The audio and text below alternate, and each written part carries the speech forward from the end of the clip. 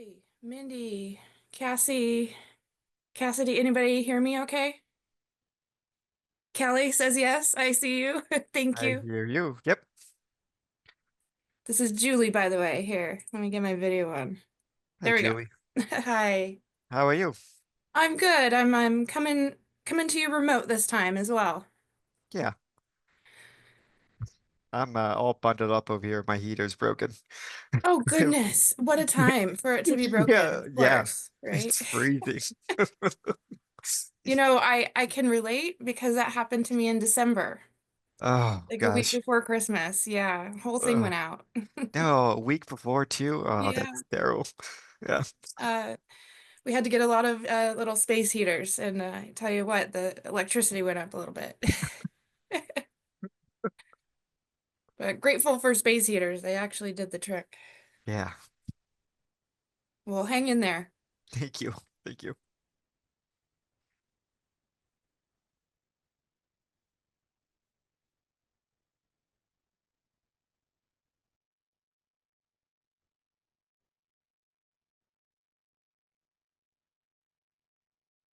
Say some.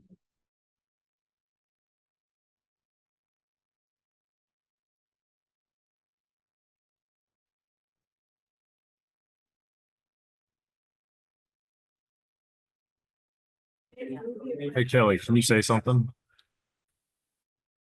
Something. Something, something, something. I wanted to say that. Something. I could hear you, Tim.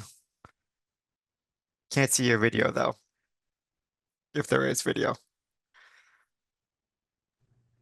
Hey, Joe. They're still working on getting things set up. Okay. Glad I'm not the only one. Morning, Julie. Morning, Good everybody. morning. Glad we have the option to do this virtually. Me too. I'm sorry that I can't be there, but did not. Same here. I am not where it looks like I am Mhm. either. So.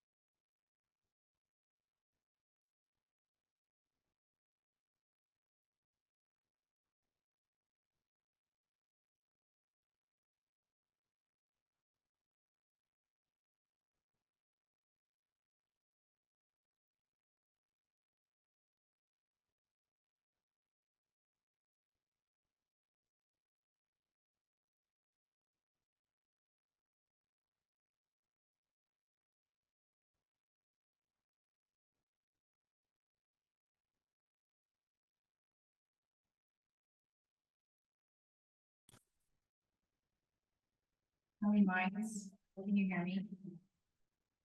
Yeah, I can hear you, yes. Joe Mall, Commissioner Mall, can you hear me? Again, Thank you. Commissioner Vice Chair Smitherman, can you hear me? Yes, but it's pretty quiet.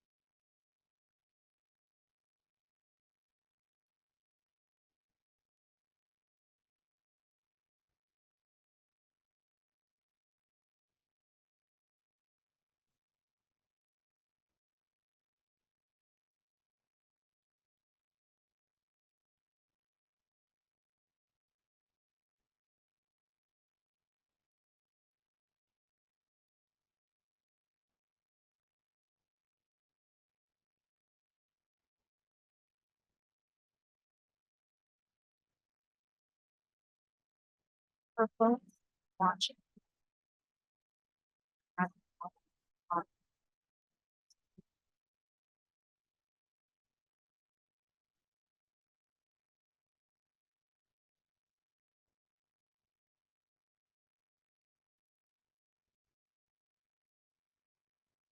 Cassidy, if you're speaking, the audio is really broken up.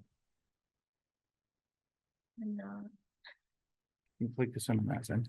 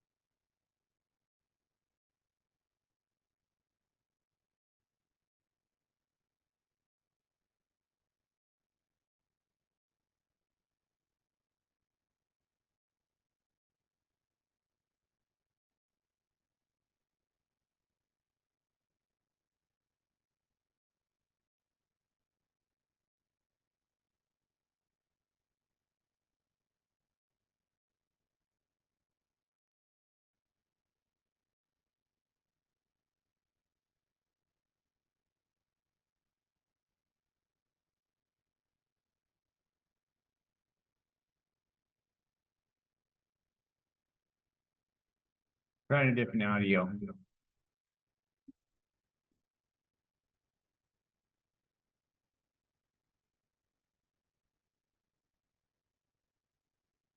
Any of them respond when they were online. Can't hear you in the room, Indy.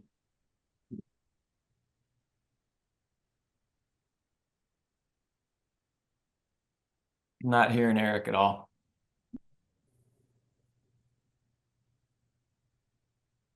This thing shows up as Ken.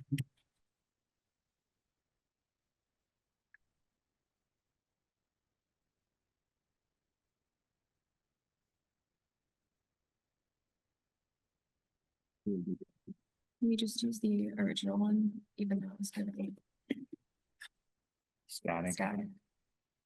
Let's update that.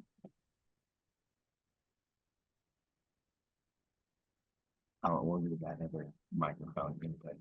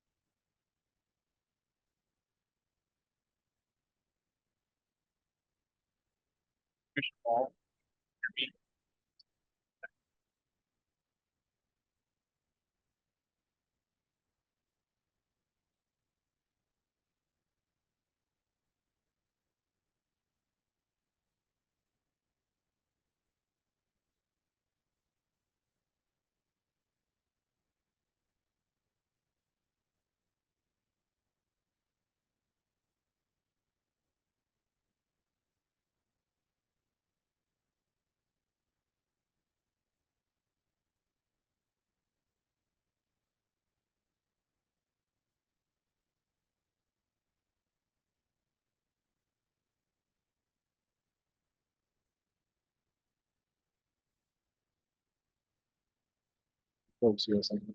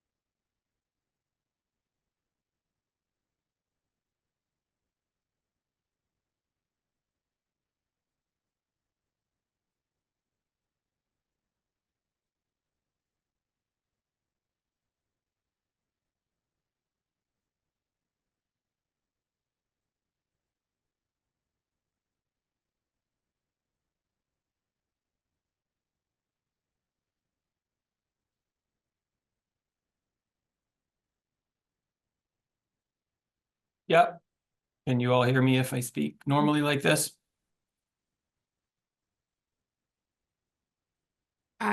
I'm here too. Can you hear me?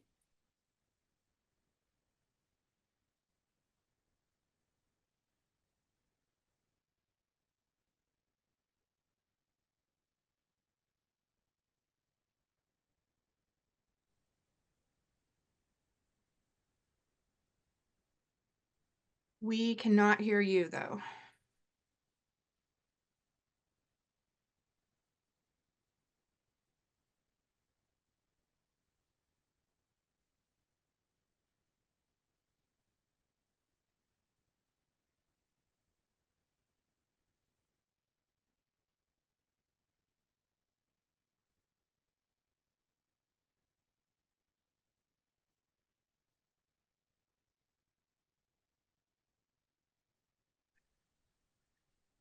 Commissioners online, can you hear me? Yes. Yes. Okay, we're still working on audio issues here. Okay. Sorry about that. No, that's okay. It's always challenging, I know. Thanks for accommodating us.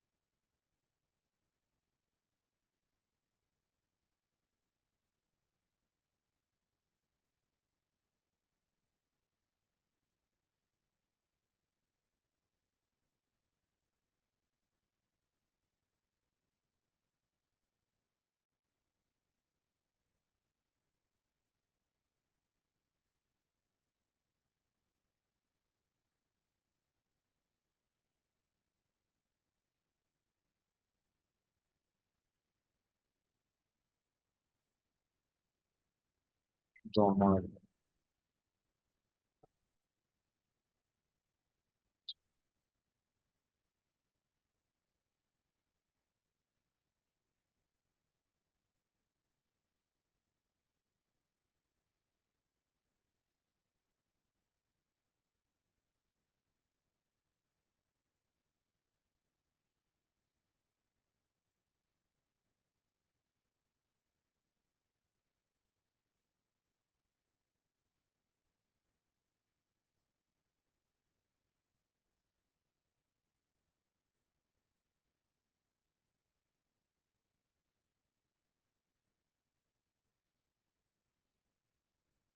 Can you hear me? Commissioners, can you hear me? And now, Yes.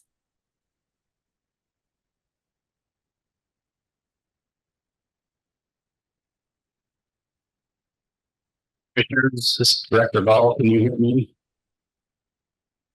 Yeah, it's a little broken up, but we can hear you. yep.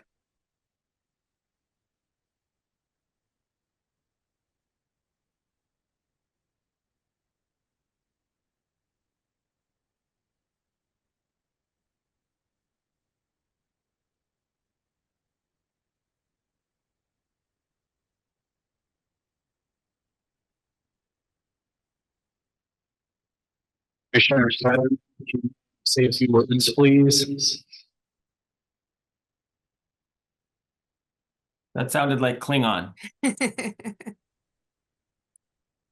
haven't brushed up on my Klingon lately, so.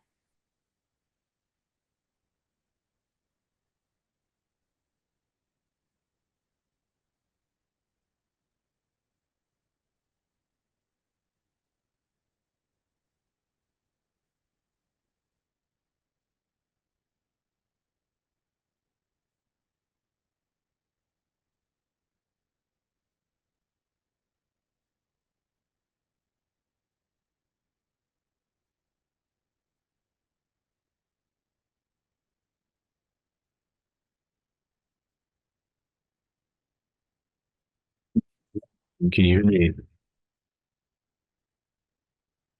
Yep.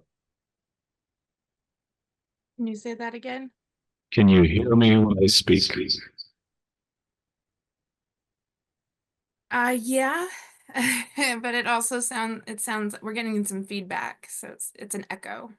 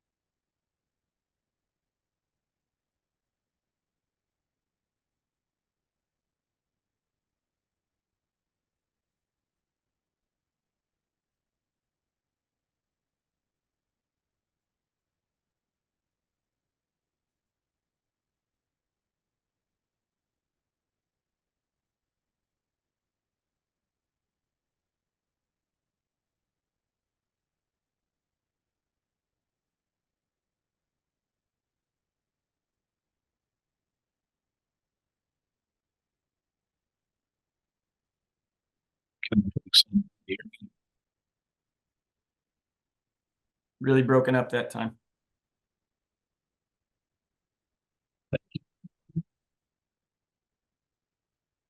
Mhm.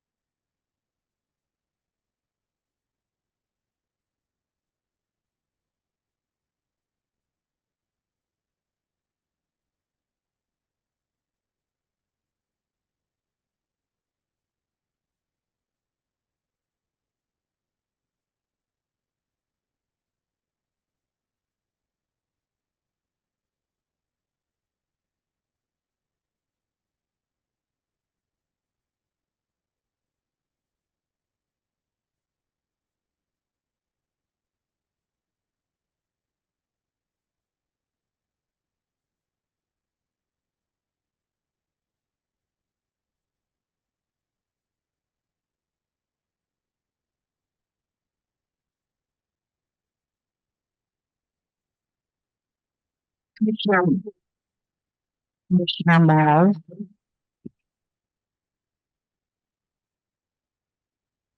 Hello?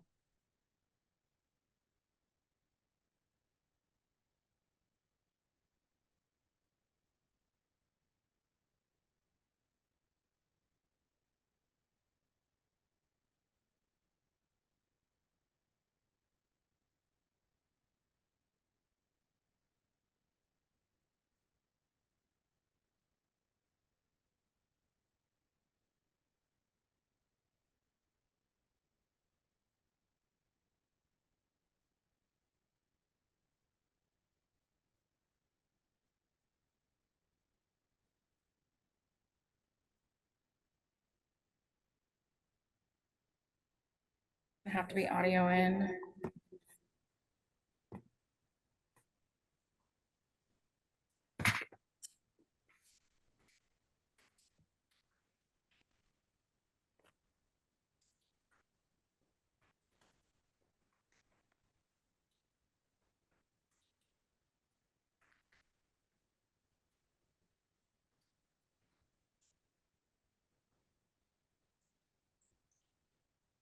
Okay, so what are we doing? It should be, audio is on, and you should be good. So I'm gonna use both, right? I would turn it on, yeah. That way they can test, they can keep working on that. So, yeah. Is it gonna feedback?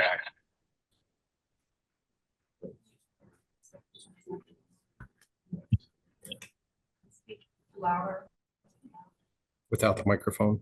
You're gonna have to speak louder now. Yeah. Can you ask the online audience, can you hear you, Chair? Commissioners online, can you hear me? I can hear you. Yes. Yay!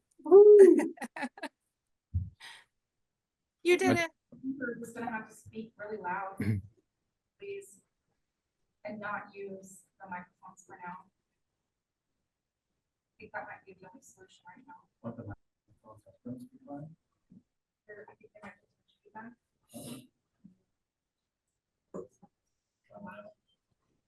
Can you hear me online? Yes, yes, yes, yeah.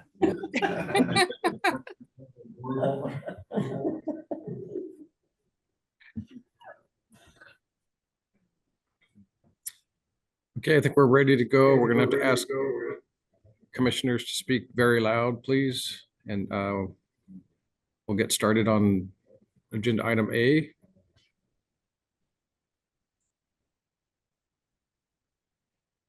All right, good morning, Chair Quince, members of the commission. I'm Jason Spreet.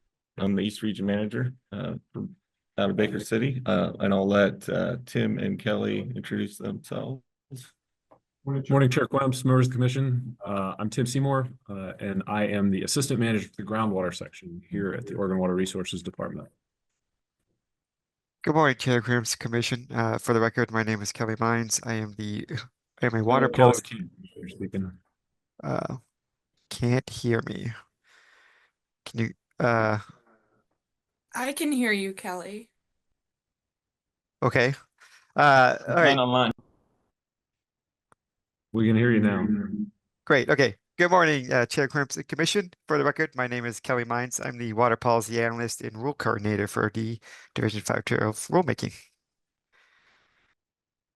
So we'll jump right in here. See if I can get my slides to advance. So a little outline of what we're going to go through today.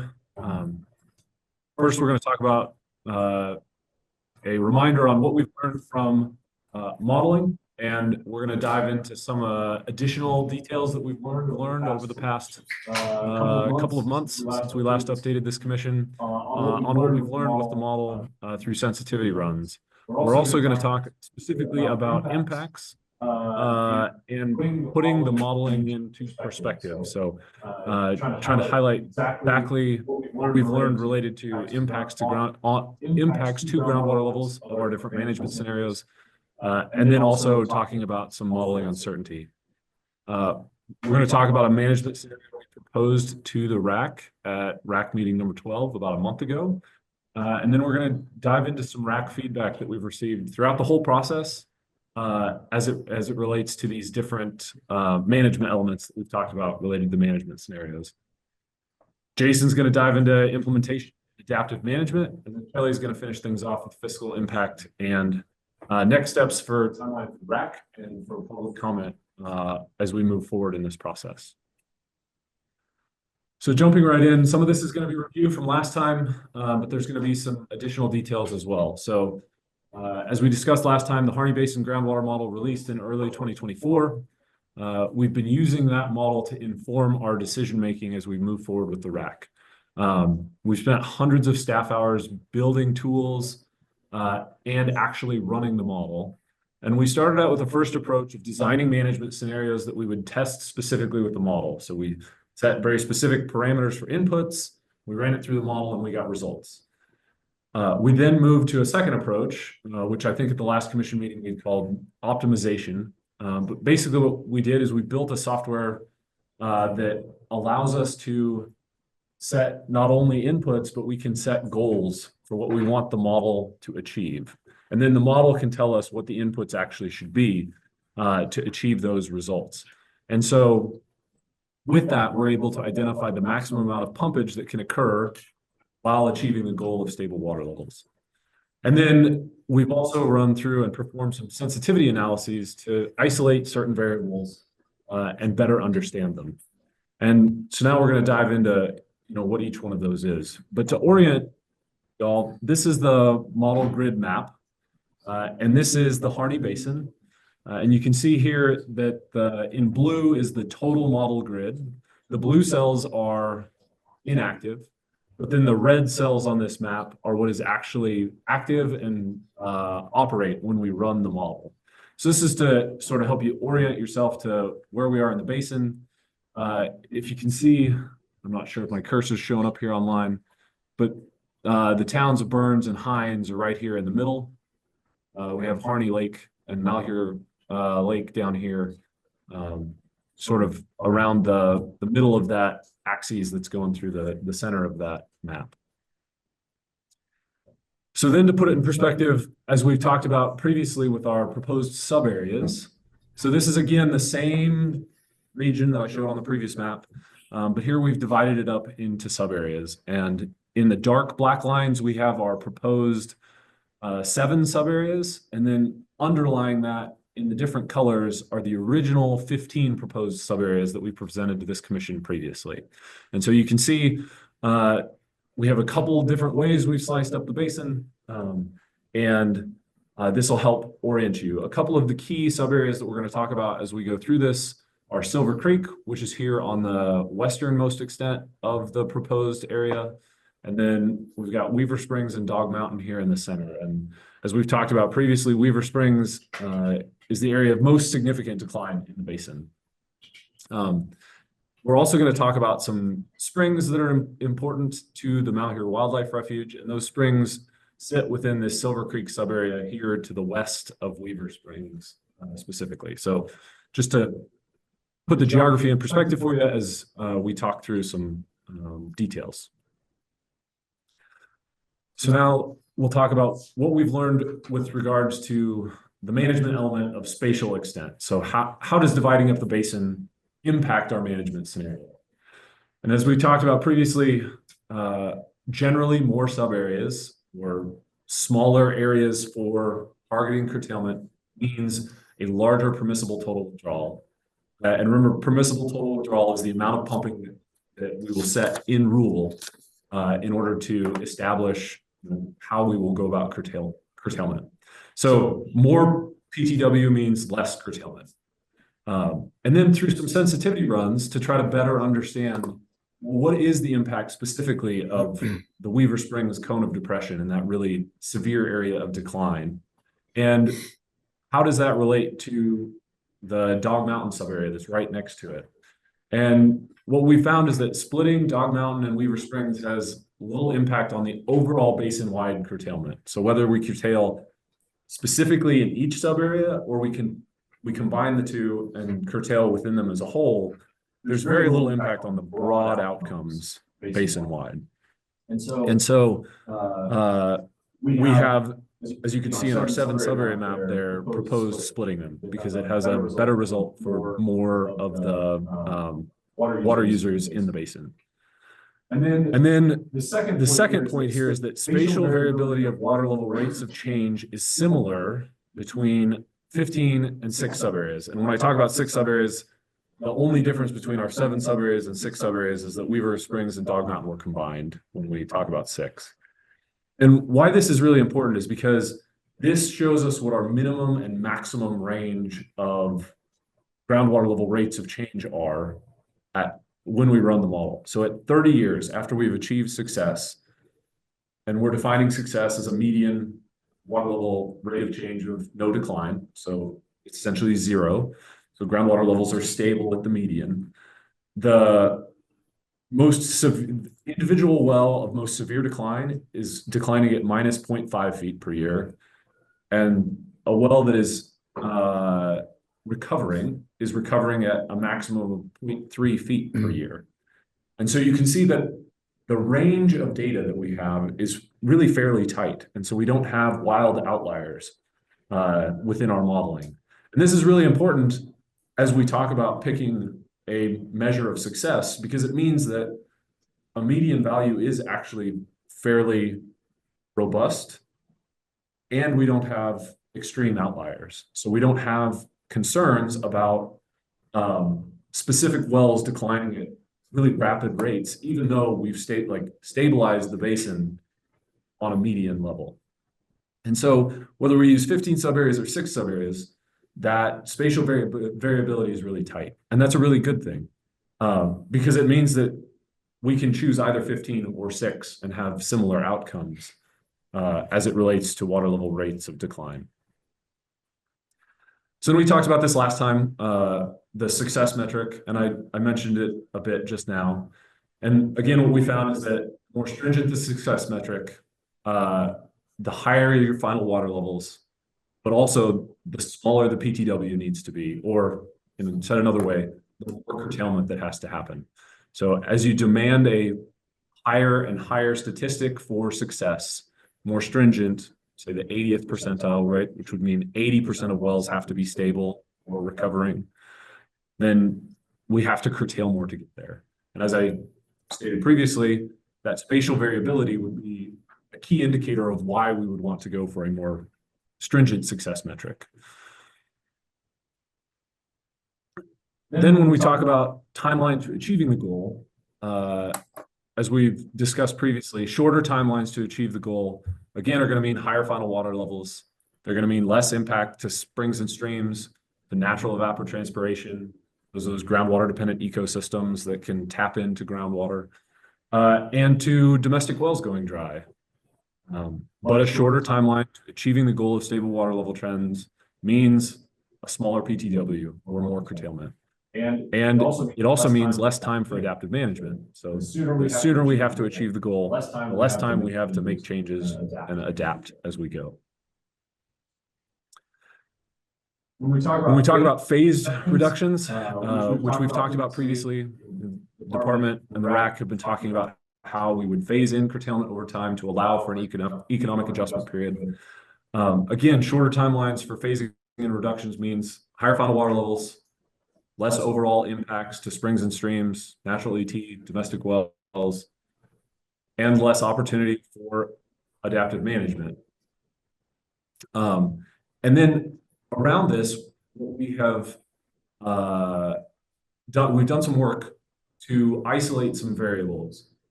And in talking with the RAC about adaptive management, there's been the conversation about adaptability versus certainty. And so in a phasing period, what we've talked about is rather than phasing in curtailment yearly, what would it look like to have checkpoints and phase in over longer periods of time? So instead of phasing each year, perhaps you curtail in year 1 and then you wait 3 years and then you add some more curtailment. Or maybe wait 6 years and add curtailment, or 9 years and add curtailment. And what we found is that whether we use 3, 6, or 9 years, there's no impact on the final PTW. So the amount of curtailment we have to impose to achieve the goal over the timeline with the phasing we can have a wide variety of options for checkpoints and adding on additional curtailment in the basin. And so we're considering primarily like a 6-year phase-in period. And so we'd have, or a 6-year checkpoint, I guess is what I should say. So every 6 years, we would have curtailment scheduled and we would add on that additional curtailment in order to get down to the final PTW. We've also looked at what it would mean to have more aggressive timelines in specific subareas. So Weaver Springs, as I've said, is the area of most severe decline. What would it mean to curtail Weaver Springs at a different schedule than the rest of the basin? What does that do for water levels across the rest of the basin? And then we've also looked at Silver Creek because of the additional benefit it has to those critical springs in the Warm Springs Valley, which feeds the Malheur Wildlife Refuge. And what we found is that more aggressive timelines in both have positive impacts, but those positive impacts in Weaver Springs don't translate as much to spring flow as they do to overall water levels. And so in order to achieve more impact to those critical springs, we did need to curtail in Silver Creek as well. So just curtailing Weaver Springs by itself isn't enough. And then we've also discussed and tested out what it looks like to front load curtailment to reduce basin-wide impacts. So instead of having a phase-in period where we do equal amounts of curtailment at each checkpoint, what if we do a larger portion of the curtailment in the first years and then smaller portions in the later years? And what we see is that by front loading, we reduce impacts to springs and streams, dry domestic wells, and to that natural ET. And we result in higher final stable water levels.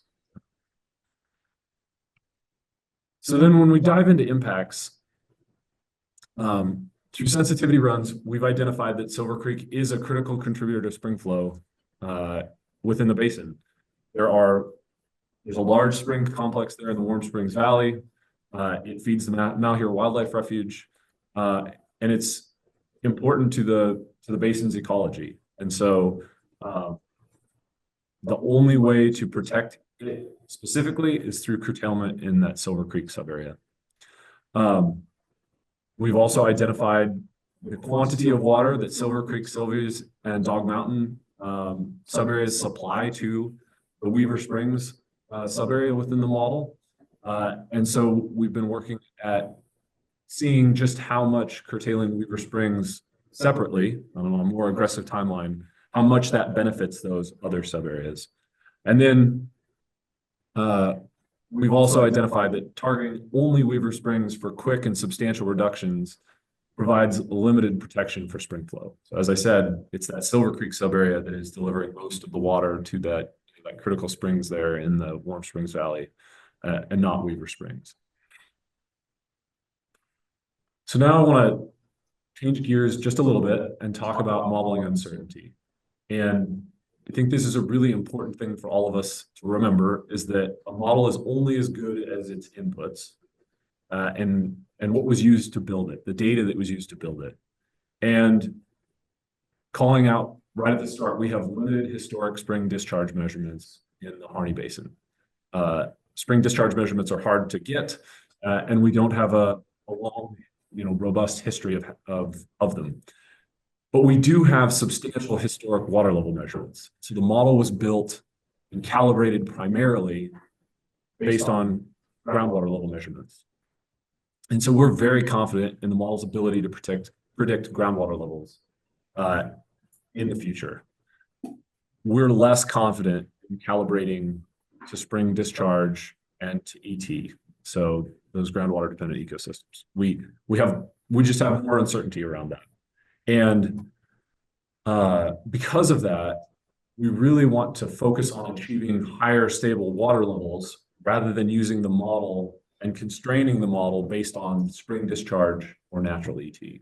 We don't think it's appropriate. We don't think we have the certainty in the modeling to say we don't want spring flow to drop below a certain point in the model, because we're not sure that the model is really effectively capturing what's happening in that system around those specific elements.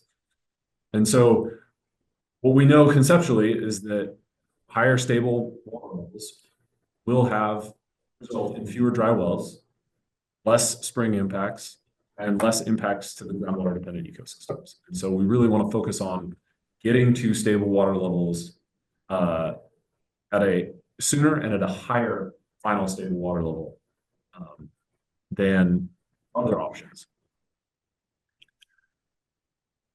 At RAC 12, we proposed a management scenario, and in this chart here, you can see the different parameters and the different that we discussed, and some of the limits we put on them. And going through it, we proposed 7 subareas. We proposed the success metric as a median. So that means that half of the wells are stable or recovering, and half of the wells are stable or declining. We set the timeline to achieve our goal of stability at 30 years. And we set the phasing timeline for 24 years. So that means we would schedule curtailment over 24 years. And we set the frequency for adaptation, so how frequently we implement curtailment, at 6 years. So that means from the start to 24 years, we would implement curtailment in years 0, 6, 12, 18, and 24. And then we added on these additional constraints around the model. And these additional constraints were related to discharge to streams and springs, natural evapotranspiration, and dry domestic wells. And so using these constraints, we used our software to then identify the amount of pumpage that could happen in the basin and achieve the goal of stable water levels and achieve these limitations on impacts to these different components. And as I said, here's our sub-area map. We talked about that earlier. And here's what the results came out as.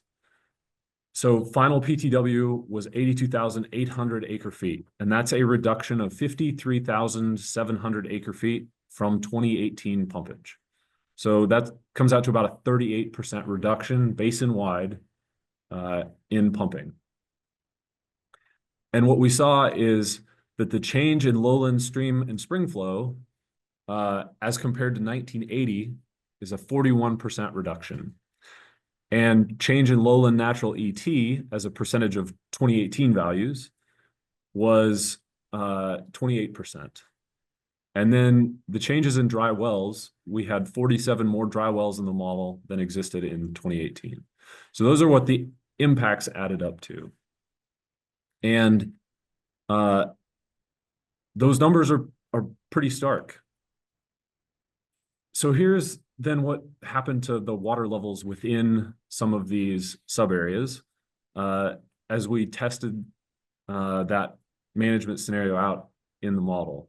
And as you can see in the figure on the left, we have Silver Creek, and the figure on the right, we have the Silvies sub area. And in the Silver Creek sub area here on the left, the dashed line that goes across horizontally is the water level in 2018. And the x-axis is time, and we started the simulation with curtailment in 2030. And on the left, or the y-axis, we have the water level change in feet since 2030. So we basically zeroed out at 2030, said this is what the median water level is in 2030 within this sub-area, and now we're going to track what that median water level does on this blue line over time. And as you can see, we implemented curtailment over 24 years. So as curtailment is imposed, water levels continue to decline through about 2045. And at that point, they start to flatten out and then rebound. And over the duration of the model run through about 2100, we see water levels actually in this sub-area recover back to where they were in 2030 and rebound up to about plus 2.5 feet above where they were at the start of our simulation. And when we presented to this the RAC, we received some criticism because to them, this did not seem like stabilization. This seemed like recovery. And I think that's a fair criticism. Now in the Sylvie sub-area, we have a little bit different story. As we implement curtailment, water levels decline only a small amount additionally, about a foot. And then over the duration of the model run, we get back to up to just below, the zero line. So it's not actually recovering. It's that looks more like stability. And so, the RAC's feedback around that was, this figure is much more like what they were expecting to see. And so I now want to get into, RAC feedback about each management element specifically, so that you can hear what we've heard from the RAC and what we're considering as we move forward with them. So as it relates to sub areas and how we divide up the basin, we've heard a wide variety of input on this.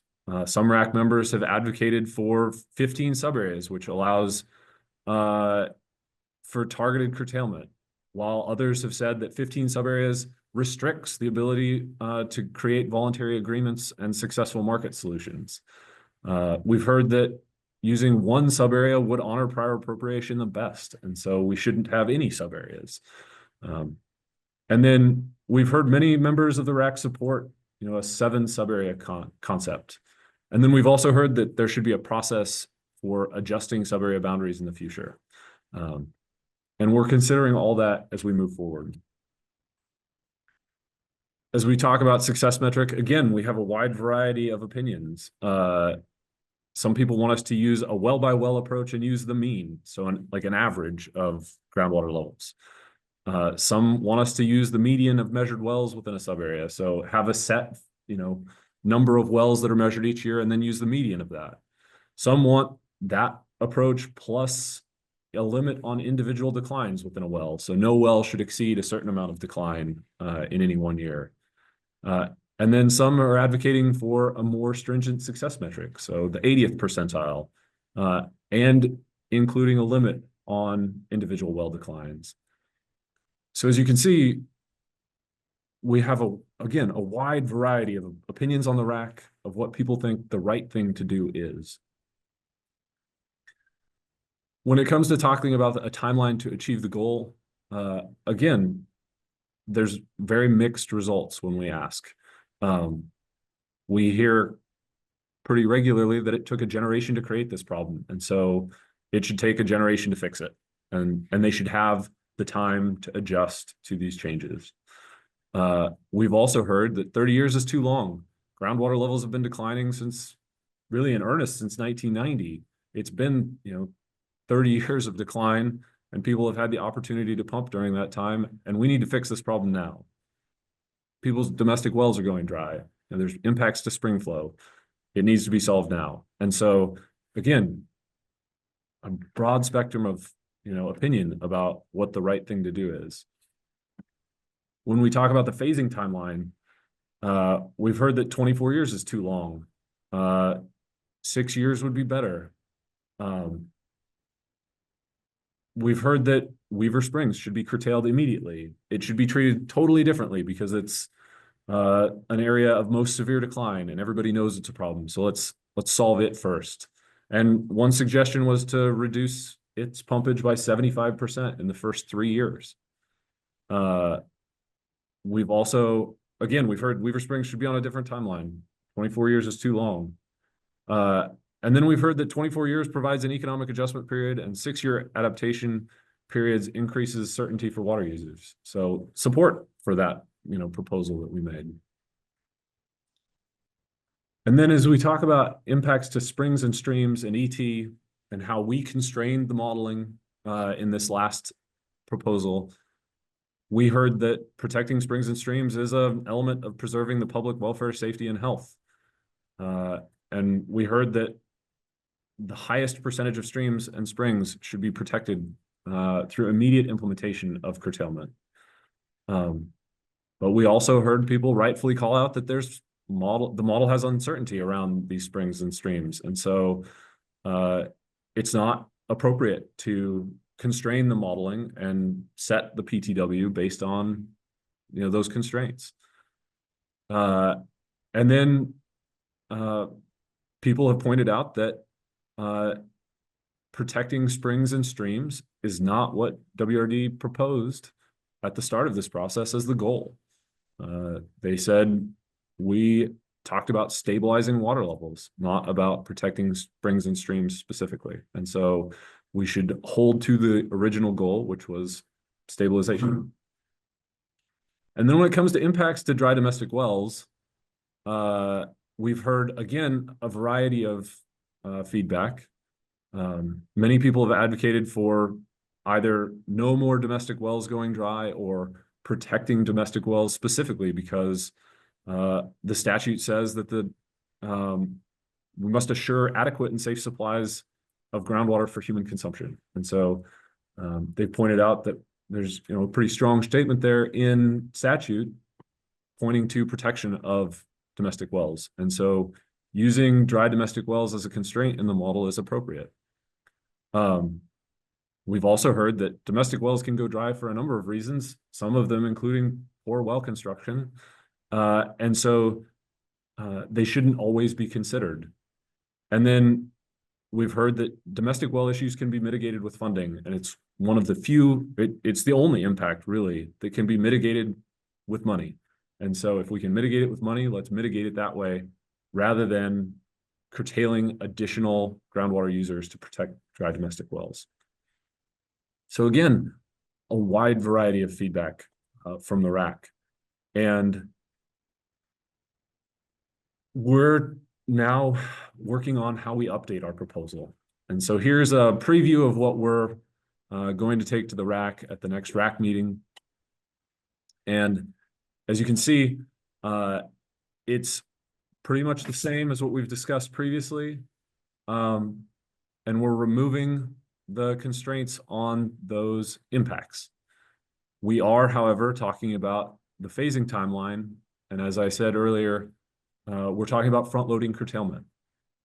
We have modeling uncertainty around springs and streams, natural ET, but we know that conceptually, if we end up with higher final water levels, we're minimizing the impacts to those parts of the ecology. And so by front-loading curtailment, we can achieve those higher final stable water levels and minimize those impacts without setting specific constraints in our modeling work as we set out on curtailment. So there's where we're ending up and what we're going to be talking with the RAC. And likely when we come back to this commission at the next meeting, we'll be presenting the actual results, what it means for final water levels in the basin on whatever final management scenario we propose to the RAC in our last couple of RAC meetings. So now I'm going to turn it over to Jason and let him talk about implementing curtailment. All right, thanks, Tim. Chair Quentz, members of the commission, once again, Jason Spreet, East Region Manager. So the way we're planning on implementing curtailment is within the rule process, we will set a PTW or permissible total withdrawal amount, which is the amount, as Tim described, the amount of allowed pumping across the critical area, proposed critical area. And the process for adaptive management will also be laid out in rule.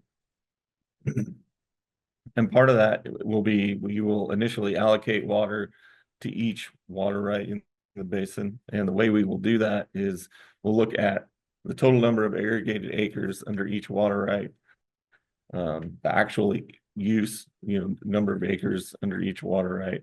And then we will set a duty as well that will encourage conservation on each of those water rights. So broadly across the basin, we'll set this total use acres and a duty that will encourage some additional conservation. And then we will schedule the reductions. And as Tim described, every 6-year check-in period is what we're thinking right now. We'll prepare orders that will regulate folks back by priority date in each sub area and head to the contested case process.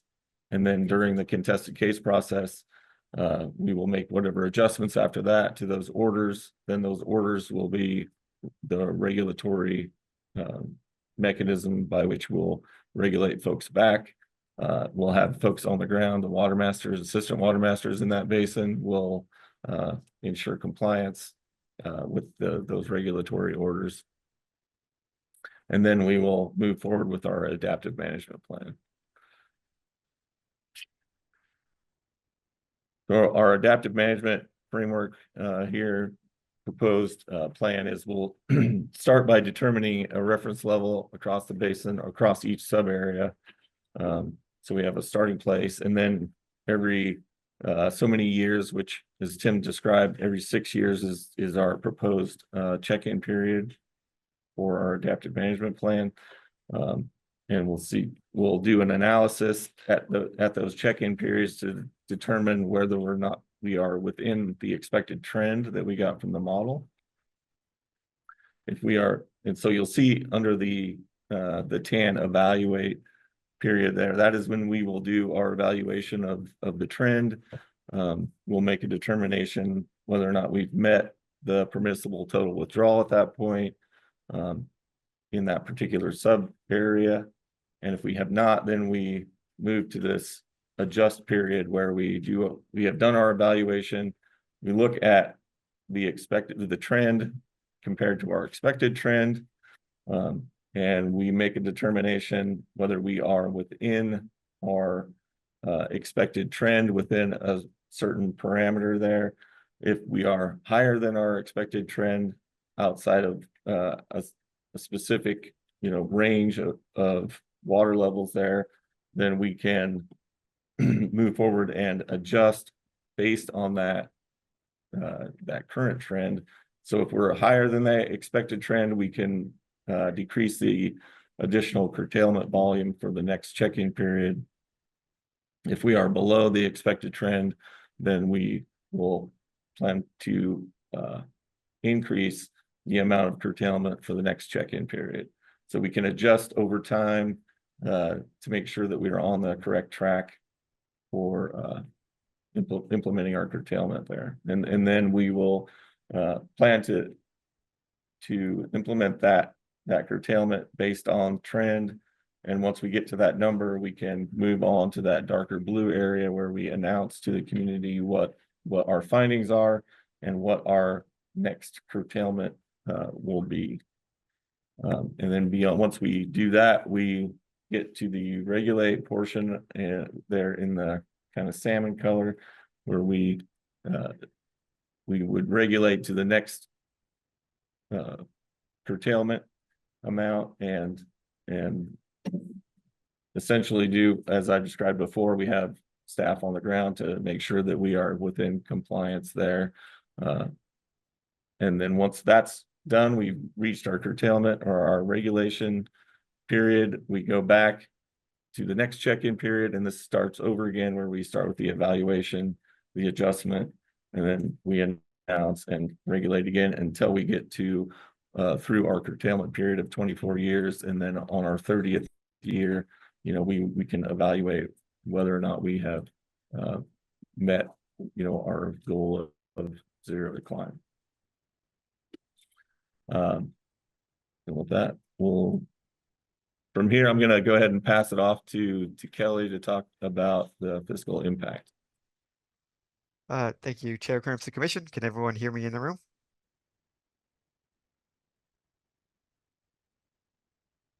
Can you guys hear me? Yeah, Yes, we can hear you, Kelly. Thank you. Appreciate it.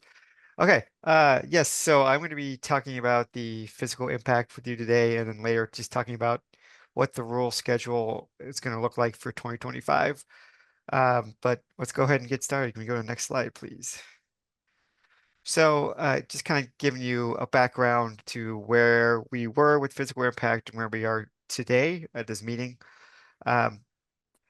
When the conversation started going towards what the amount of reduction is going to look like within the basin, we started getting requests and suggestions from both the RAC and our discussion groups that are the qualitative way that we do a physical impact, usually in rules here at OWRD, isn't going to work, and that we need to hire an economist to assess really these impacts. And so we agreed and we went ahead and hired Echo Northwest to conduct a physical impact. And really what the request we asked of Echo was a couple of things. One, we wanted to conduct analysis around the overall impacts for the economy, for local government, small businesses, domestic well users, and ecosystems. And we asked them to do this by one, conducting the analysis using the existing information.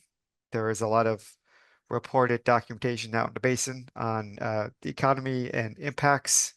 And there was information that I had gathered, so we shared that with them. We also asked them to go and do local interviews to gain kind of local insight of what it looks like. And then we asked them to take all that information and run it in the M-Plan model for economy-wide effects. We'll get into what that is, what M-Plan is, high level, the next slide. And then lastly, though, ultimately what we asked them to do is kind of understand how different groundwater management scenarios might have different economic impacts. So in our last two RAC meetings, RAC number 11, which was in January, and RAC 12, which is about a month ago, in the RAC 11, Echo Northwest kind of presented, here's our methods for assessment, here's what we're going to do, our plan. And in RAC 12, they presented their preliminary results. We're going to primarily in this conversation or presentation today, I guess both conversation and presentation today, we're going to be focusing on that preliminary results. So if we can go to the next slide, as promised, what is M-Plan?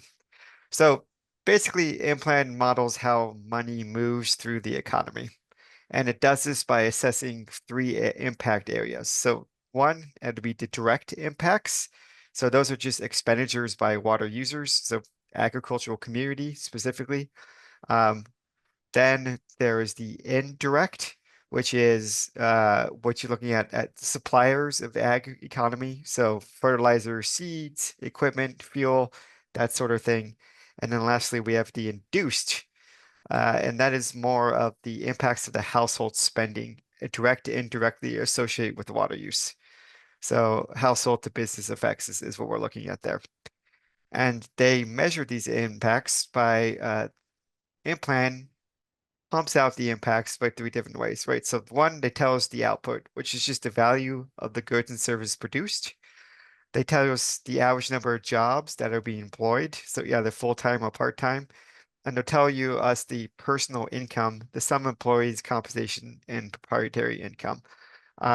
I guess it's important that M-Plan to note that M-Plan is a measure in time. So if you telling them that we want to know what the impacts are at year 30, they'll tell you only what the impacts are at year 30 and not what's going to be from 1 to 30. I use 30 because that's the timeline that we've chosen for our management scenario. So it's just what I'm trying to say is it's just a measure in time what the impacts are going to look like. And it does not account for any adjustments made throughout the economy over those 30 years.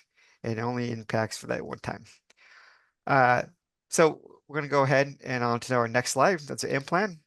And kind of start getting into what the preliminary results were found for the ag community, for the ag sector, for local government, and then for kind of the qualitative assessment that Echo Northwest did for the ecosystems, and then OWRD's assessment for domestic wells.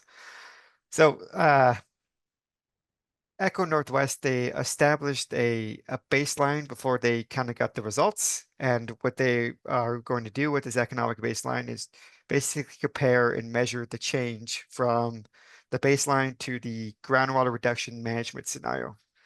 And what they've found in their preliminary results is that the relationship between groundwater reductions and reductions to the overall economy is a one-to-one relationship. So for example, if we are reducing by 10% reduction, then we're going to see an overall 10% reduction in the economy.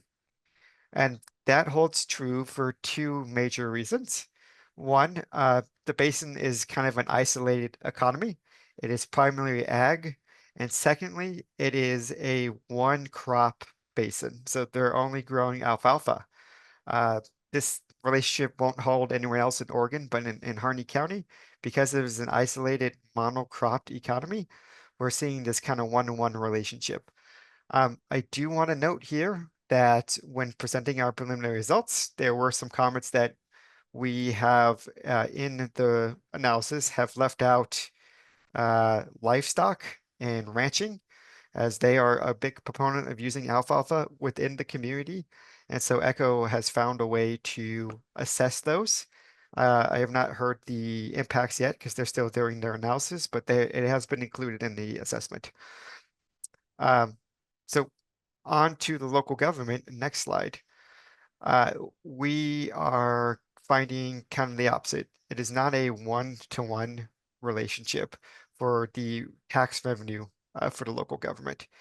And primary reason why is that when they assess a land for tax revenue, they kind of they assign a value. So a land class 2 is a land that has been fully irrigated, will be collecting more tax revenue than a land class 5, which is a land that has been fully curtailed.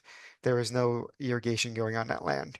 And there's a class in between called class 3 here, which is just some irrigation. And so it is not one-to-one because regardless of the land value, the local government will still be collecting tax revenue on the land. So that's that. So next slide, please.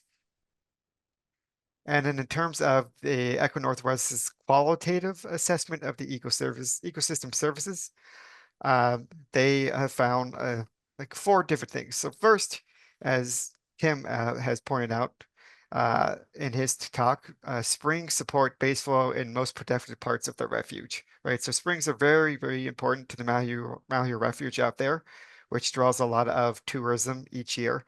And especially they identified the Double O Springs, as Tim talked about for it, which is a very protective spring for the refuge. In terms of impact to the Pacific Flyway, so out in Harney, the Malheur Refuge is part of the Pacific Flyway, so large migratory bird flyway. It's really hard to assess what groundwater reductions would do to the Pacific Flyway, mainly because those birds go through a lot before they get there. So it's a little bit difficult to kind of assess or add some sort of qualitative assessment to the flyway. In terms of livestock, groundwater dependent ecosystems and the potential, or when we look at like stock water, wetland habitats, groundwater dependent ecosystems, so that's things like fish, amphibians, populations, they're dependent on springs and streams base flow and are potentially affected by scenario via ecosystem services. So in other words, dropping groundwater levels can impact these groundwater dependent ecosystems, which could potentially affect tourism to the basin, right? So if we saw springs going up, then some of these animals should not be around. Animals related on the springs and streams. So that's kind of their assessment for qualitatively. And on to our next slide. The other aspect that we were asked for fiscal impact was to assess impacts to domestic wells.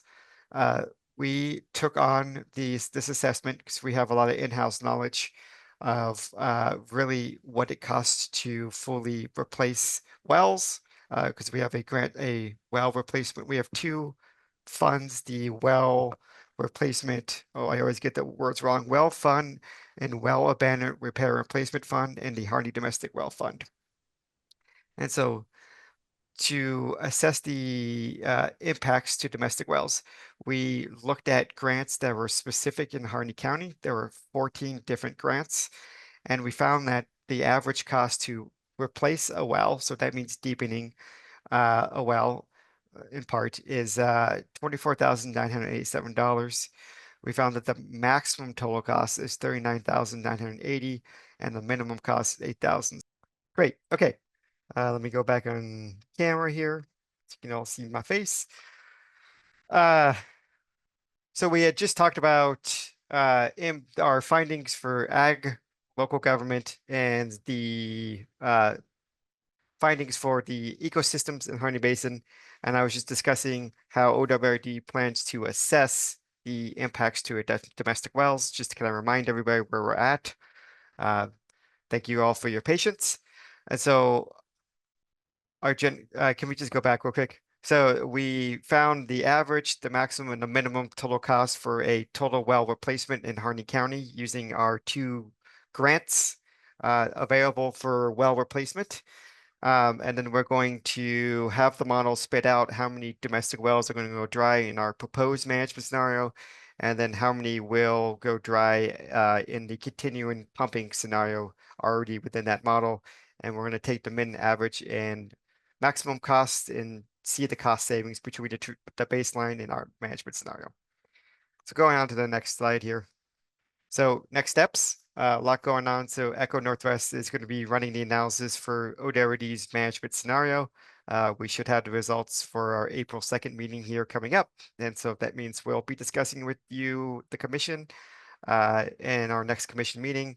And then we will be writing the physical impact for the domestic wells, the serious water management problem area, that is a measurement and reporting requirement, and then the classification implementation as well.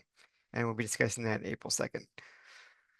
So on to our rulemaking timeline, just to kind of give us what we're looking at in 2025 here for Division 512. We have 2 more RAC meetings planned. So that would be April 2nd, May 15th. Excuse me, I had to do the song for the months in my head. And so those are going to be our last couple of RAC meetings for this process. And then we're going to initiate the public comment June 1st here. And then we plan on doing public hearings in the basin August 4th through the 6th. So that's going to be in Seneca, Hines, and Burns. That is not all that we are planning in terms of engagement in the basin. We are working on that right now. And as soon as we know that plan, we'll let you guys know in our next meeting. We'll let the RAC know as well. And then public comment is planning to end August 7th here. And then we get and prepare a draft staff report that we're presenting to you guys in the commission. And as I like to say, this is the time where the department kind of goes radio silent for a while as we read through all the comments received and make adjustment to the rules and prepare an extensive report, as you have, the commission has received many times for many rulemakings, including today, I believe. And then from there, we are going to bring those rules and ask for adoption in our December meeting, either the 11th or 12th. We'll TBD on what the agenda looks like when we get to December.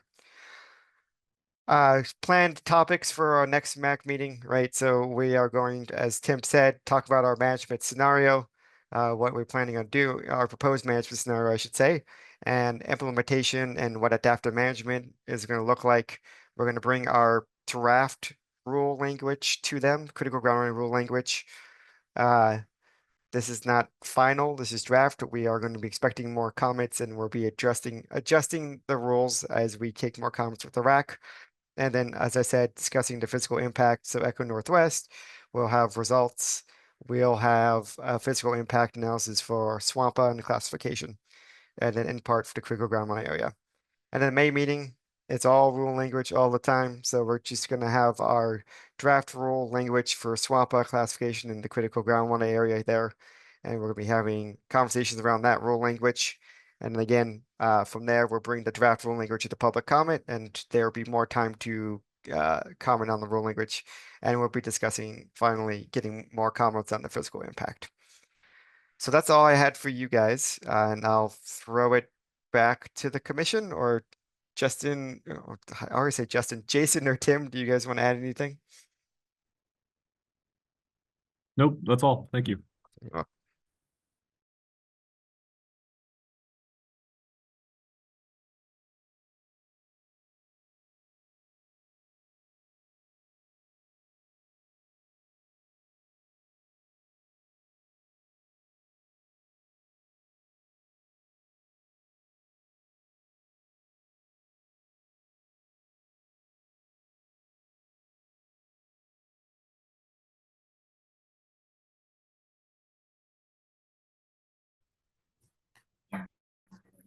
Can people online hear me? Heavy echo.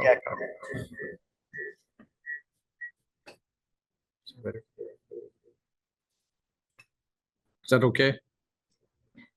Much better. Yep, no echo. Okay, thank you for the report. Everyone, questions from the commission? Commissioner Lee? I suppose I shouldn't use this, but don't use that. Not, You can try it. You might be a little too close to the laptop.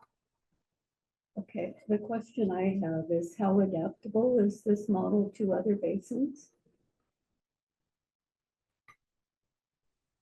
Chair Quimps, Commissioner Lee, this model is specific to the Harney Basin. So as I showed on that initial map of the model grid, that's all the bigger the extent it is usable for. So it is really just the Harney Basin. But we have similar models in other basins, such as the Deschutes, the Klamath, the Willamette. so the approach is transferable, but not this model, correct?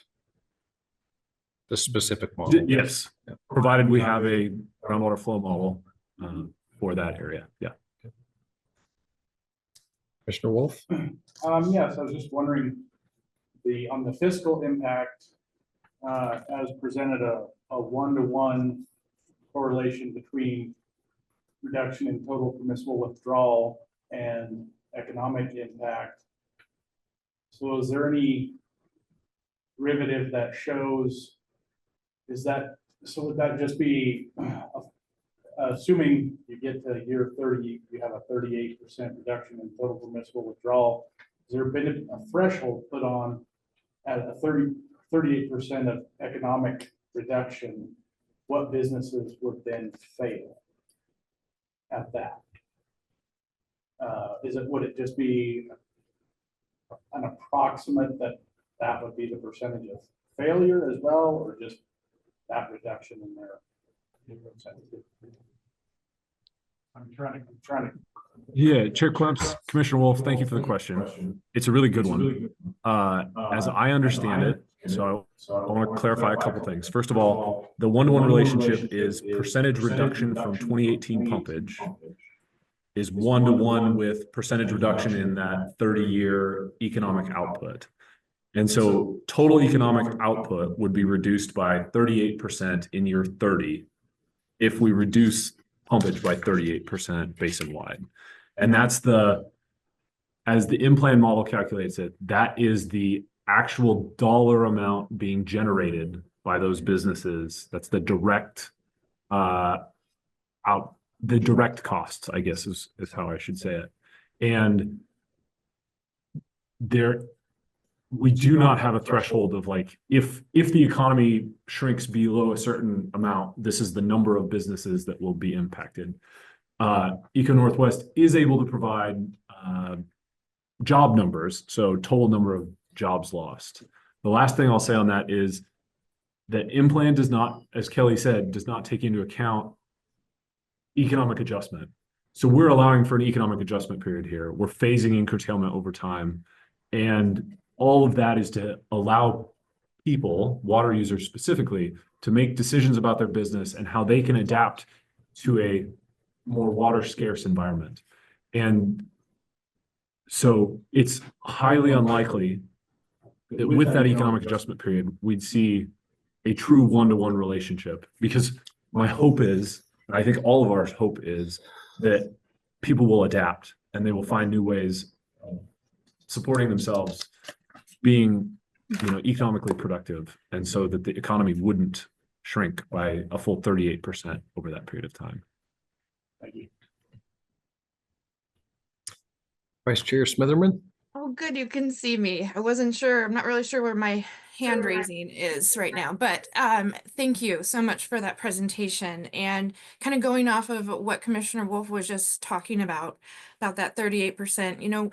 When we were in Burns and we were meeting with some farmers, and they were talking about how they have made some efficiency improvements in some of their on their farms, and that has actually increased their yield. And so I don't know all the businesses that are included in this study, but I was just wondering if there has been talk or consideration for that potential that being more efficient can actually produce higher yield in certain cases.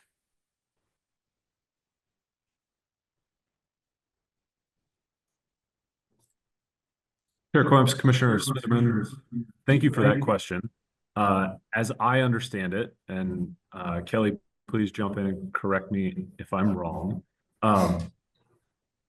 The in-plan modeling does not take into account measures that a farmer may implement to conserve water and the benefits those would have on their economic output. So that is not something that has been modeled as far as I'm aware. Okay, thank you. I mean, it's just one of those other variables that we will have to look at as we do the adaptive management, sounds like.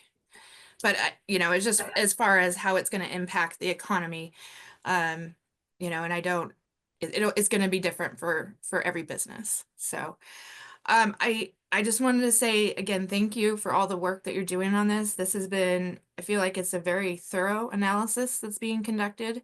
It's a good scientific approach. It's very exciting to see the outputs from the model and incorporating the economic analysis.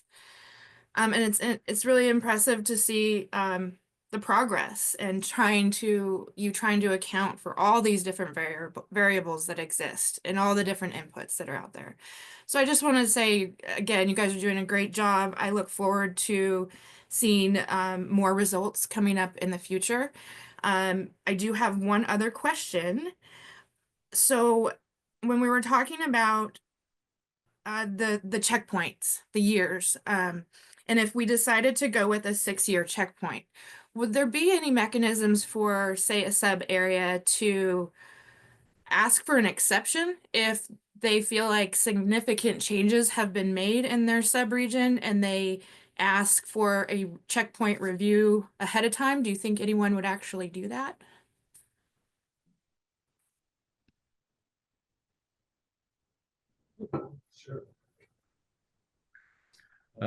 Chair Quemps, Vice Chair Smitherman, thank you for that question. We haven't discussed whether, you know, an option for a particular sub area to petition, I guess, for us to kind of reevaluate the results for that particular sub area, because as part of our adaptive management plan, the department staff will evaluate whether or not we are on trend or off trend in each particular sub area. So we'll see, you know, through our analysis, whether or not we are within our expected trend or outside of our expected trend, and then we make adjustments based on that. If we haven't talked about an option where, you know, they may submit maybe some additional information that might change the trend or anything like that, because we have, you know, a set measurement protocols and steps that we would go through to evaluate that. So. Sure. Okay. I was just curious if you had discussed that and if you'd had any feedback in that regard.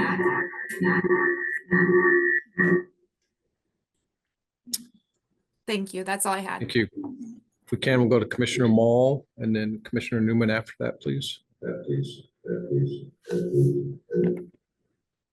Thanks again. I echo Commissioner Smitherman's sentiments. In the interest of time, I just have one question, just trying to understand some of the percentage projected declines. Well, by looking at the numbers, for example, on the springs, it looked like I was a projected 41% and it was negative. So I'm assuming that's a decline even with curtailment. So I'm assuming that's just reflecting the momentum of the continued drawdown. And I just want to know, am I reading that right? And similarly, that target of 50 to 70% decline, I think, relative to the 2018 standard, was it? And so are we simply saying that given the collective interest in stabilization that we are accepting a continued significant likely decline of spring production with this approach. Am I reading that right?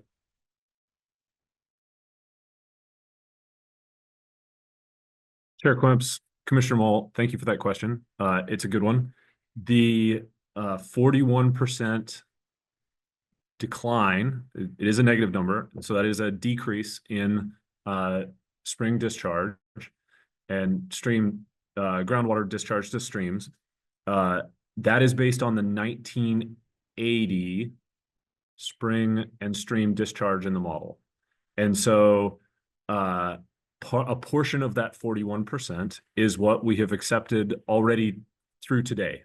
And then the remainder of it, and unfortunately, I don't have a breakdown of what portion of that is what we've already accepted versus what we are continuing to accept through our management scenario. And as we get closer, as we get to a final management scenario, I will make sure we bring that information back to you. But that's the short answer, is that a portion of that has already been accepted by not stopping these declines sooner. And a portion of it is also us accepting additional declines as we allow for economic adjustment and stabilization over a period of time, rather than demanding immediate curtailment and immediate stabilization. Great, thank you. Okay, Commissioner Newman.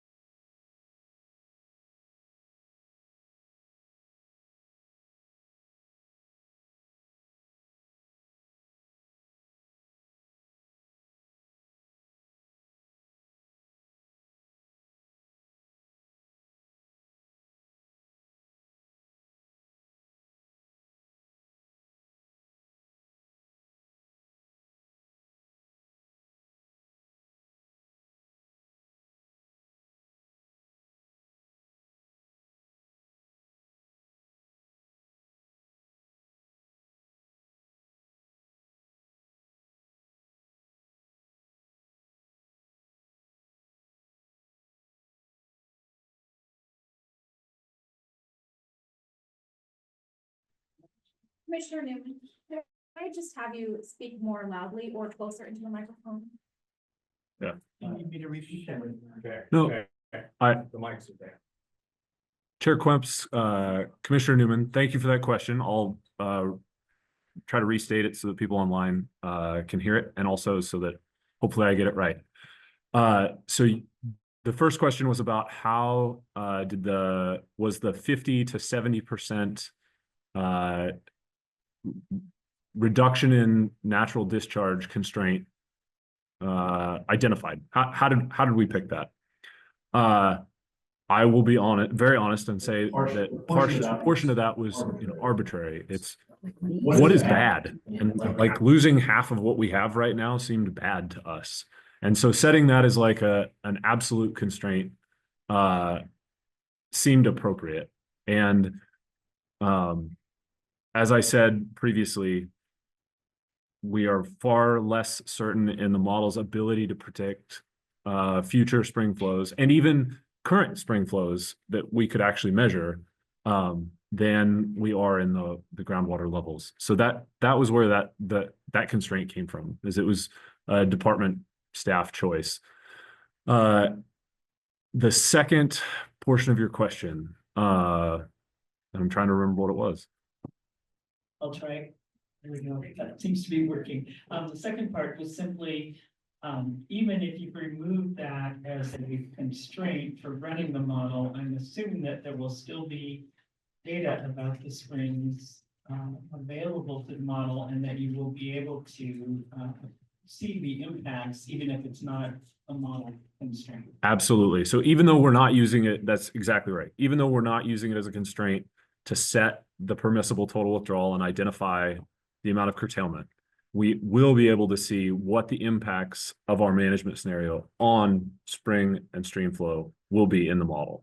And we will be presenting that to the RAC and to you. Yeah.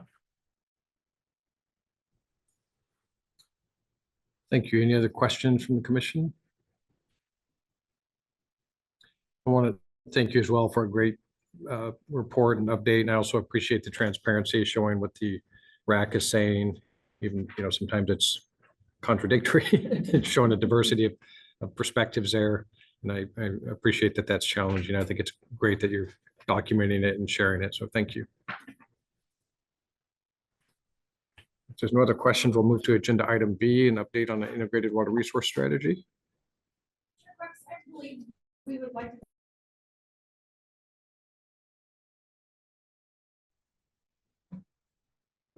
Sure, we'll take a break.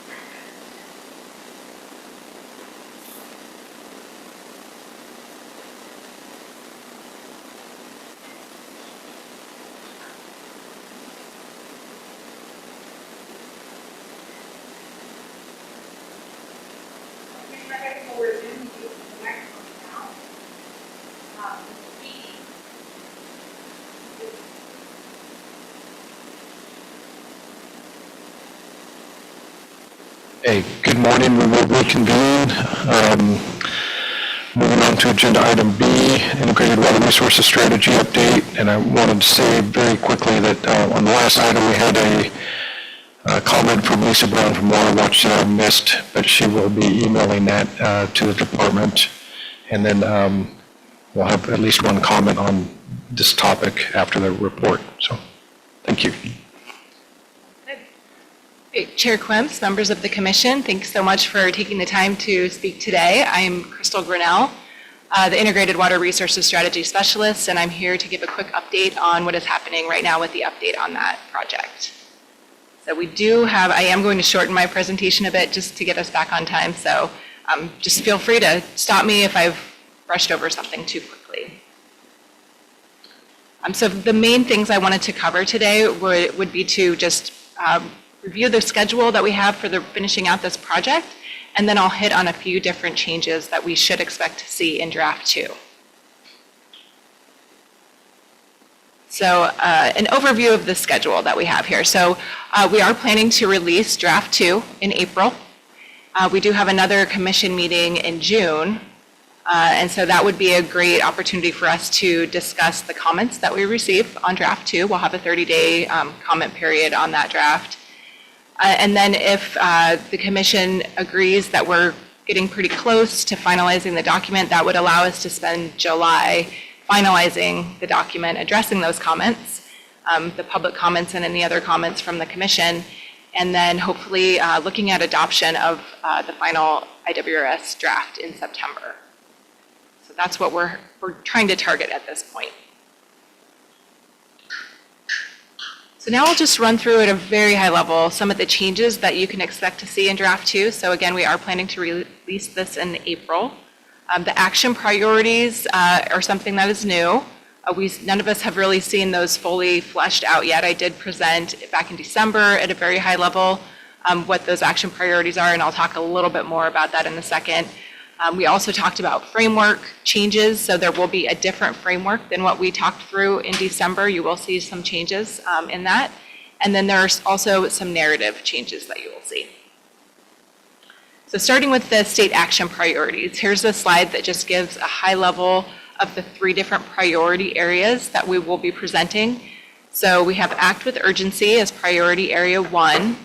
Assist communities preparedness efforts is action priority 2.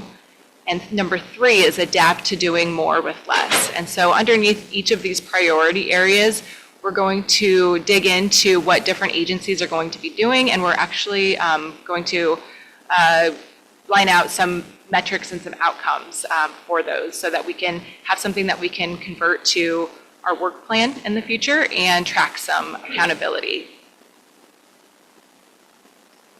So what I've been working on over the last few months have been a refinement of the priorities with the governor's office. So a reminder that these priorities, this is a new concept for the IWRS having priorities. In the past, we've always had 51 action items, not in any priority area, but something that we're doing new this time around is to take just a subset of those and prioritize them. That was done primarily last year, where we got about 6 different agency directors together and that talked about action priorities that would occur over the next 5 to 7 years. We chose that time frame because the next IWRS update is due in 8 years. So that's essentially 3 biennia to get some work done. So we did also have some public meetings in November to review some of the draft priority language that the directors had come up with. And then most recently, we've been quantifying outcomes for that. So that's really been the focus as of recently. And so again, just reiterating that really the goal is to get all of this so that the priorities are going into a work plan. Okay, so now I'm going to shift modes here and talk about the new framework that you will see in draft 2. So we did receive public comment that folks preferred the organization that was presented in the 2012 and the 2017 document. So going back to just the 4 objective structure, 4 objectives and 4 chapters. So we will return to that order with some modifications, and I'll talk through some of those modifications very briefly in a moment. And then we've also determined that we would like to keep 2 new actions that we have developed for this. And then we are going to change the, redistribute the climate change actions. This is something we've always been talking about for this update. So I can show where that kind of ripples through there. So this is a draft of the next, what you will see in the next version of the IWRS. This is our draft framework that we're showing right now, where we've returned to the 4 objective organization. We have changed the colors a bit to match the 4 different colored chapters. We also have action summary sheets that are color coded as well. So that is a change that we're sticking with. And then you all should have a version. I know this is hard for folks to see online. You all should have a 11 by 17, which will allow you to see the number changes that we're proposing. And there are a few things flagged there. So I do have, for folks that don't have a version, I am going to go through some slides very quickly that zoom in on these so folks can see the changes that I want to highlight here. So in the first objective, first chapter, we're proposing a slight reorder of the action numbers. The first 2, just swapping those so that we can introduce surface water and groundwater monitoring more generally, and then our action that very specifically calls for more groundwater studies is second. And then there's also a new action that was never in this, this category or in this objective, but we have decided to remove the climate change actions from the 2017 version. There were just 2 climate change actions. One was very general, that really was redundant with essentially all of the other actions in the strategy, but this one that we've decided to keep, support basin scale climate change research, fits very nicely with these other data collection action items. So we're proposing moving 1 action from what used to be in objective 3, we're proposing moving it to objective 1. All right, so moving on to objective 2, really the big move here is that we're flipping the order of how we talk about in-stream and out-of-stream water needs. So the objective title is Understand In-Stream and Out-of-Stream Needs. And the 2017 version discussed out-of-stream needs first. So we're just flopping those to be more in order with the objective order of words there. So the in-stream and ecosystem water needs will be described first. And then the out-of-stream needs will be described second. And I do want to note that we are proposing to move one of the 2017 action items to an example action in a different objective. So that action item that was in 2017 called 2E, regularly update Oregon's water-related permitting guide, it's now under action 10F. So it's now in objective 4. Moving on to objective 3, we've got very small changes here. So like I had mentioned, we are now getting rid of the actions that were in 2017 under climate change. And this has afforded us a really nice, it has a nice side effect to the numbering in the system, where formerly in the 2017 version, we had natural hazards, which was called extreme events. Those actions regarding drought, floods, and earthquakes were numbered 5.5. A, B, and C, and now we're able to kind of take over that climate change numbering so that we can now just call them 5A, 5B, and 5C. So that was kind of nice by getting rid of climate change actions that helped us kind of clean up the numbering system in general without having to change too much else in the actions that follow. So the land use planning, critical issue, and associated actions, we do have one numbering change there because we have moved one action over to objective 4, and I'll talk about that in a minute, but the rest of the actions here are essentially the same. So last objective and last chapter. So water planning is, we're maintaining that critical issue name. It used to be called place-based efforts. It does include place-based planning, but also other types of planning as well. And so that is the category where I wanted to flag that formerly Action 6B, improve state interagency coordination. We've moved that from land use planning over here to the water planning because it does better encompass the greater coordination that we need at a state level, not just in our land use efforts. And lastly, the last change I'll mention under, I guess I have two small ones I want to bring up here. So water use and management, we do have some number changes where we've just switched the order of reuse and storage. And we've done that because we did have a lot of folks that were reviewing the document, really giving a lot of input and feedback into our conservation action regarding reuse. And we just wanted that, we let folks know that we do have a standalone reuse action item, and we thought having it closer to the conservation one made a lot of sense there. And then the other change we made in that critical issue is that there was an action item that is just a little outdated. So it was called Continue the Water Resources Development Program. That was originally from the 2012 version. That references a program at the Water Resources Department specifically. It's a funding program that we now refer to as Water Project Grants and Loans. It didn't seem appropriate to keep that action as a standalone. Funding for Water Project Grants and Loans is captured under our funding actions now. So we have gotten rid of that one. And then the last thing I'll mention on this chapter is the funding. We did formally have action items 13C, D, and E that covered different types of funding that we needed for planning, feasibilities, and water resource projects. We've collapsed those all together into one action item, 13C, given the fact that we're talking about a lot of funding programs that do fund all of those different things at once. And so it was a little more, it was difficult for folks to pick one or the other actions, and sometimes we needed to flag all three depending on the project type. So this kind of cleans up that effort of aligning a single action item in the IWRS with a funding action for different types of projects. So that was breakneck speed. Any red flags from folks, any discussion items at this point?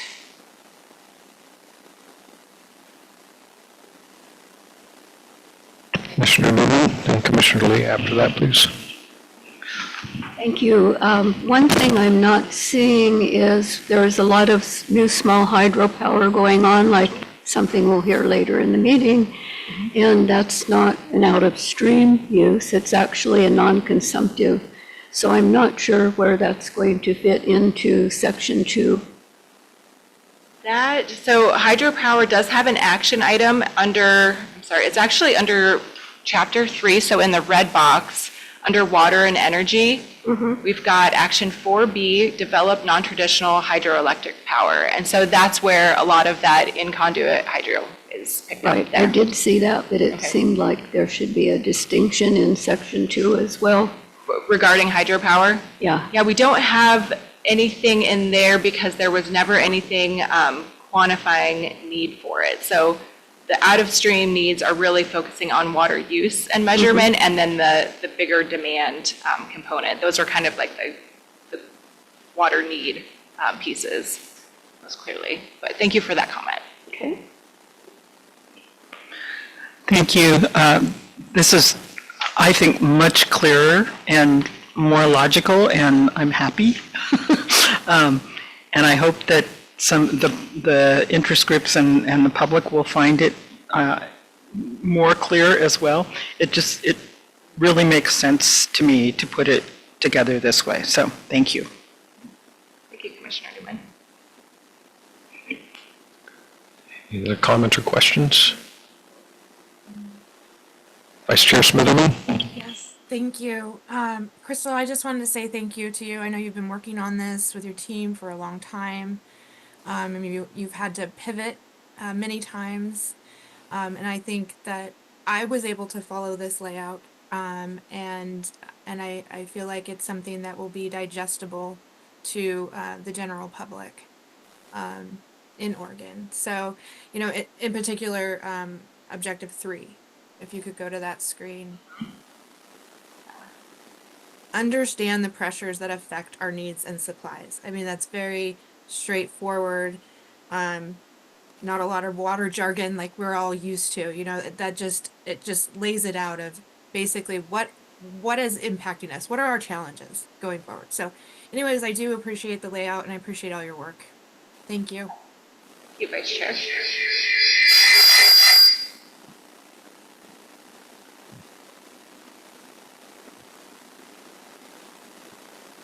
Thank you, Vice Chair Smitherman. Any other questions or comments? Commissioner Lee? Thank you, Crystal. Really appreciate all the work that you've done on this. One thing I was wondering is what is the feedback from our partner agencies on the modifications? Has there been another meeting where they've been able to see this? Thank you, Commissioner Lee. We have not talked extensively about this. Basically, we've just kind of informed that this is the new rollout, that we're going back to these things. Their input is still heavily taken into consideration in a lot of the red numbers that I went through. So those changes that we're proposing in the numbering and the ordering, a lot of that was all input from that team over many, many months working together. So that's where we're holding that in there. So I don't have any significant feedback on what we have from the agencies on this new change. Yeah, thank you.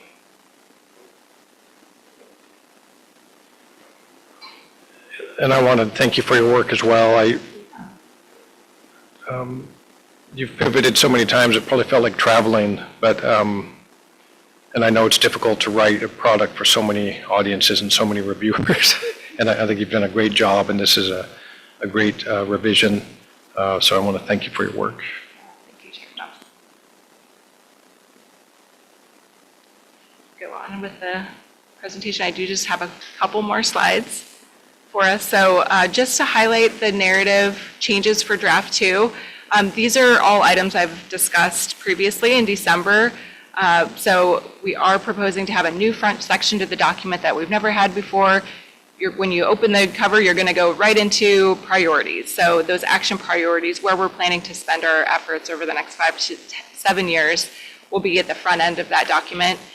We also will have a shortened introduction and context.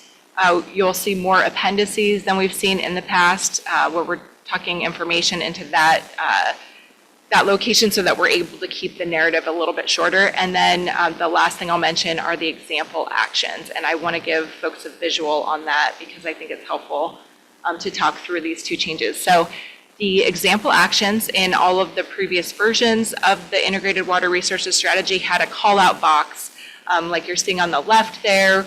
That's a shaded box where you're reading narrative, but then you've got a call out box that shows your example action. So examples of how you would implement that action. Draft 1 did not have those boxes in there. We've reinserted those boxes. So that's what you will see in draft 2. Additionally, something new that we have, you saw this in draft 1, but this is new for the whole 2025 IWRS in general, is that we have action summary sheets. So that's the second place you're going to see the example action items. You're going to get a lot more information on those sheets as well. So those are all going to be in an appendix, and that's where we got a lot of input from our agency partners in terms of really coming up with revisions to the example action list, but also some resources for each one of those action items. So if there had been program that was already working on it, or if we had deliverables, that's where agencies were able to contribute that information. So that's the last thing I had on really what to expect for draft 2 that's coming out next month. I did just want to close with a reiteration on our proposed schedule here. So this is what we're hoping to accomplish. We have a 30-day review window in April. We'll get comments back to the commission in May. In June, we'll come back together again and we can discuss the comments that we received and some direction for a final version, hopefully. And then that would keep us on track for a potential adoption in September. and then we can start working on this project and get that work plan developed. So that's all I had for today. Thank you. Commissioner Newman? One quick final comment.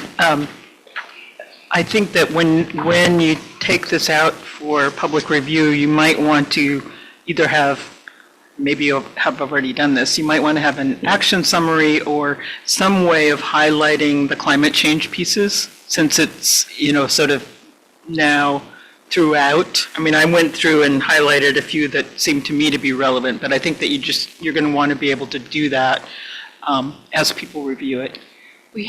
So there is a new, thank you, Commissioner Newman. We have a new section in draft 2 that was not in draft 1, which is narrative regarding the climate change. So in the past, we had really distributed the climate change narrative throughout, and we're retaining that. In every action, if there is something that's climate related, the word climate shows up in a lot more places in this version. So we're keeping that. We have reinstated the climate change section, and there is a section in there where we now have we have a table that discusses climate mitigation actions, because that was some public comment feedback that we got from folks, that this is great that there's a lot of climate adaptation actions, but what about mitigation? And so we do have, when you look at the full 50 plus actions, there's a mixture. Almost all of them have a climate component, and a fewer number of them have a mitigation. So we are attempting to show that in the narrative itself.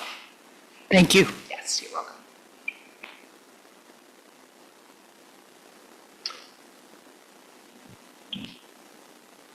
You have a public comment on this?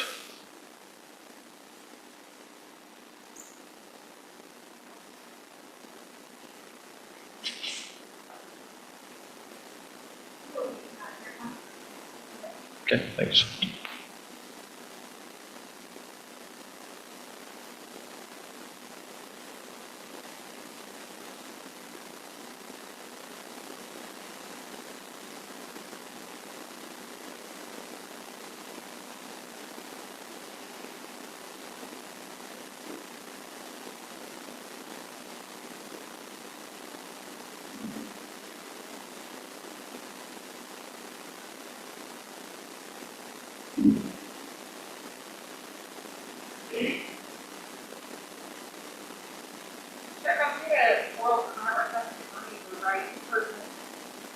Generally, comment on those things, I don't.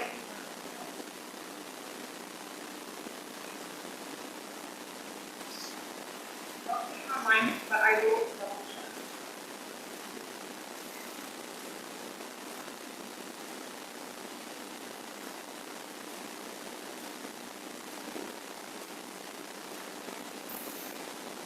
Also not. Are there any other public comments? Thank you. All right, thank you for the report. Thank you for keeping us on track. Yeah, thank you. We'll see you in June. Appreciate it. Next, we'll go to agenda item C, is the strategic plan update.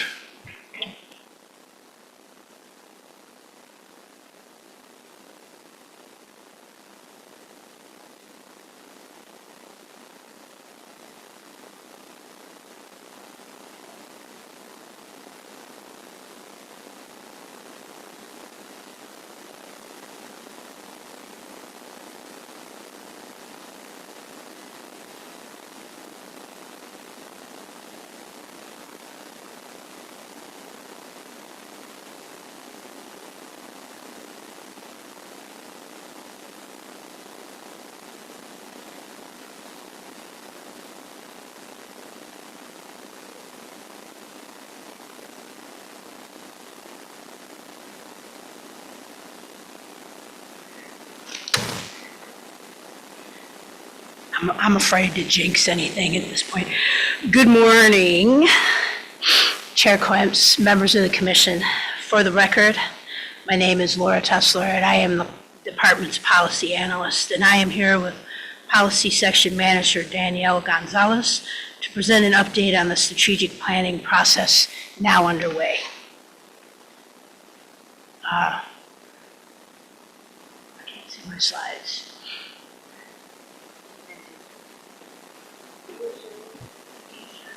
Oh, okay.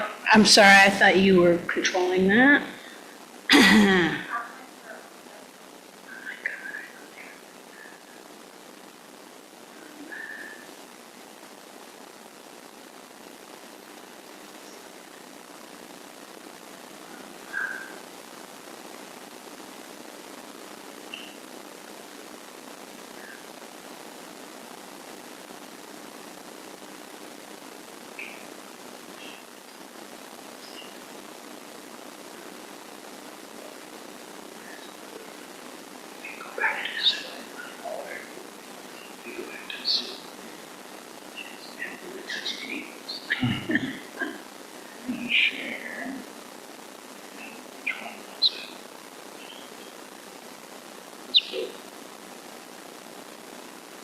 Sorry, I didn't know we were supposed to.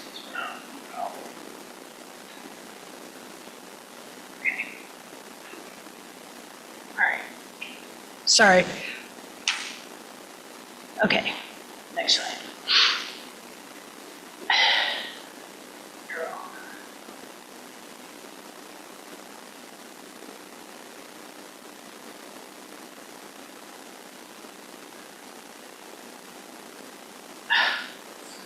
It's not working properly.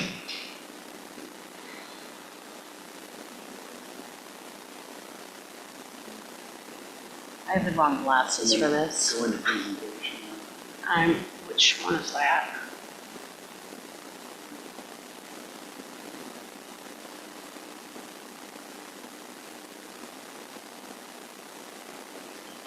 Okay, thanks, Ivan.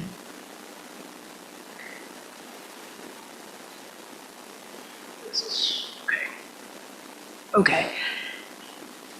Sorry, excuse that. Okay, strategic planning is the mission control of the agency. This plan is an update to the last strategic plan that will carry through for the next 5 years. This will allow for better alignment with budget cycles, the legislature sessions, and for agency planning. The plan will outline our agency direction, how we accomplish identified priorities, and identifies benchmarks and criteria that we will use to monitor and demonstrate our progress in achieving our identified priorities. The plan will also assist leadership in making critical decisions on how to allocate precious resources to areas that need it the most to reach identified goals and objectives. Why are we doing this now? First, an agency strategic plan is required by DAS, and a diversity, equity, and inclusion plan is also required by DAS. We will be producing a joint equity plan and strategic plan instead of two separate plans. The agency equity team has been asked to collaborate on strategic planning efforts. By continuing to fully integrate equity into the strategic plan, the agency can ensure that equity values are not standalone initiatives, but fundamental drivers of innovation and positive impact. Finally, this is a good plan and a good time to do this with a new director and with the addition of over 100 new staff.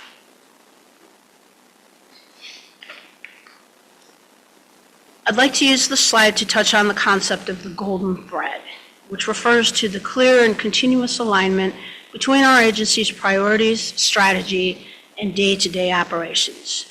By using a golden thread to tie together the agency priorities, strategic planning, and the agency portfolio, we ensure that every aspect of our organization, goals, initiatives, and individual actions are connected and aligned throughout the planning process.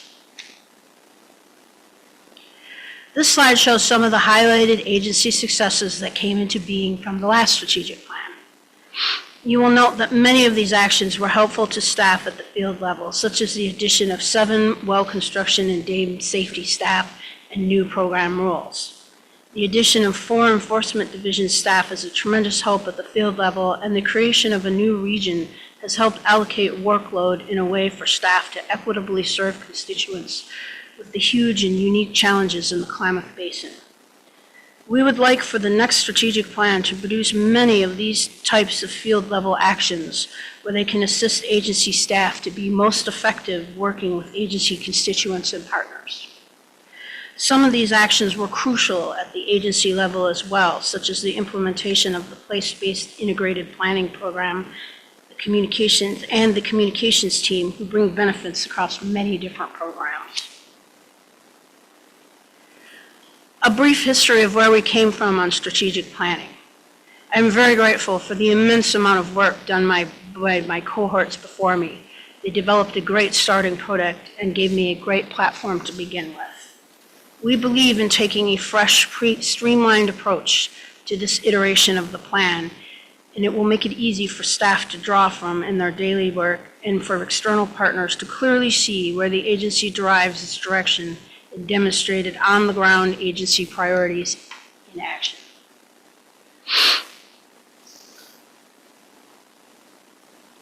These strategic priorities came from the IWRS, the Governor's Natural Resources Office, the legislature, and input from partners and constituents.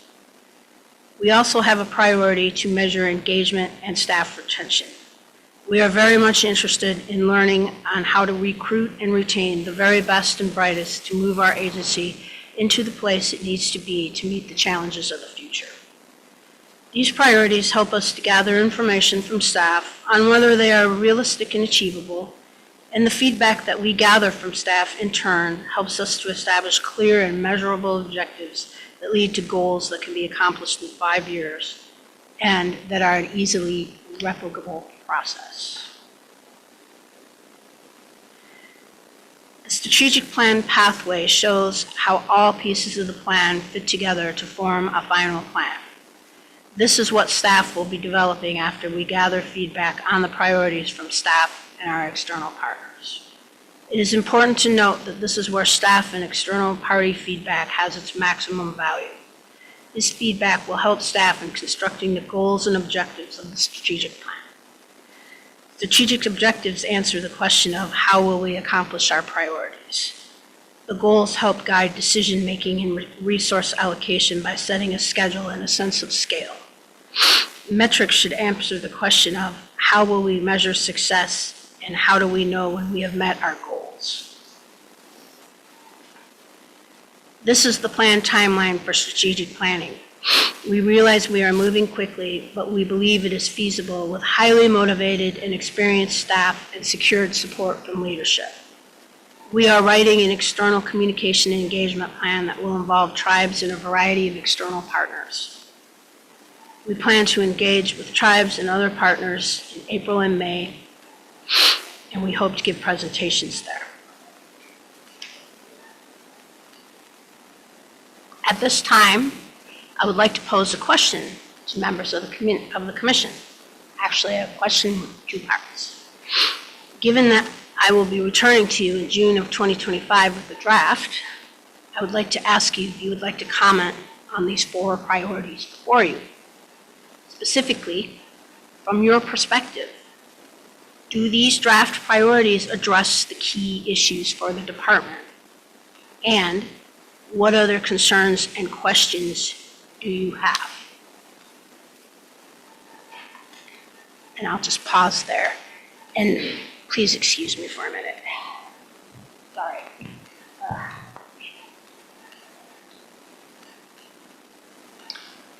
Commissioner Lee? We had originally planned that the commission would have a retreat in March to start talking about the strategic plan and other issues.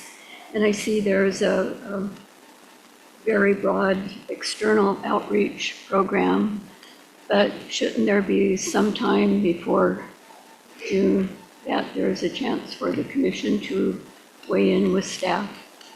Maybe that's an Ivan question. Chair Quimps, Vice Chair Smitherman, and Commissioner Lee, members of the commission, we're working to meet a deadline given us by the Department of Administrative Services to get the strategic plan done. Fell behind because of some additional work that we've put into the integrated water resources, and spinning out of the integrated water resources are 3 of the 4 priorities that you see here. So our attempt will be to convey information as we go through the drafting of the strategic plan to the commission as best we can, but we're just frankly out of time to really engage at a significant level. We'll be working hard to get you the draft document well ahead of the June commission meeting for your review, and we'll be able to accept your feedback and input at the June commission meeting, incorporate that into the final document that we'll try and get done and across the finish line by September. Thank you, Director Dahl.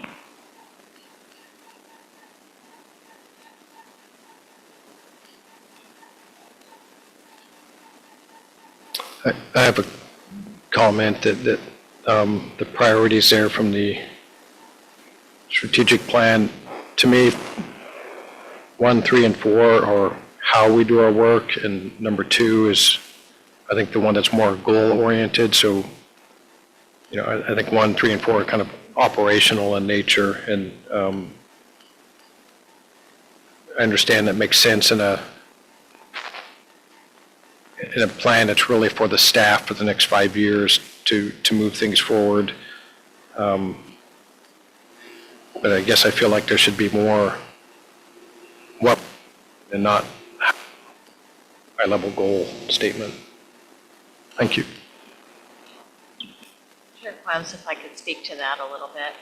Really what we're trying to do is pull the information from the IWRS that has had engagement with this group as well, and pull that forward. So the first 3 that you're seeing are really, they are statements, right? They're statements, they're not necessarily the official outcomes, because there's going to be a lot of outcomes and sub-actions, and then work plans that are developed behind each one of those particular ideas. On the 4th one is really more internally focused, and so that's probably where we would lend ourselves to really get some additional feedback from you. Hopefully with us having a draft in June with this commission, you'll be able to actually react to something instead of just kind of like the entire right. So that's the hope, is us bringing it forward in June for that purpose. Thank you. Commissioner Newman? This, I guess my question follows up to some extent on Chair Kemp's question. When I look at these, it could be any agency, these 4 bullets, and I'm just wondering if each of them needs a little more, I don't know, a predicate or something. In other words, act with urgency to do what, or to to reach what end. Adapt to doing more with less, because, et cetera. And assist community preparedness efforts to what, respond to climate change, to deal with aging infrastructure. I mean, I feel like there's just a little bit of context or a little bit of detail that might be missing to make these connect back with the IWRS a little more clearly.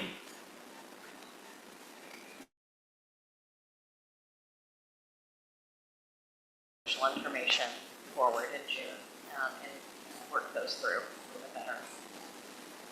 I mean, the key is that for us to get to some metrics, right? Some metrics that we can actually say, okay, did we, in milestones, did we get there? Are we on track? Are we not on track? And then if we can align those very closely with our environmental justice reports that we do, our sustainability reports that we do, and the IWRS portfolio management, if we can align all of those together, that's the hope, and that's kind of like that, what she was saying about the golden thread. It's really about having kind of like the nesting dolls, right? Like it should all kind of like fold together. And so what I'm hearing is that really we're missing that connection between the IWRS and the strategic plan, how they tie together, and then what then is the next step stage. So that's what I'm hearing from you. Thank you.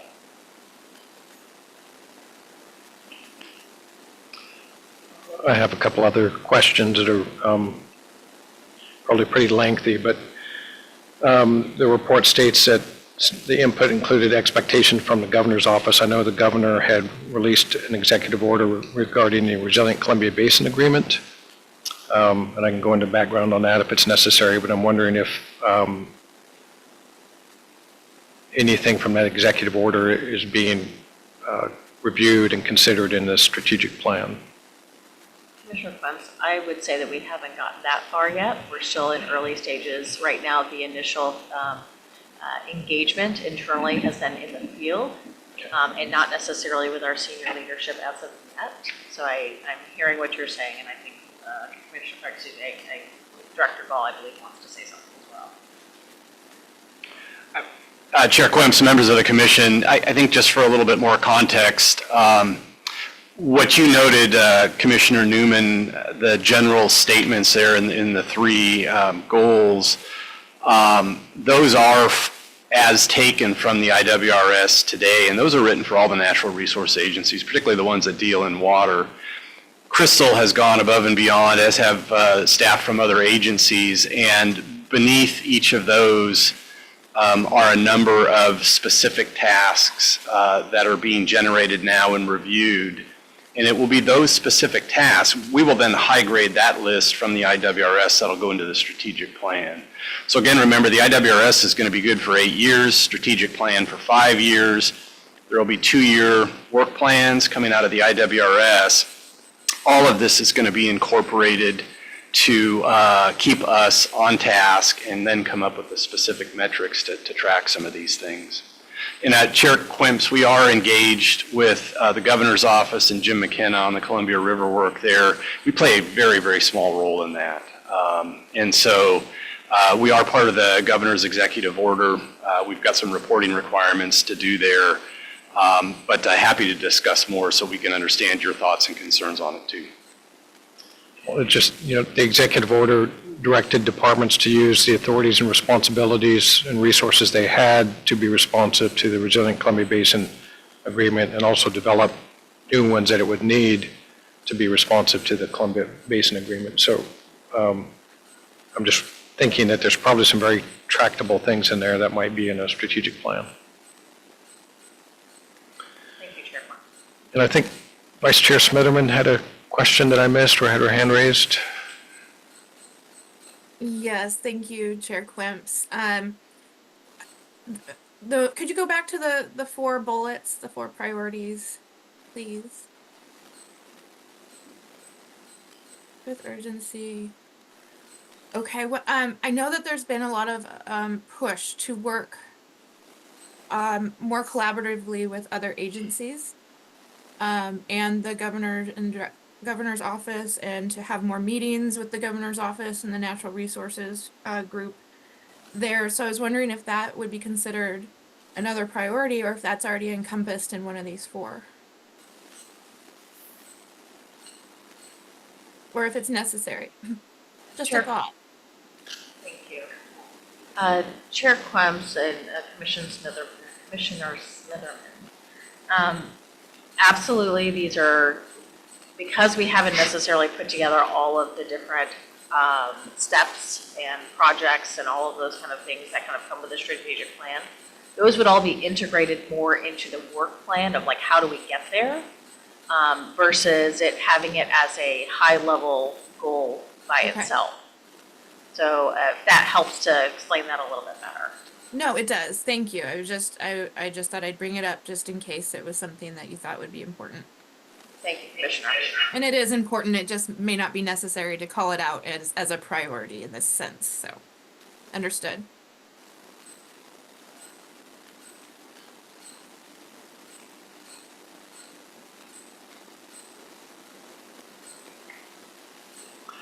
I have another question or point.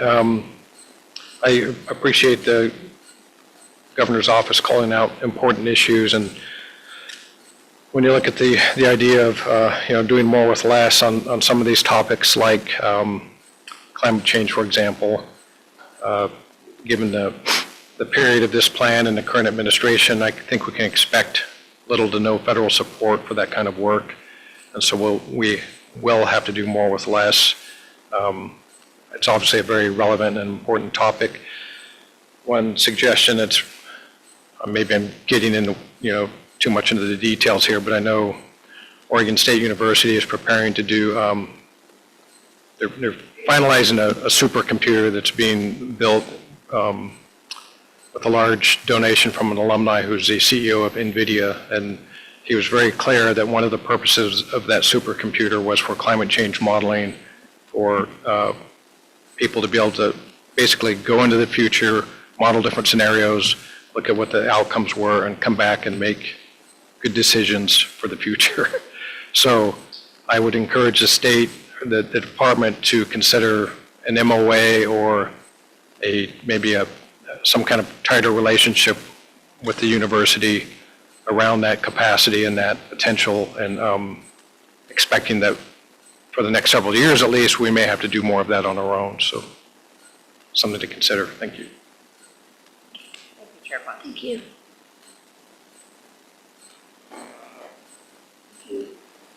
I know that we're going to be looking at hundreds of legislative pieces coming up and budget constraints, et cetera. So what we have in June may need to change a little after that, but it looks like with the September deadline, we can make that work well. Thank you, Commissioner Lee. That absolutely, we've talked about what would happen at the end of the legislative session. This is the good thing about having 2-year work plans, is you can adjust for every single biennium on what the resources are available if we needed to make changes. But it still keeps your strategic plan fresh, if that makes sense.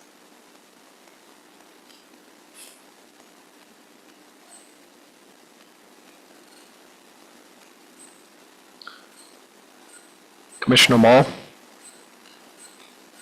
Thank you, Chair. Thanks, Laura, for this work. And just in direct response to your request, I think these are consistent and helpful. I would say that more so than I would have thought 2 months ago, priority 3 now deserves a lot more attention, because I think the federal reality is going to begin to affect us more and more in the years to come. And so that sense of adapting to fewer resources, I think, is going to be critical.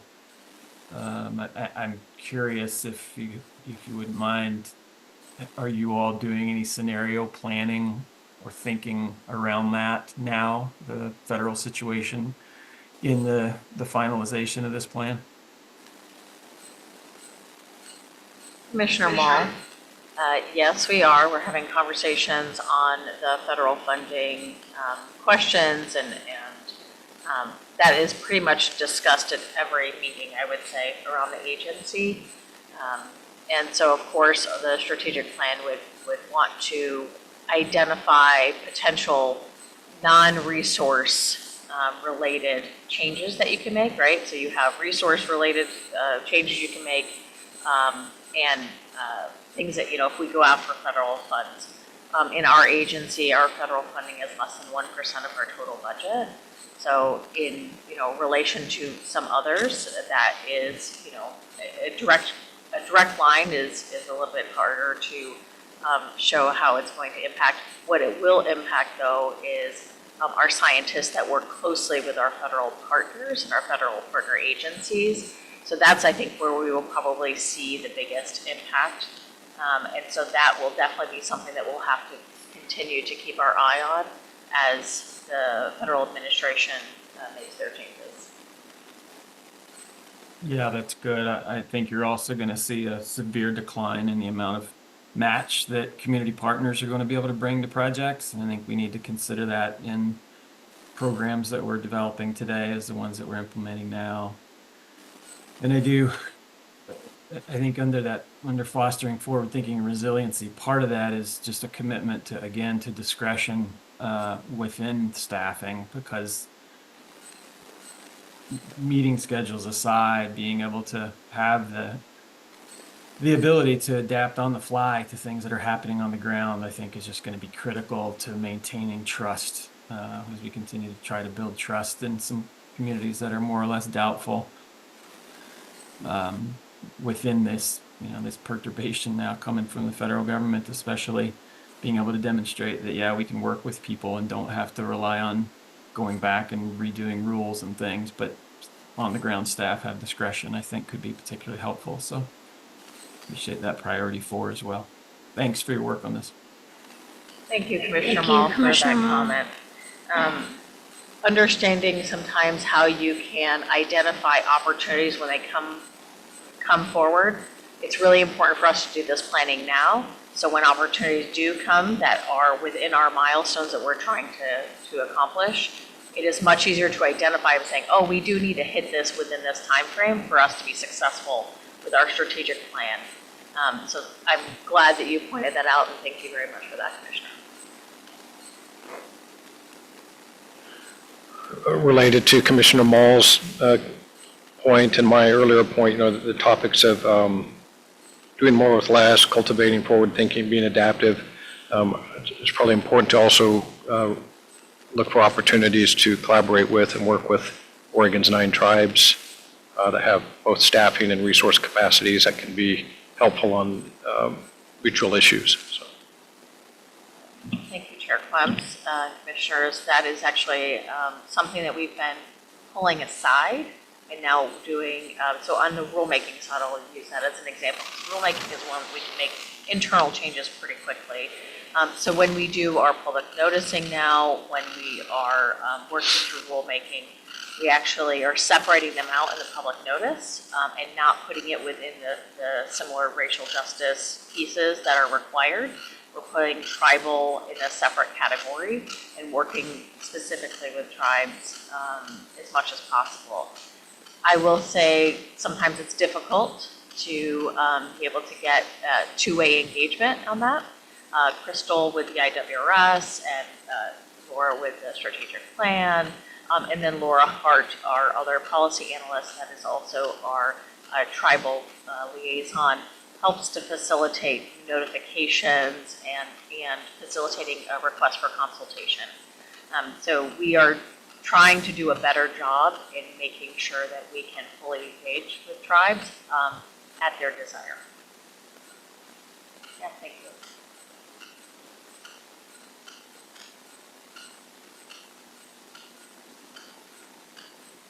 Anything else in a report to review? Oh, all right. Well, thank you for the report. And if we're ahead of schedule, could we maybe get to the next agenda item before lunch? Thank you. Thank you.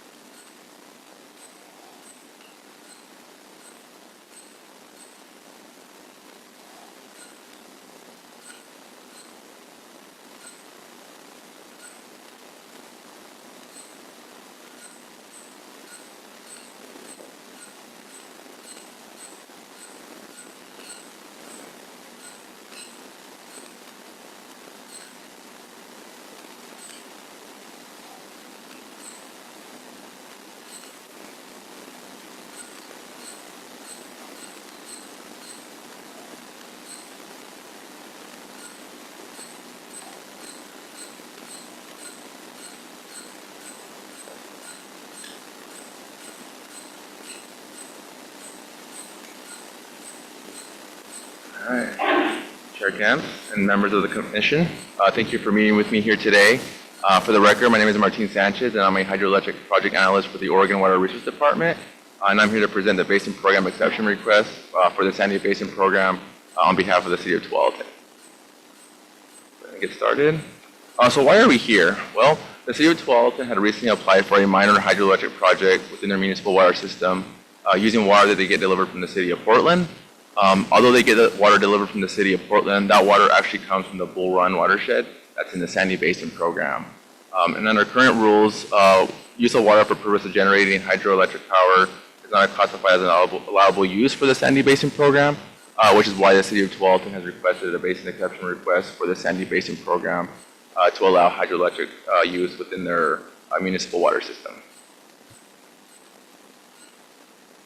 And so what are basin programs and why do we care about them? Well, basin programs are administrative rules which establish water management policies and objectives and which govern the appropriation and use of surface and groundwater. And why do we care about those, right? So in our initial water right review, when we receive an application for a hydroelectric project under ORS 543-17, we look at the minimum standards of the project and if that project is in the public interest or not. So we use those basin programs to help guide us a little bit within that initial review to determine if that project is in the public interest or not. Now going back to the application overview, the city followed their application for the project on August 8, 2024. Again, using water that they already divert from the city of Portland, but source at the Bull Run. Their current use is only municipal use. However, they would like to add a turbine in their system to allow for the production of hydroelectric generation. And their peak flow within their system is at 4.5 cubic feet per second. However, I would like to note that their average daily flow within that system is about 2.5 to about 3.5 CFS. I also wanted to provide an overview geographically of where the source of the water is coming from compared to where the project location would be. As you can see to the east where the Bull Run is at, that water would flow west to the city of Portland. And then from there, it gets delivered to the neighboring municipalities in the area via a series of pipes. As you can see, the city of Tualatin down in the southwest part of Portland, they actually get a diversion next to the city of Tigard. Just want to provide that overview. So when determining a basin plan exception, we must answer two questions, right? One, does a request meet one or more of the criteria under ORS 536-95? The applicant here states that they actually meet two of the criteria. One, that the use is largely non-consumptive in nature and likely not to be regulated for any other water rights. And two, the project will also provide a public benefit such as a riparian or watershed improvement. The second question we must answer is the use consistent with the general policies of the Sandy Basin Program? And we'll get into those here shortly as well.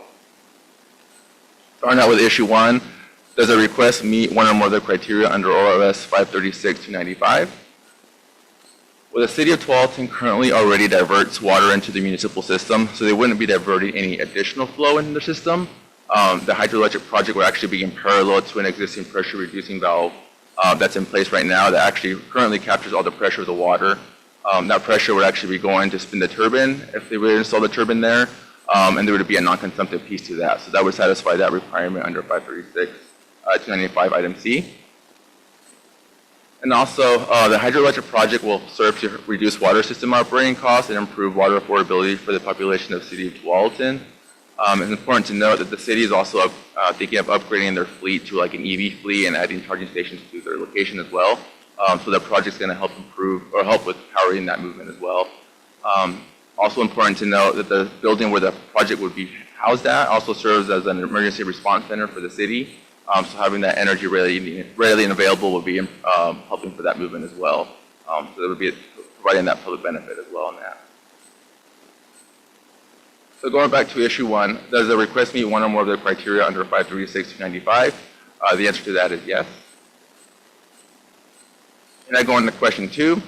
Is the use consistent with the general policies of the Sandy Basin Program? We'll look into those right now. So I provided a few of the general policies of the Sandy Basin Program. Because there wouldn't be any more diversion taking place, that diversion is already taking place within the municipal system, there wouldn't be any in-stream water rights being injured with that diversion. And also because the use is non-consumptive, there wouldn't be any in-stream water rights being affected by that as well.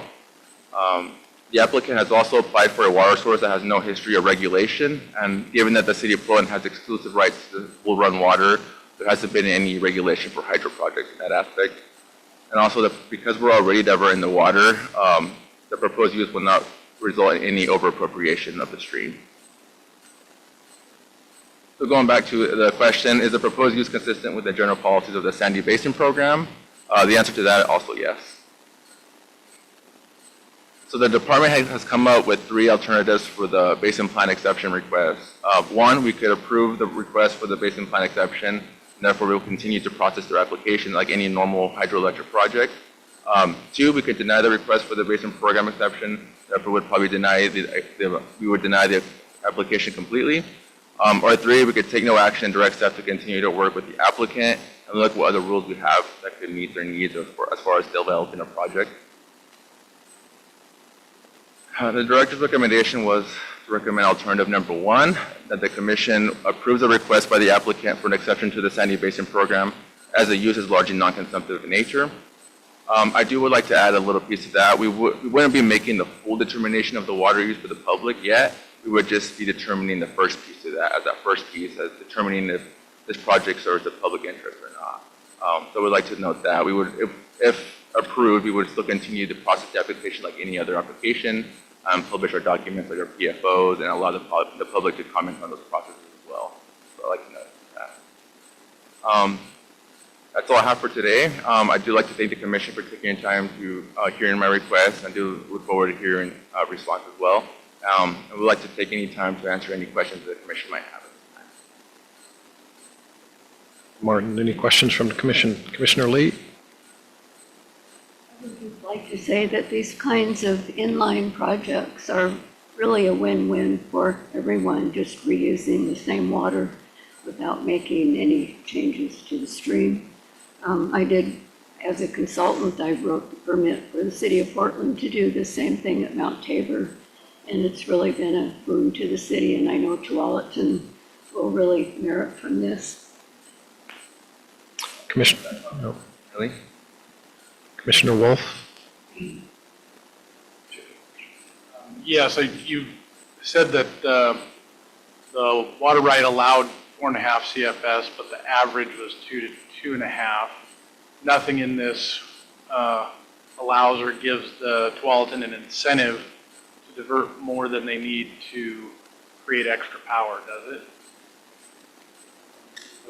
Commissioner Wolf? Yeah, so it wouldn't, they wouldn't be diverting any additional flow for any capacity that they need for hydroelectric generation. They would just be using the water that's already flown in their pipes, and then they would put the turbine there to spin that, and then create the energy from that water that's already flowing. So they wouldn't be upping the flow to 4.5 for the power generation. They would just keep it at that constant flow that they usually use the water at.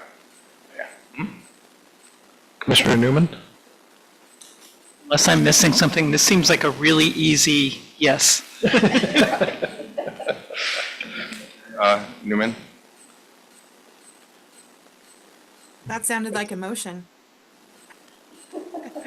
We're ready for a motion.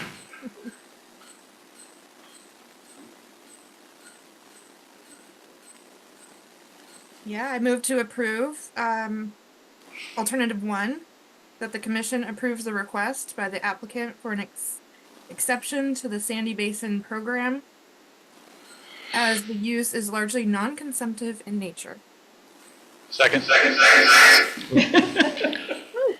Okay, moved by Vice Chair Smitherman, seconded by Commissioner Wolf. Call for a vote, please. Commissioner Newman? Commissioner Lee? Commissioner Wolf? Commissioner Kahara? Yes. Commissioner Mall? Yes. Vice Chair Smitherman? Yes. Also vote yes, motion passes. Thank you for your report. Thank you, everyone from the commission. I really appreciate your time here and listening to me today. And I know the city of Tualatin is really excited for this project to develop in the future. So thank you on behalf of the city of Tualatin as well.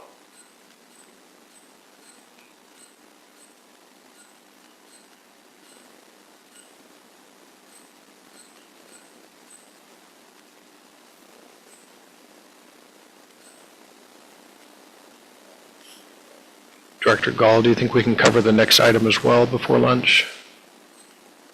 Chair Quimps, I think it would be my recommendation, if it's okay with you, that we go ahead and recess and allow the tech team to get in here and continue to work on these issues, and then pick up the agenda at 1:15 there. Okay, sounds good. I need to announce that there was a dental retainer found in the hallway. Is it a Parks reception if someone is looking for it?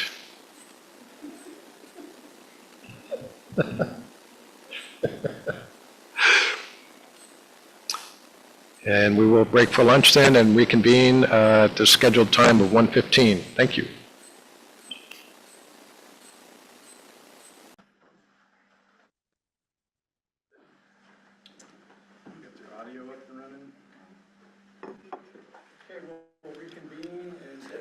Gary, would you all like us to keep our videos off? Will that reduce your power consumption, or would you like us to have our videos on?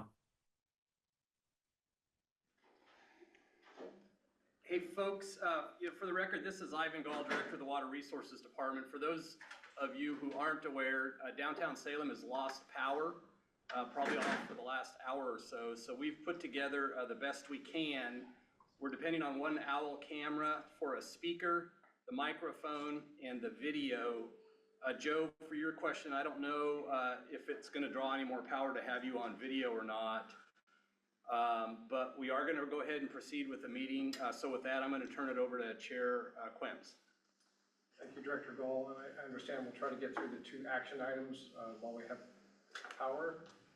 And hopefully it'll be restored, but we'll get back into the agenda with item B. Great. Good afternoon, Chair Quims, Vice Chair Smitherman, members of the Commission. For the record, my name is Charlotte Whitefield, and I am one of the department's community engagement coordinators. And with me today is Adair Muth, the department's grants manager, and Danielle Gonzalez, the department's policy section manager. We are here today to present the proposed rulemaking for Division 601, Best Practices for Community Engagement Around Water Projects. Just to orient those online and those in the room for today's presentation, we are going to be talking through the slides for those in the room, as we don't have the presentation up for you to view. And then for those online, we are also going to be providing an additional comment. Next slide, please. So this presentation today is going to be broken up into 5 sections. We will be providing an overview of ORS 541-551, which is the founding legislation for this rulemaking.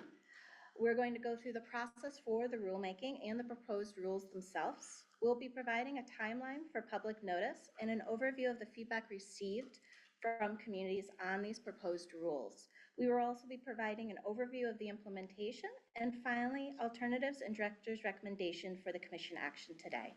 And that would have been presented on a presentation slide. So to provide an overview of ORS 541-551. So ORS 541-551 passed into law in the early 2021. This was the purpose of this legislation was to increase meaningful involvement of disproportionately impacted communities in water projects. The bill named 6 agencies, including the Oregon Department of Fish and Wildlife, Business Oregon, Oregon Department of Health, Oregon Department of Environmental Quality, Oregon Watershed Enhancement Board, and Oregon Water Resources Department. WRD was named as the lead agency for this multi-agency initiative. ORS 541-551 also contained 3 main directives. This is what is presented on the slide, and I'll read right now. So this ORS required the agencies to develop community engagement best practices for water projects. It also allowed the agencies to make water project support available to develop and implement community engagement plans. And lastly, it required that any community engagement plan that was supported by the agencies utilize the 10 best practices developed. Next slide, please. So to ensure that ORS 541-551 met its intended goal, as defined, the law defined disproportionately impacted communities to include those listed on the slide, and I'll read those now, just for those in the room. And this list was meant to be inclusive as many Oregon communities as possible. Specifically, disproportionately impacted communities in the definition included rural communities, coastal communities, communities of color, tribal communities, areas with above average concentrations of historically disadvantaged households, low levels of educational attainment, high unemployment, high linguistic isolation, low levels of home ownership, high rent burden or sensitive populations, or any other communities that face meaningful barriers to participation in the public process. Next slide, please. So although the agency's missions and mandates vary extensively, the agencies named in the bill collectively work together to develop best practices for community engagement around water projects. To focus our collective efforts, the agencies developed a shared vision statement to move our work forward. As shown on the slide, the vision statement says, although the collective development Through the collective development of the best practices in community engagement, the named agencies aim to promote meaningful inclusion of disproportionately impacted communities in decisions related to identification, planning, and implementation of water projects. Next slide, please. So ORS 541551 had a long process of developing the best practices. So community engagement was critical in the process of developing the best practices for community engagement and was essential to all of the named agencies. So what's shown on the slide, and what I'll be verbally walking through those in the room for, is a timeline starting in fall of 2021 and moving forward through July in August of 2024. So in April of 2023, the agencies began to develop best practices through initial conversations with communities across Oregon and by extensively researching existing guidance from other state agencies and federal agencies, in addition to working with community experts in the field of engagement. In February of 2024, once the initial draft of the best practices and the guidance document were created, the agencies held a virtual open house to share the guidance document and encourage community conversation around the best practices themselves, and also to encourage the community to help guide us through the work as we move forward. This virtual open house was attended by 109 individuals. In March through April of 2024, in order to provide additional opportunities for community members to help shape these best practices, 2 virtual roundtables were held. These roundtables were structured as informal community space to share their ideas and their perspectives, and numerous organizations were invited to attend these 2 virtual roundtables. Lastly, in July through August of 2024, the guidance document was shared widely through each agency's networks. As an informal public comment period, agencies received 64 distinct comments once sharing this document from 12 community members. Next slide, please. So in September of 2024, following the revisions to the best practices based on all of this community feedback, the agencies unanimously adopted the guidance document. This document is provided to the Commission as attachment 1 of the staff report. Specifically, the guidance document outlines 10 best practices in community engagement that are to be used by local organizations and local governments in water projects supported by the agency. It is important to note that this guidance document acknowledges the use of the best practices may change over time, specifically with the size and the scope of the water project, as well as the needs and outcomes of impacted communities. This document also describes the who, what, where, when, why, and how of community engagement.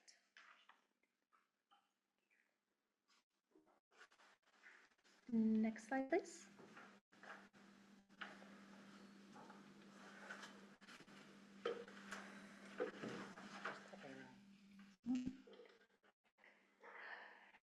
So for ORS 541551 implementation, as the agencies begin to implement this ORS into our programs, I would like to just highlight a few key aspects of this process.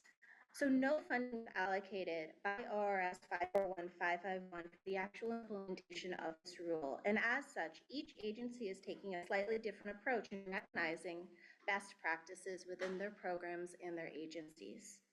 WRD is internally incorporating these best practices into our Community Engagement Foundation staff guidance documents.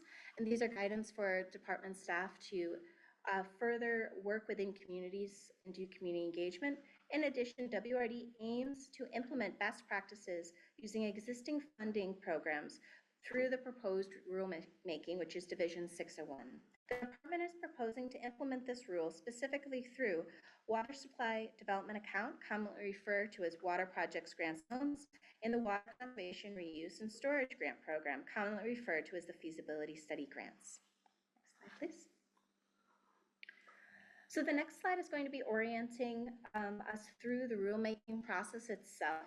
So on the screen for those online, you'll see a timeline starting in August of 2024, moving into today's commission. I'll be going through each of the steps that are shown on this timeline, which is in total 7 different points in time over that period. So following extensive community engagement and the development of the 10 best practices, The department began a formal rulemaking process in August of 2024. Notice of proposed rulemaking hearing public comment period were distributed via multiple methods, including email delivery announcements to rappers, Oregon federally recognized tribes, to department listservs, and to relevant legislators, as well as a posting on the Secretary of State bulletin. The department invited numerous organizations, government bodies, businesses, and interested community members to sit on the Rules Advisory Committee, or RAC. In addition to encouraging RAC members' comments and feedback throughout the meetings, members of the public were welcome to attend RAC meetings, and public comment was taken at the end of each RAC. And we had 2 RACs during this process, one on September 16th of 2024, and a second on October 30th of 2024. So following this RAC process, a formal public comment period was open on December 2nd for the proposed draft rules. In February of 2025, the department confirmed with the Oregon Department of Administrative Services that lottery revenue bonds, the current funding source for water project grants and loans, cannot be actually used for community engagement plans. The department intends to keep water project grants and loans within Division 601 to remain prepared for the potential future funding from general funds or other eligible funding sources in future legislative sessions. Feasibility study grants are proposed to be funded through general funds in the 2025-2027 biennium and can be used to support community engagement plans upon the adoption of 601. Staff thoroughly reviewed and addressed each public comment that was provided during the public comment period that was extended through February 24th of 2025. And here today, we are to present the final draft version of Division 601 rules of the best practices for community engagement around water projects. Next slide. So the purpose of this division is to meet the legislative mandates of ORS 541-551, which states that the named agencies shall recognize best practices for community engagement around water projects in rule. Moving forward, if Division 601 is adopted today, applicants to water projects grants and loans or feasibility study grants will not be required to conduct community engagement plans.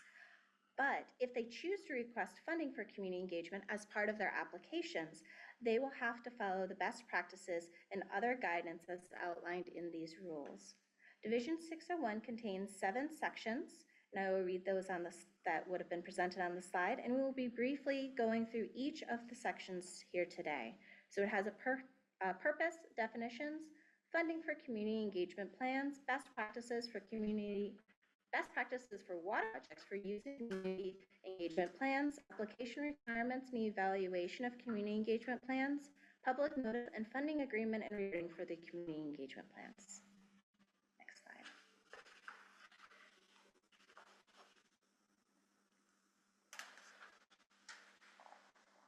So the purpose of this division is to establish rules to invite and support meaningful involvement of disproportionately impacted communities in the development, implementation, or both of a community engagement plans for water projects that are eligible to be supported by authorized Oregon Water Resources Department grants and loans.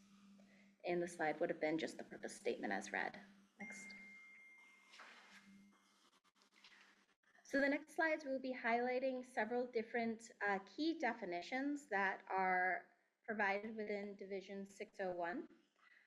So in Division 601, 10 definitions were specifically defined. The department, using community and RAC feedback, defined 2 new definitions, specifically meaningful involvement, which as presented on the slide and I will read now, is members of disproportionately impacted communities have appropriate opportunities to participate in and impact outcomes of water projects that will likely affect their community's environment, economy, and health, in addition to a new definition for best practices, which includes goals, approaches, and strategies used in the development and implementation of community engagement plan to increase the meaningful involvement of disproportionately impacted communities in decisions related to the identification, scoping, design, or implementation of a water project. This is the first time that these terms have been defined in Department OAR, and their use in this division and throughout the department's community engagement work will be important moving forward. Next slide, please. We also highlighted 3 additional terms for the purposes of this slide. That was also community engagement plan applicant, community engagement plan grantee, and water project. So ORS 541551 also specifically identified the intended users of best practices as local organizations as defined by ORS 174117 and local governments as defined by ORS 174116. To thoroughly implement ORS 541551 and to provide funds for community engagement plans, the department has focused Division 601 around water projects, grants and loans, and feasibility study grants. As such, applicants and grantees for community engagement plan funding must be eligible to receive funding from water project grants and loans and feasibility study grants. It is important to also note that applicants and grantees do not have to be the water project implementer themselves, but the water project implementer must be involved in the community engagement plan to ensure meaningful involvement for disproportionately impacted communities in the decision-making process for the water project itself. Next slide. So funding for community engagement plans. Available for community engagement plans will be contingent on the funding source for each program. Community engagement plans seeking funding must be associated with a specific water project. The water project, which is the focus of the community engagement plan, must include fundable actions as outlined by water project grants and loans and feasibility study grants, guidance documents, and the water project does not need to have already received funding from water project grants and loans or feasibility study grants. However, the project does need to meet all funding requirements for these programs, including any funding match requirements.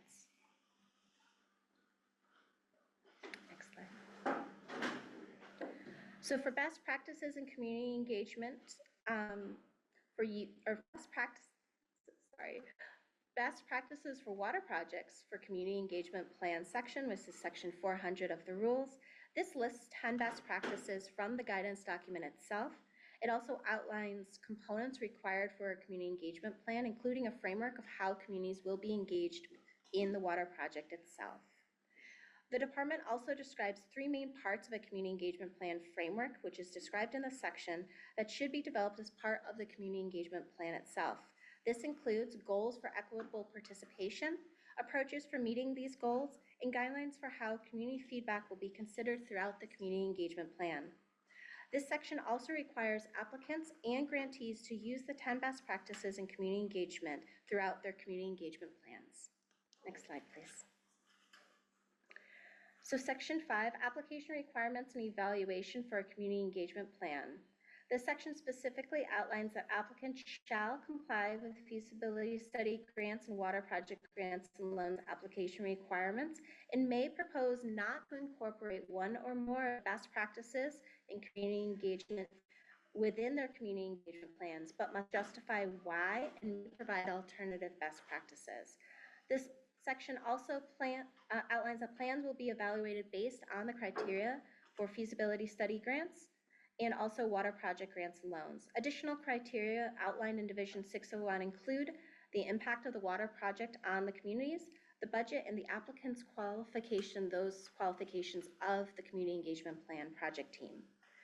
So it's important to note that this section specifically allows both the community engagement plan applicants and the grantees to thoughtfully incorporate best practices into their community engagement plans in order to meet the needs of the disproportionately impacted communities and the needs of the water projects themselves.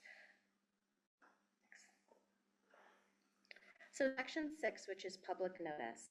Feasibility study grants and water project grants and loans programs currently provide public notice for program funding. This section is intended to be increased transparency that community engagement may be occurring and allow impacted communities with the ability to meaningfully be involved in all stages of the proposed project. The department, as part of this section, the department shall denote applications for both programs that include community engagement plan components for a water project. Next slide. So last section, section 7, funding agreement and reporting of community engagement plans. This section, as provided on the slide, but I will read for those in the room. Grantees shall comply with all grant and reporting requirements of feasibility study grants and water project grants and loans. Submit a progress and final reports that include the use of the best practices, how communities' involvement occurred in the water project or the water project planning, and feedback received from communities and how it was addressed. The department may impose other community engagement plan specific conditions or terminate, reduce, or delay funding if a community engagement plan fails to comply with any of the provisions of this subsection. This section really does ensures accountability of the community engagement plan throughout the process of the grant agreement. Next slide, please. So the next slide is the same slide showing the rulemaking process as I verbally described. And really the point of this slide is to highlight that throughout the development of the proposed rules, the department welcomed and received community feedback. This feedback was essential in shaping the rules as they were presented to you today. Public comment period for the proposed rules opened on December 2nd and continued through February of 2024. Staff thoughtfully reviewed and addressed each public comment period, or each public comment and feedback that was provided. And the following slides will focus on those feedback received from communities. So the next slide is on tribal engagement. So before and during the rulemaking process, tribes were invited in informal and formal engagement and were provided updates via staff-to-staff cultural resources clusters and the Natural Resource Working Group. They were also sent government-to-government letters and emails inviting coordination and consultation on the development of the best practices, rules, and the solicitation for RAC membership. And also were distributed notices of proposed rulemaking in an email and an email on the public comment extension. Tribal engagement was essential throughout this process in the development of the 10 best practices and around water projects and throughout this rulemaking. Next slide, please. So the next slide is tribal comments summary. I am going to have to read the slide for the record and then provide some additional comments. Apologies, I'm talking at you quite a bit for this presentation. So for those online and for those in the room, one written tribal comment was received as part of this rulemaking. This comment indicated general support for the rulemaking, but raised two specific comments and concerns as listed on the slide and as I'll read to you in a minute. And further information on this comment is provided to the Commission in attachment 5 of the staff report. So this information was presented as a table of comment themes and responses. So the first theme that was provided was concern relating the financial burden for participating in an engagement process. Our staff response was the rule allows for compensation of disproportionately impacted communities, including tribes, when funding does exist and if the community engagement plan is funded. Compensation details will be further outlined in further guidance documents that will be provided as part of rolling this rule out in grant programs. The second comment, request for engagement during the development of a community engagement framework. So our staff response was the framework development guidelines will be further developed as part of guidance documents in the grants programs, and the department will continue tribal engagement on the development of these grant guidance documents. Next slide. So next we will be going through public comments that were received during the public comment period. So there were 6 written comments and 1 oral comment that was received during the formal public comment period. The following slides will highlight high-level themes and public comments received by the department. Further information on public comments were provided to the Commission in attachments 6 and 7 of the staff report. And I will read the slides. So the slide that's currently up has comment themes and staff responses as a table. We highlight 3 specific comment themes on this slide. The first is public notice and comment period to be explicitly included in the rule language. Our staff response was section 690, 601, 600 was added in response to this comment is within the rules as they are presented today. The next comment, rules are restrictive because they only allow for project developers as eligible grantees. The staff response, applicants do not need to be the water project developer to be eligible for funding, but they do need to be a local government or organization as authorized by ORS 541551, which is the founding legislation.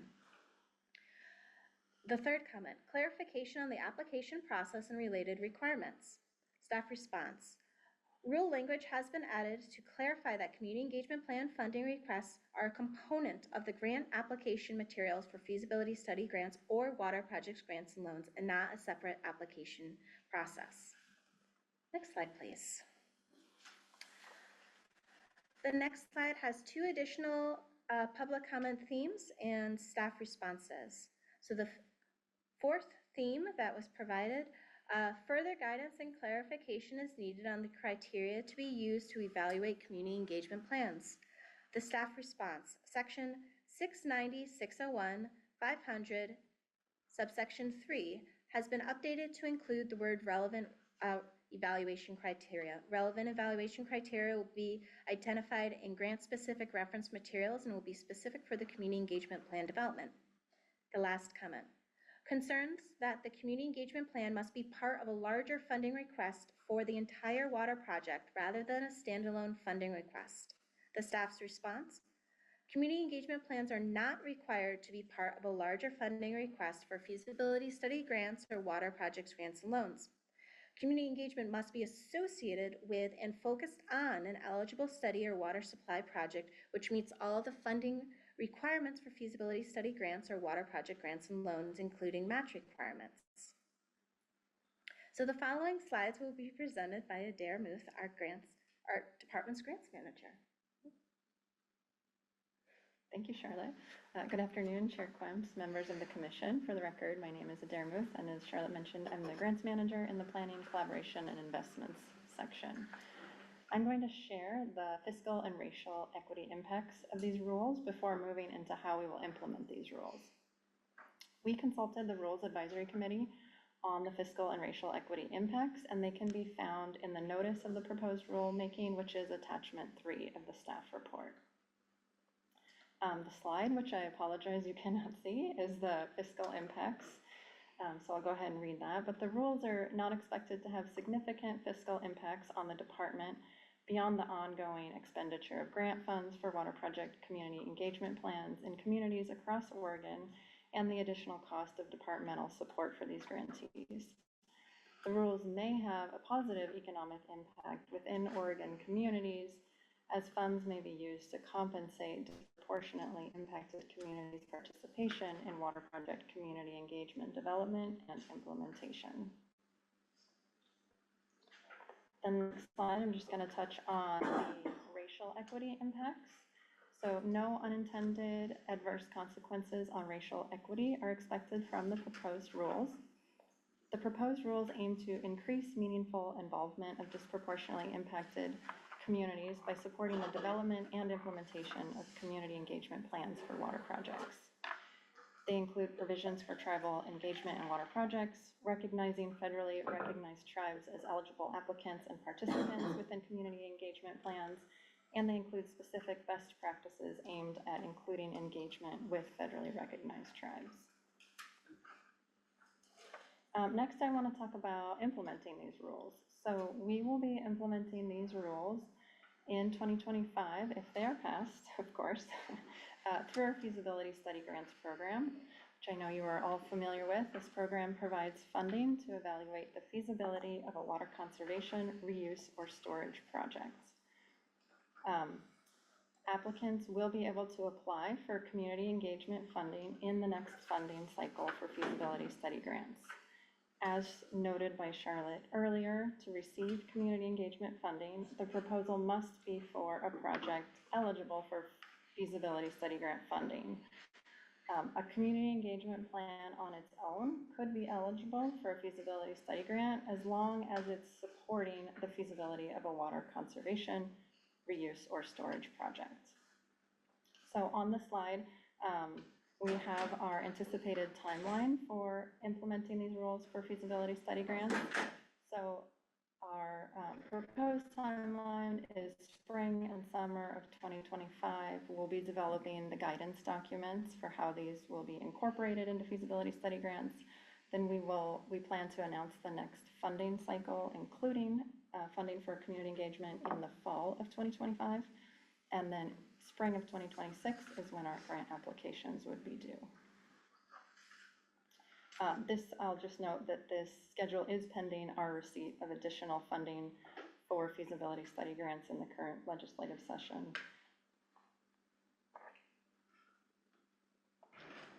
So apologies you can't see this slide, but our next slide is the commission action and alternatives. So I'd like to present to you the three alternatives that are also in the staff report. So number one, adopt final proposed rules as modified by the department following public comment. These rules are in attachment 8. Option 2 is adopt final proposed rules as modified by the commission. Option 3 is to not adopt final proposed rules and request the department to further evaluate the issues. The next slide is the director's recommendation, which is option 1, to adopt the final proposed rules as modified by the department following public comment, again, which is attachment 8. So with that, thank you so much for your time. Charlotte and I are happy to answer any questions, and I think Danielle, when she is back. Thank you for the presentation and adapting. You're probably very thirsty by now. Charlotte did a lot of talking. Thank you, Charlotte. Questions or comments from the commission?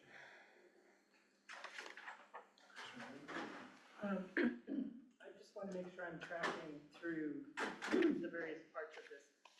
Thank you for your presentation. So right now, these grants can only be used, can only come from the feasibility. Can you speak louder, please? These grants can only come from the feasibility pot right now, right? Okay. And there's no additional money provided for this part of the program, so it would be taking a piece of the feasibility pot for any particular plan, okay? And they're voluntary, right? And maybe this is too early of a question that would be addressed in guidance, but will there be sort of preferences given to feasibility applications that also include community engagement plans, or is that not yet decided? Yeah, Chair Quemps, Commissioner Newman, thank you for the questions. I know we were nodding, but I want to verbally say, so hopefully I capture them all. Yes, it is correct at this time. We will only be able to fund community engagement plans through feasibility study grants because our funding source. Gotta speak louder. Everyone in the room, could we all speak louder, Okay, please? I'm trying. I'm a soft-spoken person. I feel like I'm shouting at you all. Okay, so our current funding source for feasibility study grants is general fund, which can fund community engagement.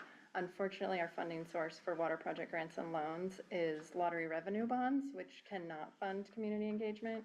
So we chose to leave water project grants and loans in the rule so that in the future, if we receive a funding source that allows us to, it's already in the rule. But yes, at this time, only feasibility study grants.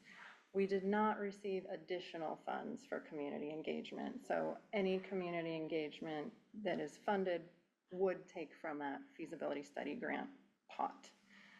I think your third question was if there's any preference for those that propose to do community engagement, and we have not addressed that yet. There's no preference in the rules. I think we will be working through that as we work to incorporate if that's something we would like to consider. And then one final question related to those. There may be, as I understand the rules, there may be compensation available for participation of some groups in these community engagement processes. And that will be determined, I think you said understood by the funding source. I mean, can you clarify that a little bit? Yeah, I think what, sorry, Commissioner Newman, thank you for the question. I think what we were referring to is at this time, water project grants and loans wouldn't be able to because of the funding source. Feasibility study grants would. What that looks like, again, we need to work through as we work to implement that. So I can't tell you exactly how that will work, but by the time we get to the fall, we will have the answers. Okay. So, any idea how many applications you might get? I mean, is this something that there's been an expression of interest in? I mean, I feel like the funnel, it's like only these, and it keeps getting narrower and narrower, and I'm just wondering how many are gonna actually come out at the end of the process. Chair Quimps, Commissioner Newman, we aren't sure, and I'll speak louder. We aren't sure exactly at this time how many people exactly are interested, but there has been interest in doing community engagement plans as part of feasibility study grants. Doing community engagement early on in a project really is beneficial for the project itself, helps scope out the project, give priorities, and give that project information from the community that is really essential for a beneficial project. So exact numbers I cannot unfortunately provide to you, but there has been quite a bit of interest in that being an ability, especially since the water project implementer themselves do not need to be the primary applicant, but have to be associated. That allows groups to partner together and leverage each other's interests and expertise to do community engagement and the water project most meaningfully. Thank you. Chair Quimps, Vice Smitherman has her hand up in the chat. Okay. Thank you. Go ahead, Vice Chair Smitherman. Is it my turn? I'm sorry, I'm having trouble hearing. Thank you for that. If you can hear me? Yes. Yes, good. Okay, thank you for that presentation. I know that's a lot to get through. Appreciate how you articulated everything and went through it. I had many of the same questions that Commissioner Newman had, so thank you for answering those. And also, you mentioned that you would be putting together some guidance reference materials this spring. Is that something that the commission would be able to look at, provide comment and feedback on at some point? Or is that not part of the process? Chair Quimps and Vice Chair Smitherman, if the commission is interested in reviewing documents, that is something we'd be happy to bring to you. It potentially could delay when we are able to implement this, just given schedules. So I don't want to say no. I understand that, we've got a lot of different opinions, and if you let us at it, we might be here for another year. So I do understand that, and maybe just understanding that going in to taking a look at some of these requirements. I mean, it would be good for us to get and understand it before we have to vote on it and actually issue those grants and the funding for those community engagement plans. So that's all that I would recommend. Thank you.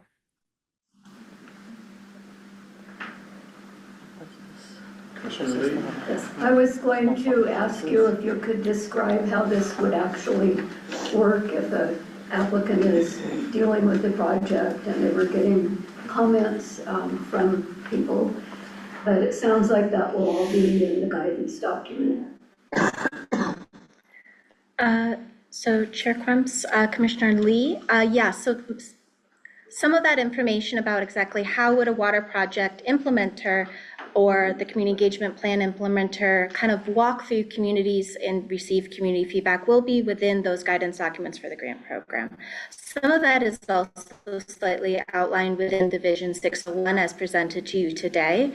As the actual project implementer and or water community engagement plan applicant has to create a framework for community engagement as part of their application. Part of that will hopefully encourage those applicants to think through what is meaningful engagement as it relates to their project specifically, and help identify those pathways for communities to really meaningfully involve and to incorporate that feedback. Any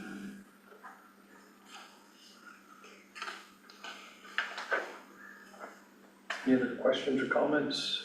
Got a question about the thoughts on reporting on this, frequency, and so as we learn to go through this, maybe reporting back to the commission on how it's working and what improvements might be required. So Chair Quimps, yes, we are more than happy to provide updates to the commission as this Division 601, if adopted today, moves forward within the programs. This is a very new program and concept for not only our agency, but all 6 agencies. We are the first agency to move forward with rulemaking, and the other agencies are very excitedly watching our process. So we are more than happy to continue to share how this rolls out, not only in our program, but as we continue to learn and continue this process, how it's also rolling out in other agencies program. As part of ORS 541-551, every 5 years, the agencies need to review and think back on the best practices or the 10 best practices that were developed collectively and reflect on that in an adaptive management type structure. So there will be a continued learning in this process. Chair Quimps, if I could add on that particular one, when you do see the grant authorizations, so those will come forward to you as the commission to approve those grants and loans anyway. So you'll have some ongoing information that's coming forward. Commissioner Newman? Just one final comment. That's good to know, because I think that it seems like these are going to have to be kind of a trial and error. And, you know, there were comments about, well, this could be used to sort of whitewash or build, you know, consensus for a project. I mean, there are comments on both sides of that issue. And it seems like this is as good a place as any to start, and then it's just gonna have to be refined as you go forward and see if it's used and if it's useful. The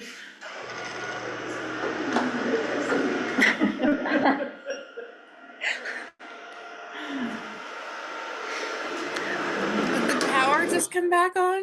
Yes. The power did. Did you see everybody? Everybody goes. So for those online, our power just went back on, which is why you're hearing sighs. Sounded like all the printers in the room or all the electronics turned back on.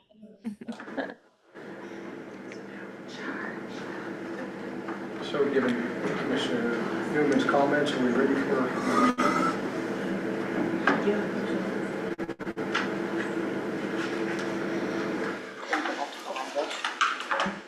Make a motion. So you have the language, Commissioner Kimura?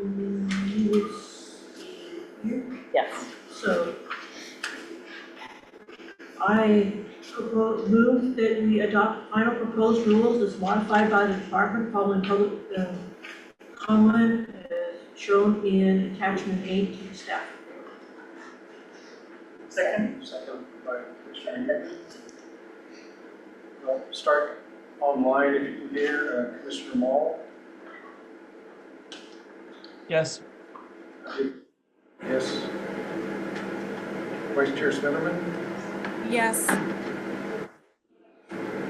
Commissioner Newman, Yes.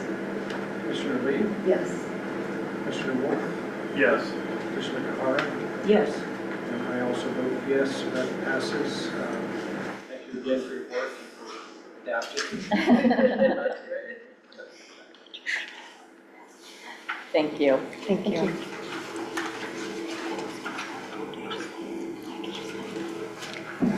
Chair Quimps, Yes, Commissioner Mall.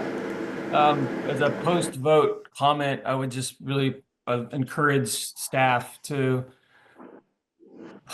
learn from the continued work that I think goes on for the 2 current grant programs and in the development of those grant materials. Quite frankly, push the envelope as much as you can on the flexibility that's allowed by rule, because I think if not, we'll run into the same sort of problem where, for example, a project that's proposed to get some community engagement somehow gets limited because it doesn't meet the three standards or, other things. Again, just want to encourage that kind of creative,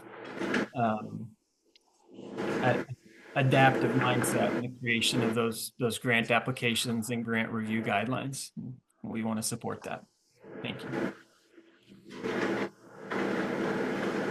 Thank you, Commissioner. Thank you.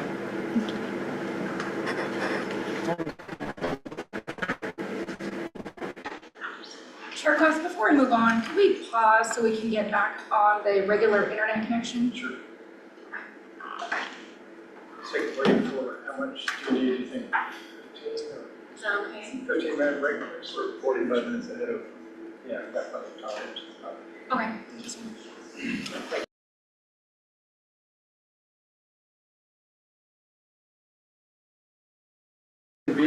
And just a quick recap for those who are joining online. I think you're expecting us to be on schedule.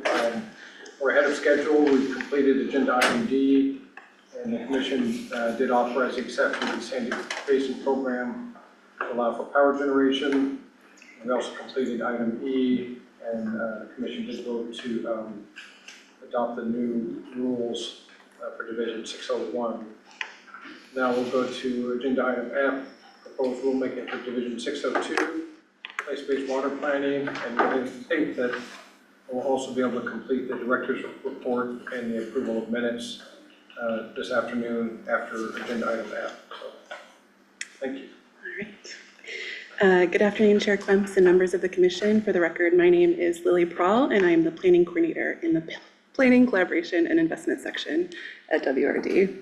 I'm joined today by my colleagues Adair Muth, who is the policy or the grants manager at WRD, and Danielle Gonzalez, who is the policy section manager. I will try.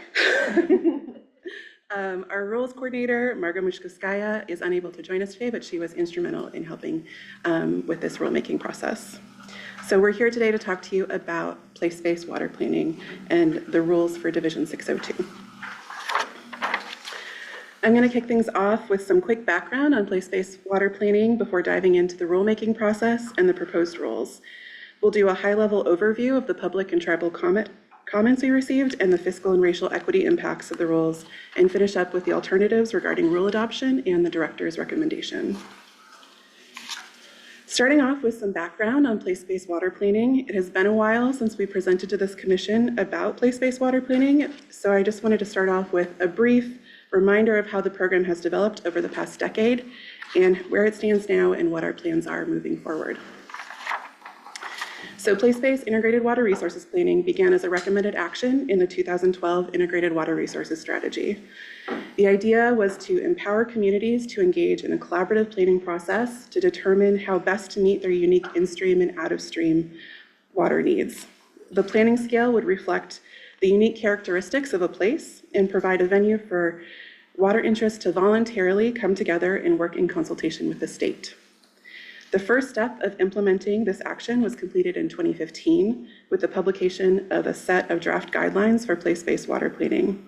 The guidelines outlined a 5-step planning process that was piloted starting in 2016 by 4 communities across the state after legislation and funding to support a pilot was passed. Agency staff worked hard to support these 4 pilot groups, developing the pilot as it was being implemented, creating processes and products to provide technical assistance, providing planning support, developing additional planning guidance, administering grants, and acting as planning participants. In addition to the 4 pilot groups, which are the Mid-Coast, the Lower John Day, the Upper Grand Ronde, and the Harney, the Deschutes has also started piloting the place-based water planning draft guidelines. In 2022, the first place-based water plans were recognized by this commission, and those groups had entered a new phase of implementing their plans. That year also brought the publication of 2 really important reports that have helped us evaluate the pilot and determine the future direction of place-based water planning. And the first of these reports was an independent evaluation, which was completed by Rebecca McLean and others at the National Policy Consensus Center and Oregon State University Cooperative Extension. They talked with many different pilot participants, including planning collaborative members and state agencies, and developed a list of 9 key lessons learned. The second report was from a legislatively created work group on state-supported regional water planning and management. That report developed a list of 22 recommendations, 19 of which were specific to place-based planning. These recommendations informed the creation of a permanent place-based water planning fund in 2023, which is in statute as ORS 537872 and ORS 537873. In addition to establishing a permanent fund, this new statute defines place-based integrated water resources plans and planning, provides granting, contracting, and rulemaking authority, and describes requirements for interagency consultation, state recognition, and public, tribal, and county notification related to the fund.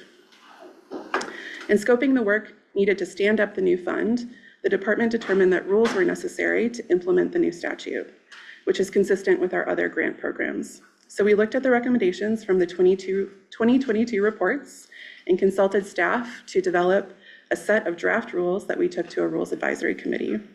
We also consulted the 6 other agencies listed in statute to assess their capacity to participate in helping to stand up the new fund, and started convening regular interagency place-based planning staff meetings with the Department of Environmental Quality, the Department of Fish and Wildlife, and the Department of Agriculture.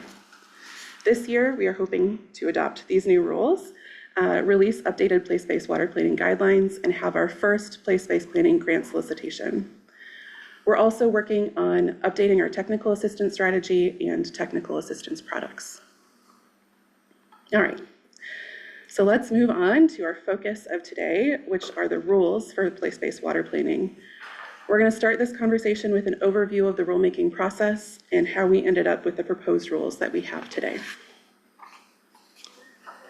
As I mentioned before, we drafted a set of rules based on the 2022 report recommendations. We took those draft rules to a Rules Advisory Committee, or RAC, which began meeting in August of 2024.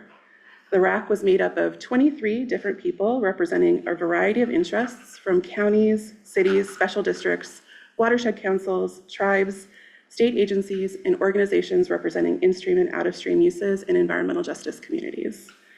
Over half of the RAC had been involved in working directly with place-based planning collaboratives in the past, and you can find the full list of RAC members in attachment 1 of your staff report. The RAC met 4 times between August and November, each time tackling a new aspect of the proposed rules. Each RAC meeting was noticed by our Gov delivery system, and time was allotted during each RAC for public comment. The RAC provided excellent feedback and helped make significant improvements to the draft rules.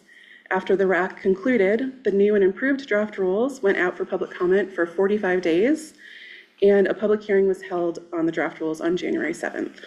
After the close of the public comment period on January 15th, we updated the rules based on the comments we received, and those are the rules we've brought to you today.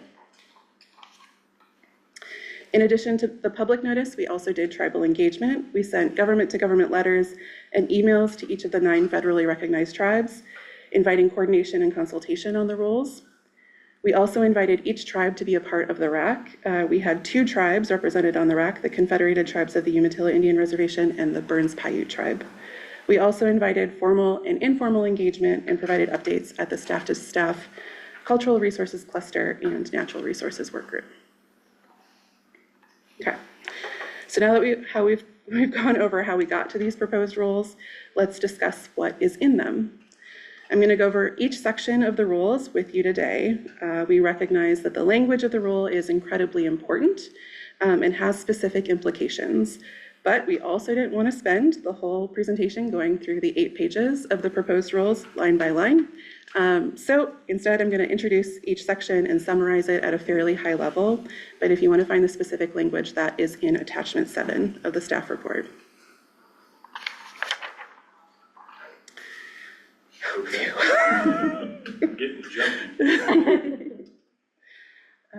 So the first section of the rules is the purpose statement, which just tells us what the rules are going to do. The purpose of these rules is to establish the administration of the Place-Based Water Planning Fund and the Place-Based Water Planning Program. They also talk about the process of State recognition and the way state recognized plans should be considered by the department and in the state's integrated water resources strategy. The second section of the rules is where the definitions live. There are 21 definitions in this section, but instead of going through all 21, I selected just a couple to put on the slide and talk with you about today. The first of these describes what a planning collaborative is, which is the balanced representation of in-stream and out-of-stream water interests from the community that develop, implement, or update a place-based integrated water resources plan consistent with their shared governance agreement. This definition is related to the second definition on this slide, which is community, and that is the people impacted by the water resources of the planning area, entities with an interest or obligation related to water resources or ecosystems or impacted in the planning area, and federal, state, local, and tribal governments. The next couple of sections, starting with section 300, are related to the use of the Place-Based Water Planning Fund for grants. These are generally consistent with our other grant opportunities with some specific language related to place-based planning. In regards to the grant application process, grant solicitation will not only depend on the availability of funds, but also state agency capacity to support grantees and planning processes. The department may choose to use an interagency team to review applications, and as per statute, the director awards grants for this fund. The next section, section 400, outlines the 4 primary grant types available. This was developed as a direct result of the 2022 report recommendations. Those reports recommended having a step 0 to planning, which would help groups prepare and assess their readiness to engage in place-based planning. To support this phase, the department would offer planning, readiness, evaluation, and preparation, or PREP grants, which would be smaller grants with a lower barrier to entry. These grants would help more communities, especially those less resourced communities, get ready to start planning. The second grant type is the most like the pilot grants of the past, the plan development grants. The third grant type would be available after a plan achieves state recognition, and those would support post-plan coordination. These are specifically not project implementation grants, but are meant to support the ongoing collaborative coordination required for implementing a plan. The final type of grant would be available would be grants to support plan updates, but that is in the future. Section 500 talks about match requirements. These are similar in nature to our other grant programs, requiring that match be secured before disbursement of funds and that in-kind labor, including volunteer hours, can be counted towards match. Based on feedback we received during the RAC, we extended the amount of time we would give to grantees to secure match to 18 months from the date of the award, which is 6 months longer than the standard 12 months of our other grant programs. The amount of match required will reflect program needs and will be included in the announcement of the grant funding cycles. Match can never exceed 50% and will realistically likely often be less than that.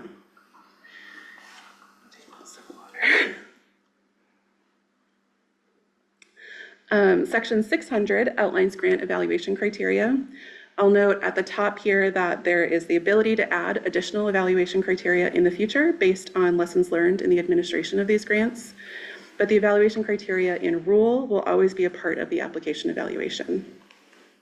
For all grant types, applications will be evaluated on their approach to public participation and engagement of environmental justice communities, as well as any strategic priorities that are included in the grant solicitation materials. These strategic priorities could be from the IWRS, the department's strategic plan, or otherwise determined by the director. The next 4 slides will outline the application evaluation criteria specific to each grant type. So PREP grant application review will look at the applicant's commitment and expected ability to effectively engage a balance of in-stream and out-of-stream water interests on place-based water issues, and the need for the community to assess its readiness or prepare for place-based planning. Plan development grants will be evaluated on the convener and potential collaborative members' ability to meaningfully engage and collaborate in a neutral process over multiple years with the public, tribes, local governments, state agencies, and a balanced representation of in-stream and out-of-stream water interests. Commitment to a neutral process may be demonstrated in part through the use of a neutral facilitator. They will also be evaluated on the proposed data, technical information, and planning tools that would support the planning area, the value of place-based planning in the planning area, demonstration of a clear need for a plan, and finally, state agency capacity to support the proposed planning process. Post-plan coordination grants are only available to collaboratives with state-recognized plans. As I mentioned earlier, these applications will be evaluated on whether the pursuit of plan strategies and actions represent a balance of in-stream and out-of-stream water interests and a commitment to collaboration and place-based planning principles. For those plans that have had 2 or more years of implementation, progress towards implementation will also be evaluated.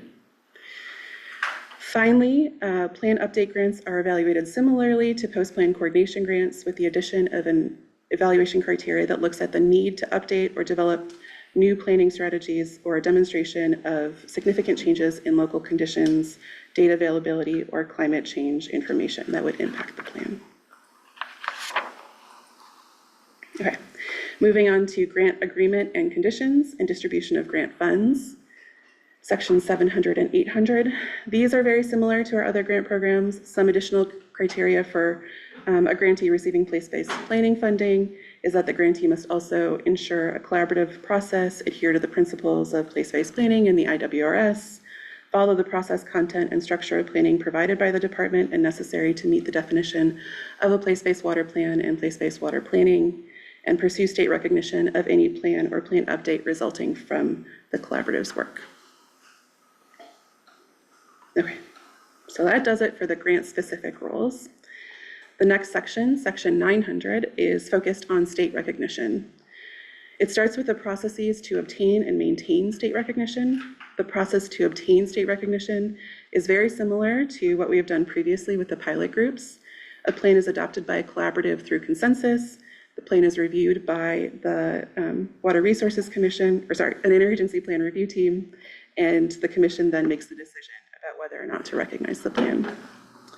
Based on a recommendation from the 2022 reports, we have also included a process that requires a collaborative to actively maintain state recognition of their plan through biennial reporting on their progress.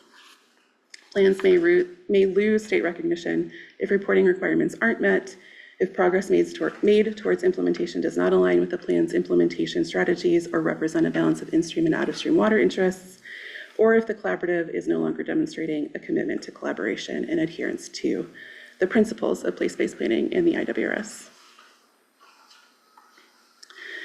The next part of the state recognition section focuses on what state recognition actually means. I'll preface this slide by recognizing that there have been many conversations about this in many different venues, and many people have many different opinions about what it should mean. We have done our best to interpret statute, listen to the RAC, and come up with some answers here. So statute says that the commission may adopt rules, including rules that describe how implementation actions outlined in a state recognized plan may be considered and supported. To that end, the proposed rules require that the department, in consultation with other relevant state agencies, identify, document, and communicate to a collaborative which plan strategies are consistent with an agency's missions, authorities, and priorities, and whether and how they may be supported by those agencies as resources and capacity allow. The statute also says that the Water Resources Commission shall consider state recognized plans when updating the IWRS. This has been further clarified in the proposed rules, which say that the department, in consultation with other relevant state agencies, shall identify and may incorporate common themes, critical issues, or individual strategies emerging from state recognized plans into updates and any associated work plans consistent with the agency's missions, authorities, and priorities, and as capacity allows. Moving on to public notice and comment, section 1000. Prior to any decision about grant awards and state recognition, the department will give public notice with a 45-day public comment period, along with written notice to county and tribal governments within a planning boundary. Section 1100 talks about agreements and contract authority. So the statute gives the director discretion to use these funds to further place-based integrated water resources planning by entering into agreements or contracting. The proposed rules reiterate that authority and add an additional transparency piece that requires reporting every 4 years, identifying potential ways to use that authority and documenting spending related to that authority. So section 1200 talks about the provision of technical assistance.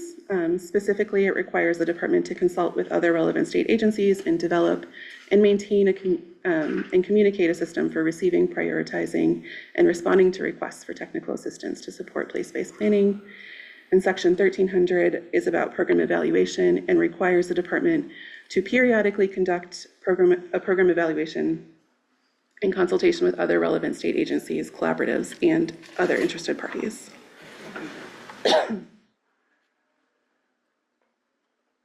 Okay, that wraps up the rules overview. Whew. Okay, now I want to briefly summarize the public and tribal comment we received and then how we considered them in the proposed rules. So we received written and oral comments from 2 tribes and 9 individuals or groups. The majority of these comments were in support of the proposed rules with some suggestions for improvement. I'm going to pull out some major themes from the comments for the purposes of our discussion today, but you can find all of the tribal and public comments in full in the attachments 4 and 5 of the staff report, and a summary of the comments in department response in attachments 4 and 6 of the staff report. Okay, so starting off with tribal comments, we received comments from the Confederated Tribes of the Umatilla Indian Reservation and the Confederated Tribes of the Grand Ronde Community of Oregon. The first general theme was an interest in ensuring meaningful engagement from disadvantaged communities and regulatory agencies. There's some language around this in statute and rule, and the department plans to further clarify specific expectations around state agency roles and community engagement in the guidance. One tribe also expressed interest in contributing their expertise by participation on the application review team.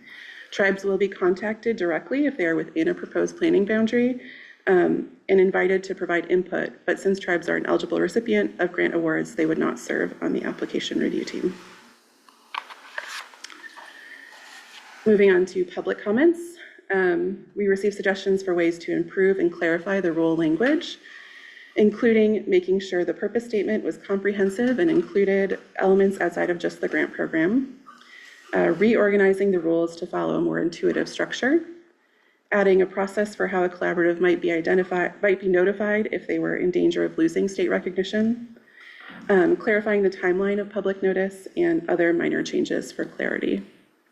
We made these changes and they are reflected in the red line edits in attachment 7. We also received comments that talked about the value of state recognition and related state support for plan implementation. Some feel that this issue remains unresolved. Conversations over the last 10 years have shown that this is not an easy topic to find consensus around, but we believe that the rules provide more answers than were previously available and are within the scope of what statute allows. Some very concrete things to come out of these rules in regard to the value of state recognition is that it makes collaboratives eligible for additional post-plan coordination and plan update grants that were previously unavailable. It also commits the department to identifying strategies in the plan that it can support and requires that to be communicated to collaboratives, which has not been a requirement in the past. And finally, it requires state-recognized plans to be considered in the IWRS, which is also new. Additionally, there are other values to being state-recognized that cannot be captured in the rules, including things like relationship development, shared vision for action, its use as a communication tool, and as a competitive edge for funding opportunities. Another theme that we saw in the public comment was a concern that requiring match be secured before disbursement of funds is unnecessarily restrictive because place-based planning funds were often used as a magnet for other funding, and it often took time and effort for those sources to come through. Requiring that match be secured before disbursement of funds is standard practice for our grant programs and many other state funding opportunities that we looked at. This ensures that the investment of state dollars will result in a completed plan or project.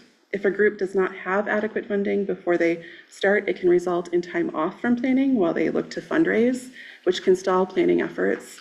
And one concern that we've heard is that longer planning times lead to planning fatigue, which we want to avoid. This concern about match was also brought up during the RAC, and we did consider other options at that time, but ultimately decided that the other options available would lead to an increased administrative burden on grantees, which was not ultimately justified. Instead, as I mentioned before when we talked about match, we increased the time that grantees have to secure match an extra 6 months so that they will have a total of 18 months to use the place-based planning fund as that magnet to secure additional sources of match. We also noted that match does not have to be just financial match. It can also be in-kind match, which includes volunteer hours, and we think this is especially appropriate for planning collaboratives. Finally, we do have the flexibility to require a lower percentage of match and can adapt that according to program needs. Other themes we saw in the public comments were that there weren't enough requirements in the rule for the frequency of different program elements, including grant cycles and program evaluation. Generally, we think these elements are more dependent on other factors, and including a time element would reduce our ability to be adaptable to respond to program needs. We heard that more standards for place-based water planning are likely needed. We will be providing more details regarding the standards outlined in rule in the program guidance, which will hopefully address at least part of this concern. We also heard a concern that there is the potential to exclude in-stream interests from the planning process. We examined the rule language in conjunction with the statute and concluded that there is no way to exclude in-stream interests from the planning process. The statutory definition of a place-based plan is that it is developed in collaboration with a balanced representation of interests and addresses in-stream and out-of-stream needs. In rule, a planning collaborative is defined as being made up of a balanced representation of in-stream and out-of-stream water interests from the community, where community is broadly defined. Additionally, all grant applications are evaluated on their commitment to or demonstration of representing a balance of in-stream and out-of-stream interests. Finally, there was a concern that the rule language is confusing and adequate public and tribal notice of the rulemaking was not given. We worked to make the rules clear and transparent as possible while also fulfilling the precise needs of rule language. And as with our other grant programs, additional guidance will be provided that meets department standards for readability and comprehension. In terms of adequate notice, we did make a concerted effort to notice the public about this rulemaking, including GovDelivery email notifications, posting on the public transparency website, and posting to the department website. As we talked about earlier, when I described tribal engagement, we also emailed and mailed formal letters inviting coordination and/or consultation on this rulemaking and provided regular rulemaking updates with the Cultural Resources Cluster and the Natural Resources Work Group. And as a result, we had 2 tribes sit on the RAC and 2 provide public comment on the rules.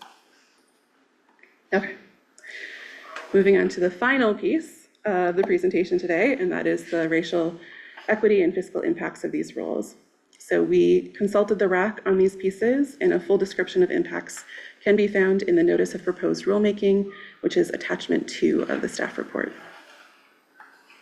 Starting with the fiscal impacts of these rules, the rules may positively impact the Oregon economy through grant awards and entering into agreements or contracts to support place-based planning. Planning participants are likely to experience varying impacts depending on their role in the planning process. For example, planning participants commit time and resources to support planning, which can include things like travel to meetings, meeting attendance, technical assistance, plan development, and organizational support. More details about the fiscal impact can be found in the Notice of Proposed Rulemaking.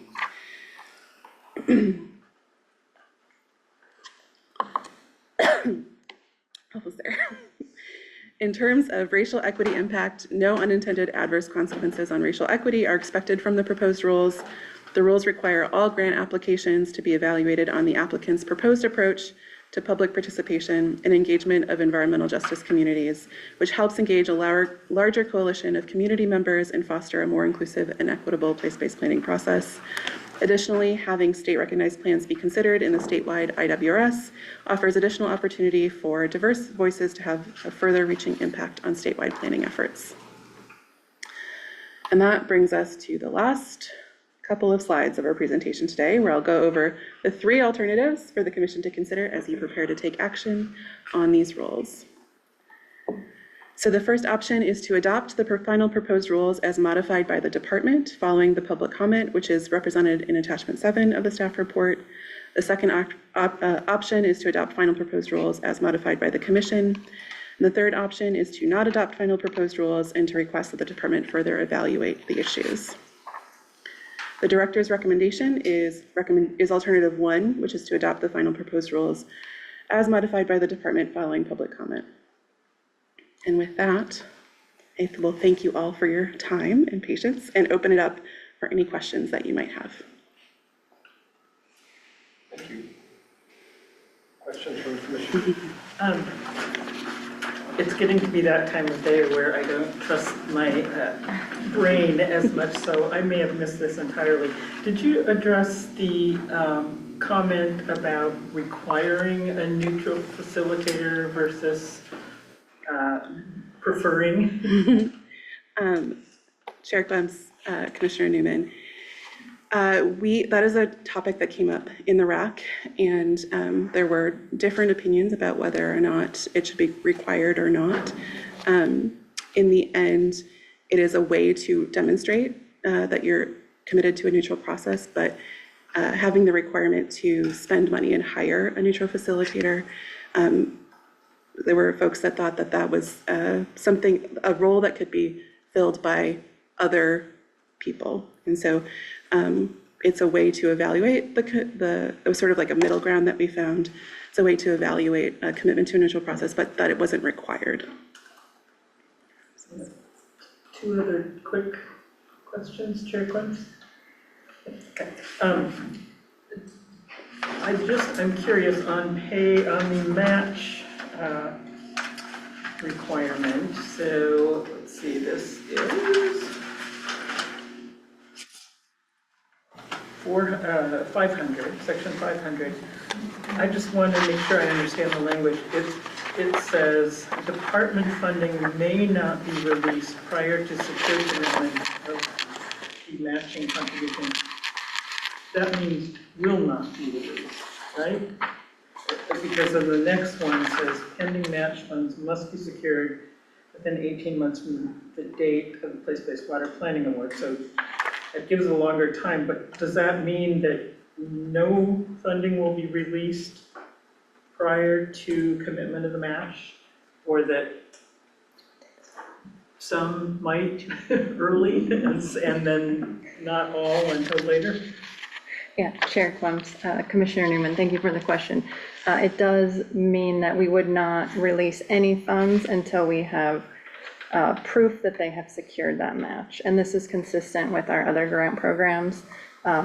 If they have secured, and this can be in the form of a letter saying, we have secured 100 hours of volunteer time, this organization commits to these 100 hours of volunteer time, and we would count that as the secured match. So there's many ways to show that, but it is saying that that's correct. We would not release any funds until they have shown that amount.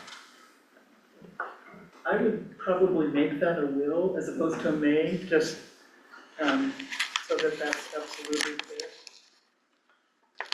You can handle that when we do a motion? Okay. Mm-hmm. And then my last question has to do with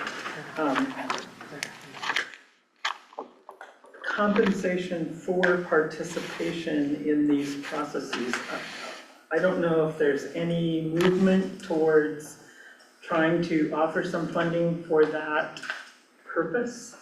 And I know that, that could be happening completely apart from the department in the legislature, but it just seems like that was something that came up previously in the pilot projects, and I believe in some of the comments here too, that in order for the process to be truly collaborative and balanced, there are going to be interest groups or parties that don't have the resources to participate. I don't know if how you plan to address that.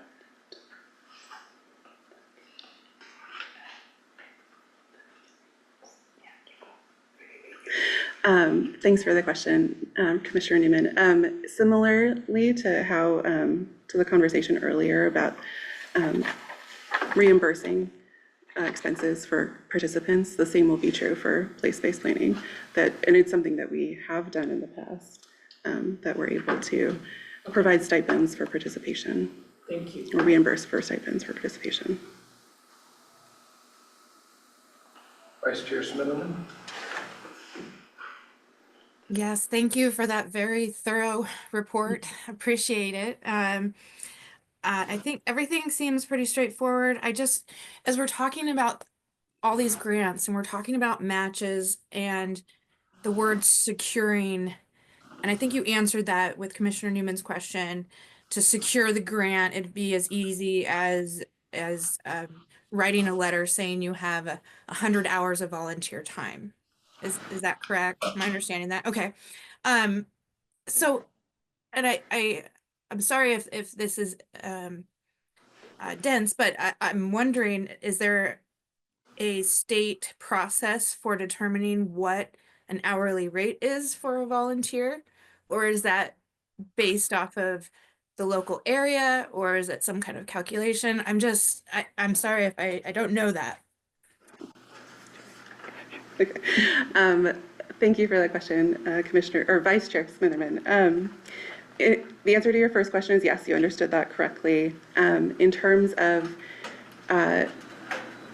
the rate at which a volunteer hour would be reimbursed, that is something that we're looking into right now and will be developed for guidance. Okay. Yeah, sounds good. I mean, I think what I'm getting at is that you are trying to create a flow of funding that's not going to be prohibitive in them getting their boots on the ground and getting it started. So if they have 18 months to supply you with a letter saying, I'm pretty sure, I mean, do they have to have signatures of each of the volunteers, or is it just said, we've got confirmation by 10 volunteers for 100 hours, and maybe that's also what you're going to be figuring out as you develop the rules, but that was another question. Vice Chair Smitherman, thank you for the question.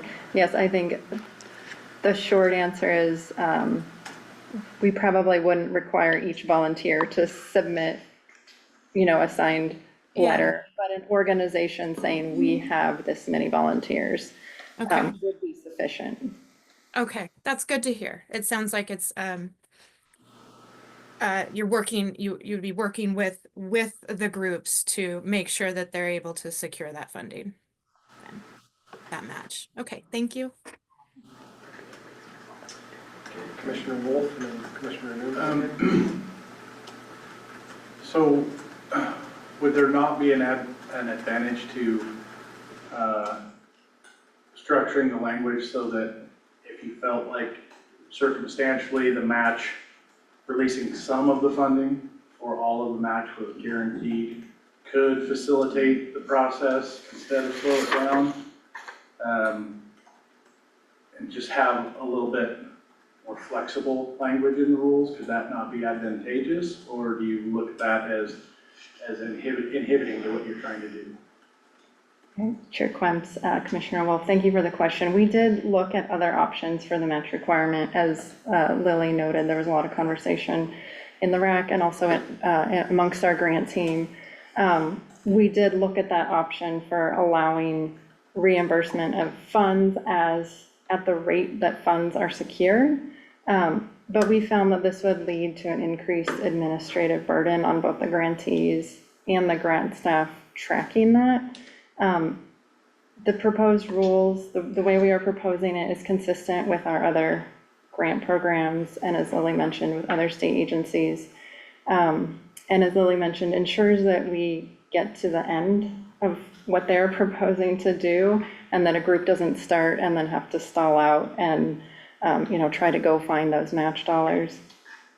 We also have, with these proposed rules, the flexibility to not require a high percentage of match. So I think, for example, the prep grants, when groups are just getting started and evaluating their readiness for planning, we could set that rate very low, recognizing that they're just getting started. It's probably going to be harder for them to find match. So we could set that, match at I'm just gonna throw out a number, don't kill me, it's, 10%, and that might be something that's easily met with volunteer hours.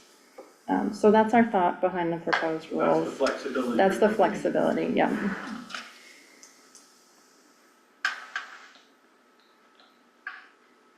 Commissioner Newman and Commissioner Leah.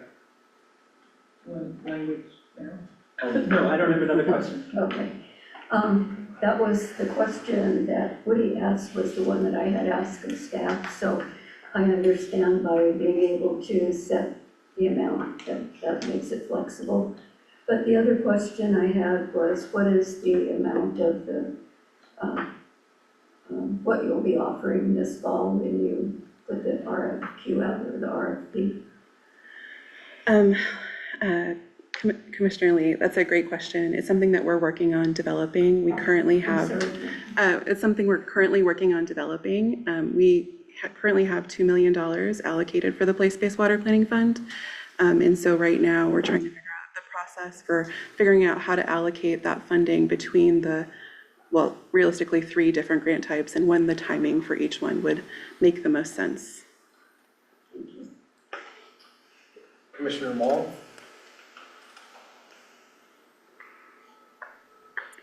Thank you, Chair Quimps. I'd like to return to the match question. Given all of the flexibilities in match levels that could be adopted based on an application and things, I wonder if it might not be simpler to simply, for example, in that section 690-602, what if we just got rid of sub 2, just completely eliminated it? Because you would still have clearly an expectation of match and the ability to have match go up to 50%. And you have a definition of what eligible match requires. But to Woody's point, it's kind of an Occam's razor thing. If we really don't need it, why do we have it? And I'm not sure I understand that we really need it in that section 2, because we're in the application process going to have a lot of interaction with communities, the applicants on behalf of the community. So you're going to have a sense of what sort of participation there is, how broad it is, how objectives oriented the group is, all that sort of thing. And you work with them in that application to make it work. What underlies my consideration of this is, I mean, again, if you just look at the structure of this and you look at the comments that were made by the RAC, it's clear that once again, we are contributing to a structure that poses one group against another. And rather than having place-based planning communities for communities of place, we're really dealing again with communities of interest, positioning against each other to try to make sure they're not going to get something taken away. And I feel like something like the match, just eliminating that piece of it is just one tiny step in saying, folks, we're here to support you. You guys figure it out. How would that sit with people? I'm interested in other commissioners' thoughts on that. I have a question. This is Commissioner Newman. Hello, Commissioner Mall. Are you suggesting then that if you eliminated paragraph 2 of section 500, there would be no requirement for the grantee to say anything about the match when they applied? I mean, it seems like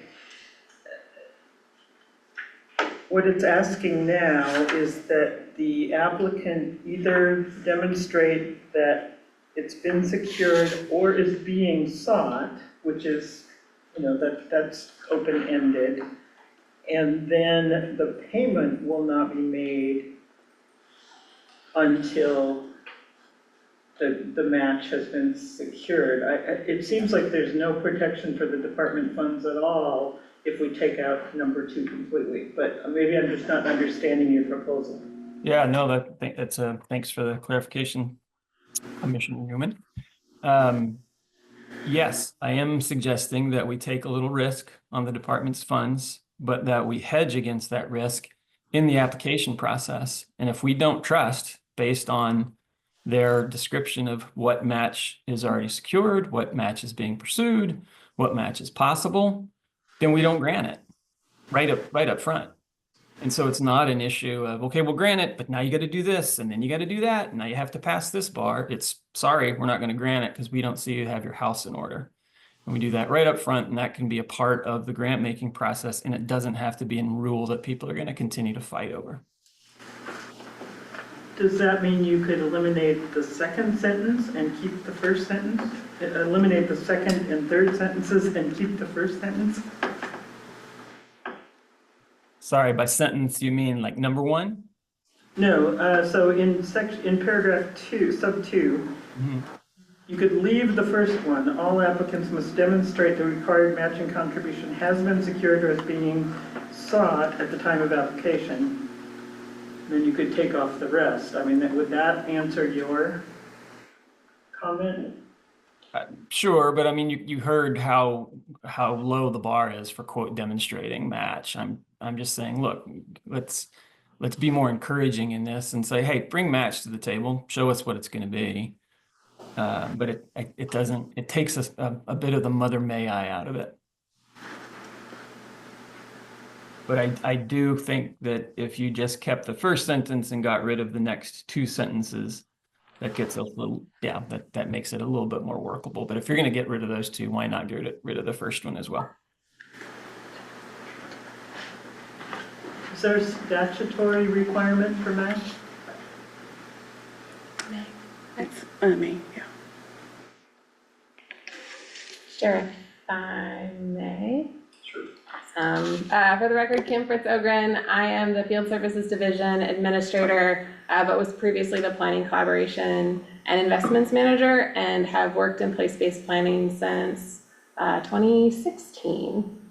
I just want to note from our experience in granting and for the commission to have sort of all of the understandings of the ramifications of including or not including different language. That it is, one will clarify that the statute says we may require match, so it is not required, it's not a shall required. The second piece is what I hear Commissioner Mall saying actually raises the standard and makes it more difficult for applicants if at the application stage you want more information about match being secured at that point in time. Currently, how we experience the grant programs is our applicants have told us it's really helpful at the application stage to have identified those pending matches, things that they're seeking, because unfortunately with all of the different funding programs, the timelines just don't add up. And so it's really hard at that application stage to have everything in order. And therefore you wouldn't, as you're making a decision, it'd be difficult to have all of that information. So I am I'd caution the commission to think about in trying to make things easier, it might make things more difficult for the applicant. I also wanted to note that part of the benefit of why we note that pending match funds must be secured within a certain time period of the award is that we have found in other grant programs that sometimes folks have great aspirations and they can't secure the match, and we have just a pending award out there for an indefinite period of time, meaning that those funds aren't available for others to access and use. And those programs, I think as folks said, 12 months, and this is a more generous 18 months. So I just offer that in the weighing of the balances of what requirements maybe to keep in rule or not.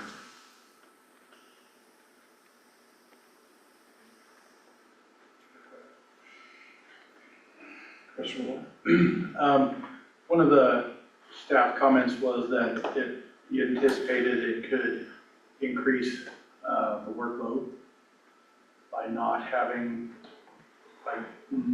waiting to disperse final payment until the match is guaranteed. Is there any to what degree do you believe that could happen? Would it become unmanageable, or just to a small magnitude of degree greater?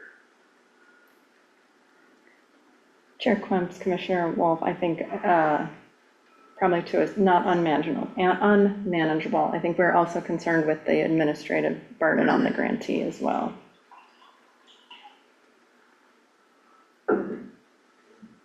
Commissioner Mull, did you have another comment or question?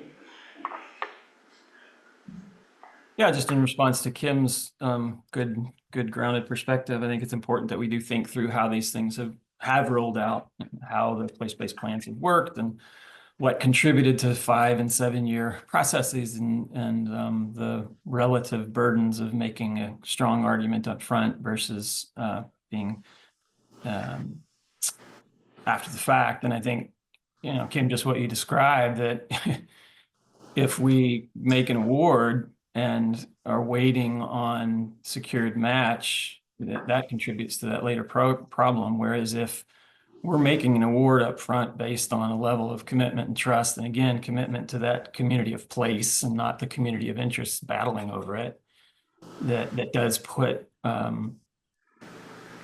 more onus, both I think on the applicant and on the communities, but also on the grant review team and the commission to recognize that, okay, we're not just giving money to anybody that says, hey, that sounds good to us, that we want to do it together from the get-go. But when we make the commitment, we write the check and we let them run with it. And we hold ourselves and the communities hold themselves accountable to deliver on that and not come back again saying, well, we need a little more and we need a little more, unless there's really good reason and they can demonstrate that they've met outcomes and have attracted additional dollars, which I think has been, that's the catch-22. It's hard to get rolling unless you get those initial dollars. And if you go asking for those initial dollars, the first thing people ask is, well, who else is contributing?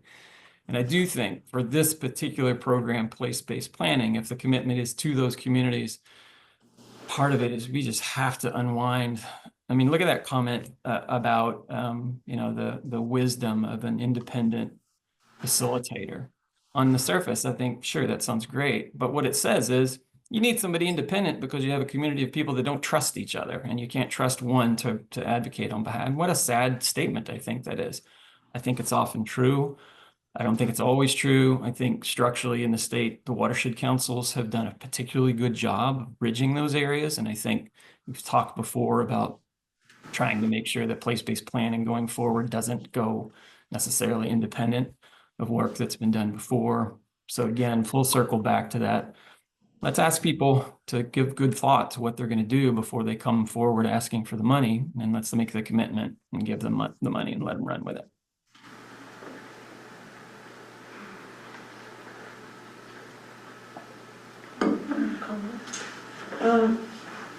I'm not sure if this is a comment or a question, but did this kind of match thing, getting the ball rolling, was that kind of the impetus behind, kind of the prep grants? I mean, we used to have, for water projects and loans, we have the feasibility grants where you can figure out, can we really do this thing? Well, okay, on the planning, I was like, are we really ready to do this thing? Is that why you came up with that, to kind of, okay, let's get the ball rolling with an easier, smaller grant? Was that the idea behind that? Because I think that's a wonderful way to kind of bridge this question. Because I think the issue is like, okay, you got a community that's never done this before, they don't know what to do, and yada, yada, yada. Okay, here's you a smaller grant, are you ready? What do you need to do to get ready? What's, what was the thinking behind that? Am I reading that correctly? Commissioner Chiara, yes, you are correct. That is the thought behind prep grants, is that it allows a low barrier to entry, communities to come together and figure out, are we ready to do place-based planning? Is place-based planning right for us? And let's prepare and get ready to actually do it. And so that you're spot on. That is exactly what we were thinking.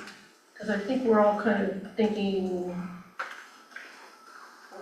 big place-based planning with this match without thinking that we've done possibly the prep grant ahead of this. Just my observation. Thank you. Good point. Chair Quemps, if I may, commissioners, I just wanted to, as I'm sitting here thinking about this, note that my example of the low barrier to entry with the in-kind match for a prep grant doesn't necessarily to apply to all of the types of grants that we're talking about here. So for a planning grant, it might be a larger amount. We might be requiring a larger match percentage. So it might be harder for folks to have that secured before they come to us.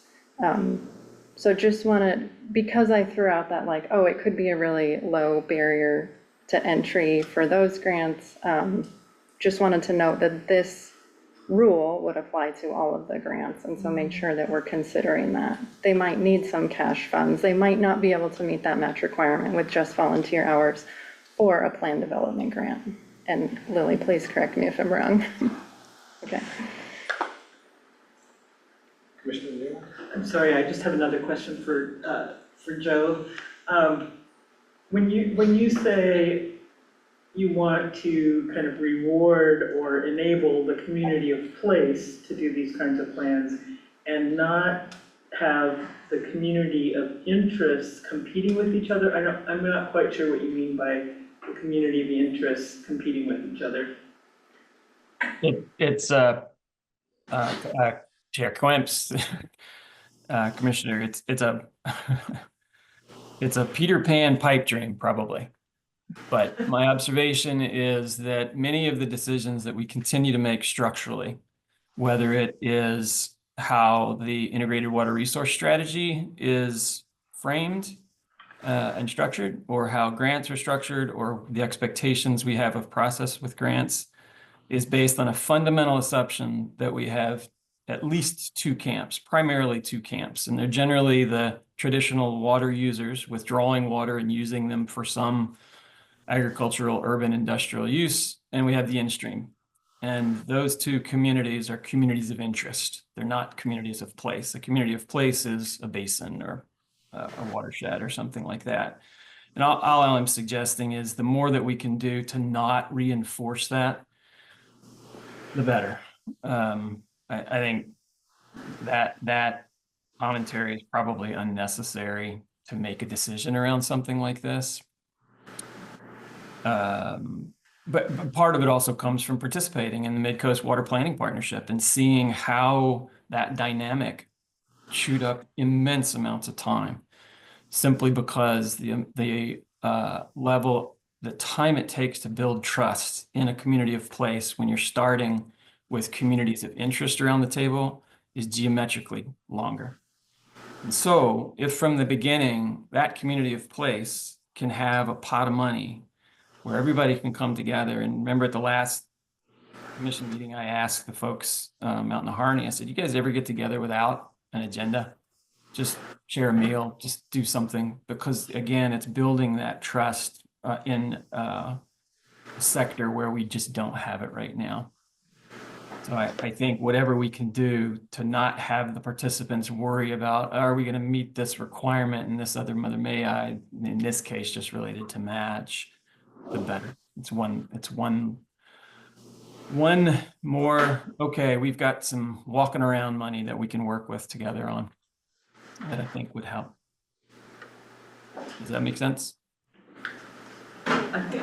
Yeah, I think so. And does that mean then that, I mean, it seems to me that that goes back to Kathy's point that if you have a low match requirement for that initial getting ready to plan phase, that's exactly what you're talking about. You know, it's like there's not a big match requirement, and if it's a fairly low barrier, it can be met by volunteer time or whatever, then you do get a pot of money to go figure out if you're ready for the next phase with the kind of trust that you have to have for that phase where you're really talking about the competing water users.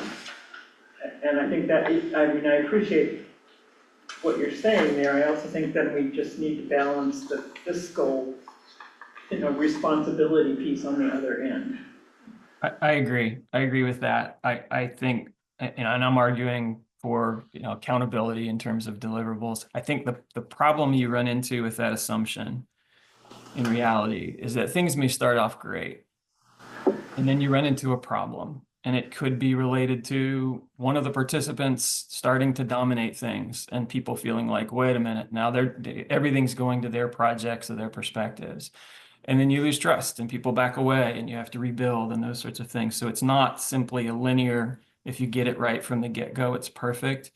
You need to keep circling back and keep building trust and having that flexibility within to do it. So yeah, that's just been my observation of what's happened over the last 7 years. And it's not unique. Not unique to this. It's not unique to place-based planning. I think the water has its own color for sure.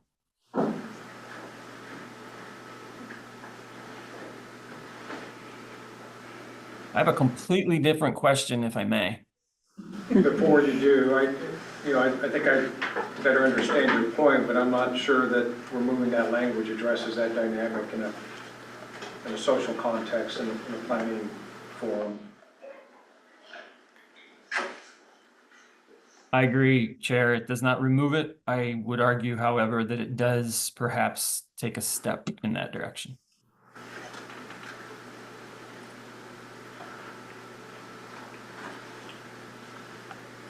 Your next comment or question?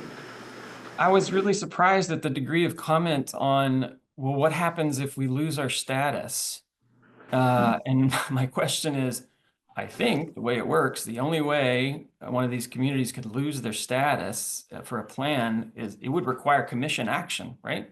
Because it's commission action that gives that. And I guess the way it's described, there would be a 2-year, some period of time where we would get reports that all of a sudden it wasn't working and the commission would have to take action and say, that is no longer a recognized plan. Am I correct in that assumption? Because boy, that feels really awkward if that's the case.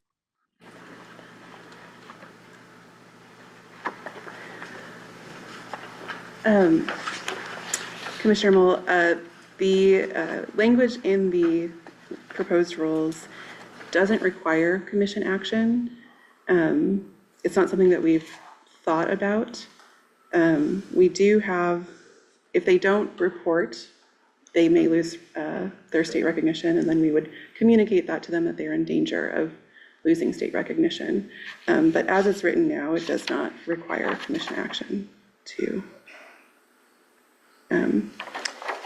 make that action. We just require a failure to report. Yeah, or any of the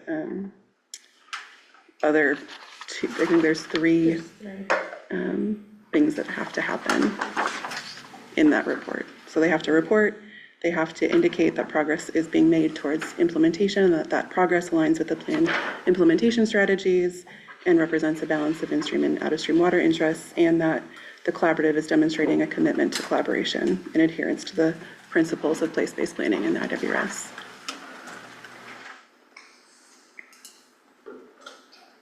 It looks like in the language of it is the department that would make the determination, not the commission. But it's not explicitly stated, but it can be inferred. Yeah, that seems to be that I'm curious what Commissioner Newman thinks about this, and I'm not an attorney, but that sure seems to be a undercutting of commission power. If the commission is taking an action and staff can could unwind it. And obviously, I don't think there's really any. It's just kind of funny to me. I was more surprised that people were that worried about it. It seems like it would be better to be explicit about the meetings rather than implicit. Right. I'm not your lawyer. I hesitate to. I mean, so you're saying, Joe, that you think, well, two things. When you first commented, I thought you were saying it would be awkward for the commission to come back in and say, oh, you guys are, we're gonna take away your gold star. But what you're really saying is if the commission gave the recognition, then the commission should also take it away. If it's gonna be taken. Both. It feels like, I don't know, kind of feels like, I don't know, the federal Congress saying something's going to happen and the executive branch saying, no, it's not.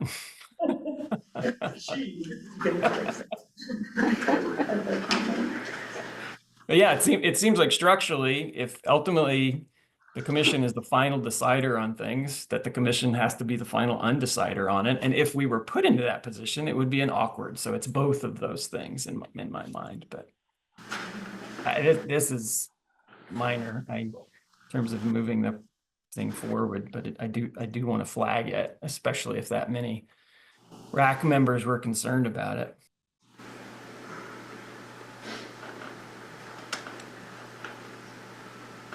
Commissioner Lee?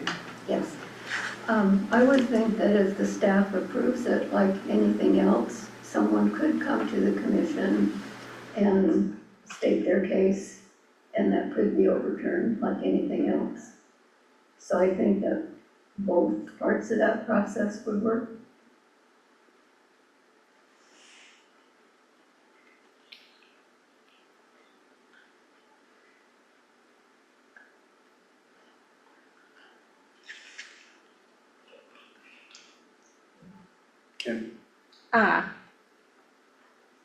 I don't know if then that the decision becomes a final order of the department, and that seems weird and awkward. While I agree, Commissioner Mall, that it would be awkward to sort of be revoking recognition, it does seem clearer and cleaner if the commission is the one to make that decision, knowing that it would take a lot for the department to gather up that evidence and make a recommendation. So hopefully we won't be in that spot.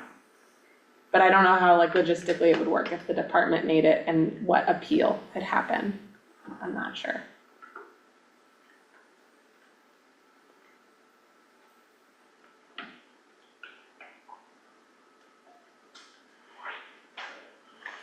So is it worth taking more time and making these processes explicit? Or?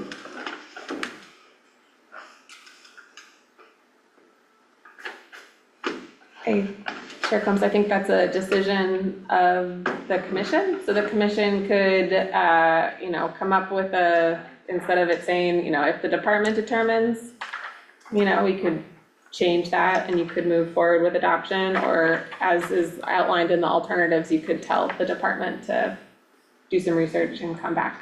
It's really your call.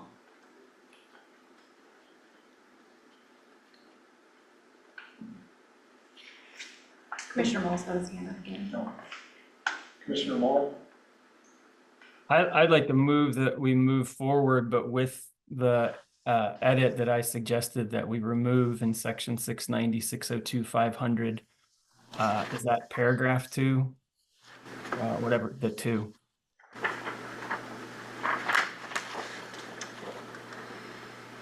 Eric, can you share the PowerPoint again?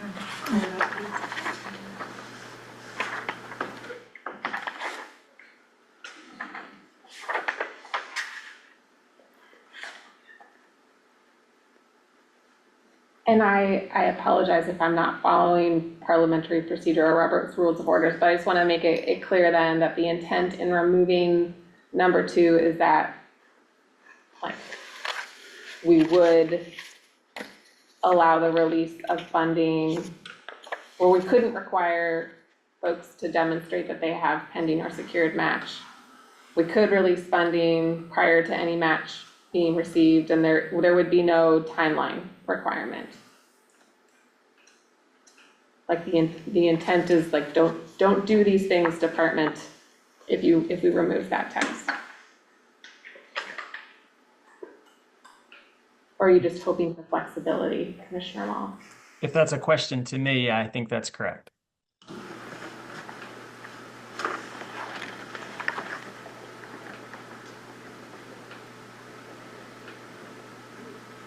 And in terms of procedure, in terms of Robert's rules, that was a motion, so. So you need to. Is there a second to that motion?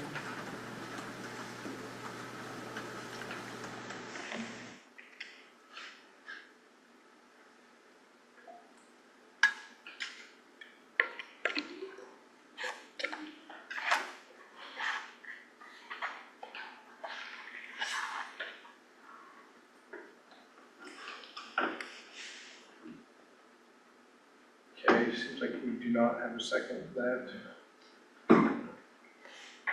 If there's no second, then I'd like to move adopt the final rules proposed as modified by the department following public comment in attachment 7 in the staff report.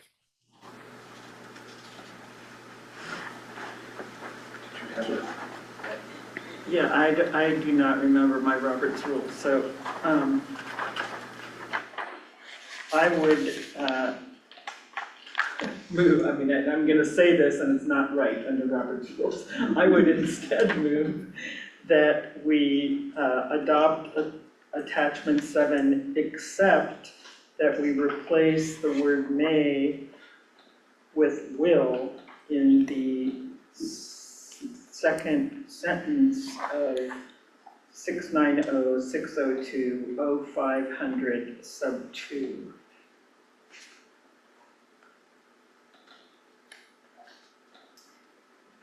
I don't know what you do with that in terms of Robert's rules as to what's on the floor right now. Its motion failed. I withdraw my second motion.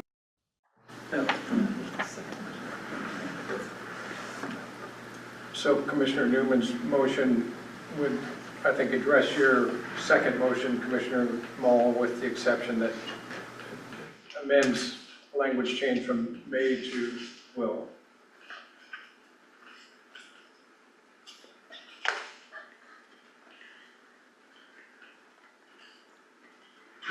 Correct. Right, and then we leave the department as the decider on this recognition. We're not touching that. That's, Yeah, okay. is there a second for that motion?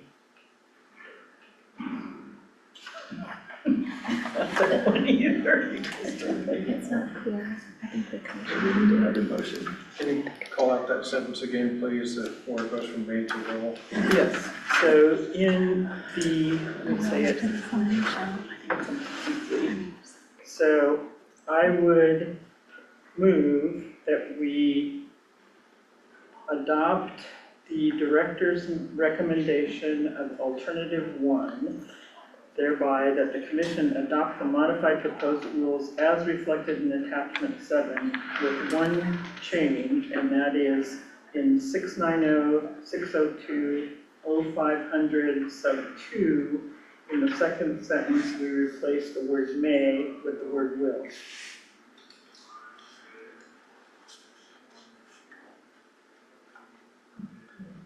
So department funding will not be released prior to. So it basically goes back to what they were recommending, but with that clarification that may doesn't mean maybe in that case.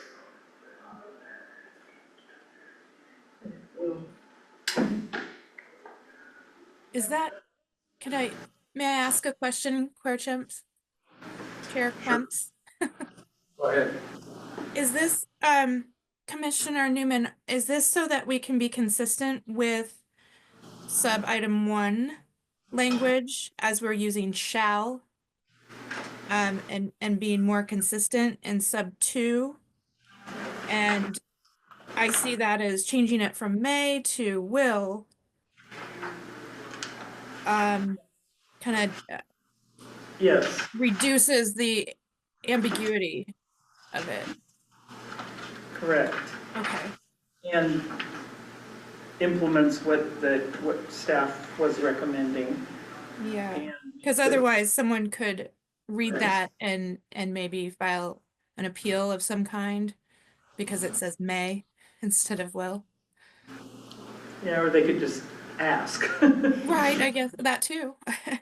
But again, to me, it does sound like staff is doing everything they can to make this as flexible as possible, in my opinion. Now I'm just talking. I need to think more. Thank you. So into your talking, is it correct that this gets to your point that this applies to all categories, even the prep? So at the prep, you want that May language? Is that why you have it in there? Chair Combs, I'm not sure why it's in there. I don't see on first reflection any issues with changing it. The prep grants would also be structured in the same way. There just might be a lower required match. The intent was to have shall or will and the wrong words in there. Yeah, the will follows the shall, yeah. So it's consistent. Okay.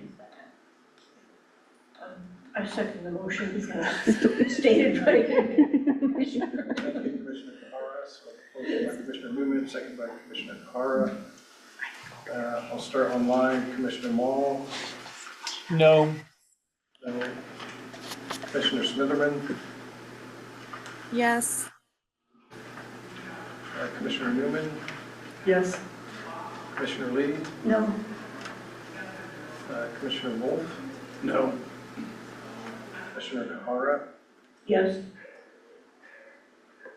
And I vote yes as well.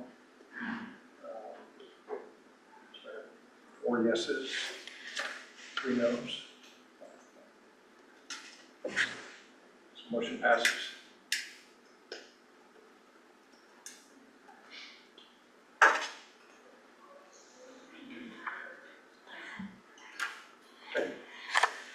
Thank you. Thank you. Chair Quint. Yeah, just again, post-vote, just want to extend my thanks to staff and encouragement again that in the implementation of this going forward, you just take us at our word in terms of supporting the flexibility that you can use to work with grantors to get good projects out on the ground. Thank you.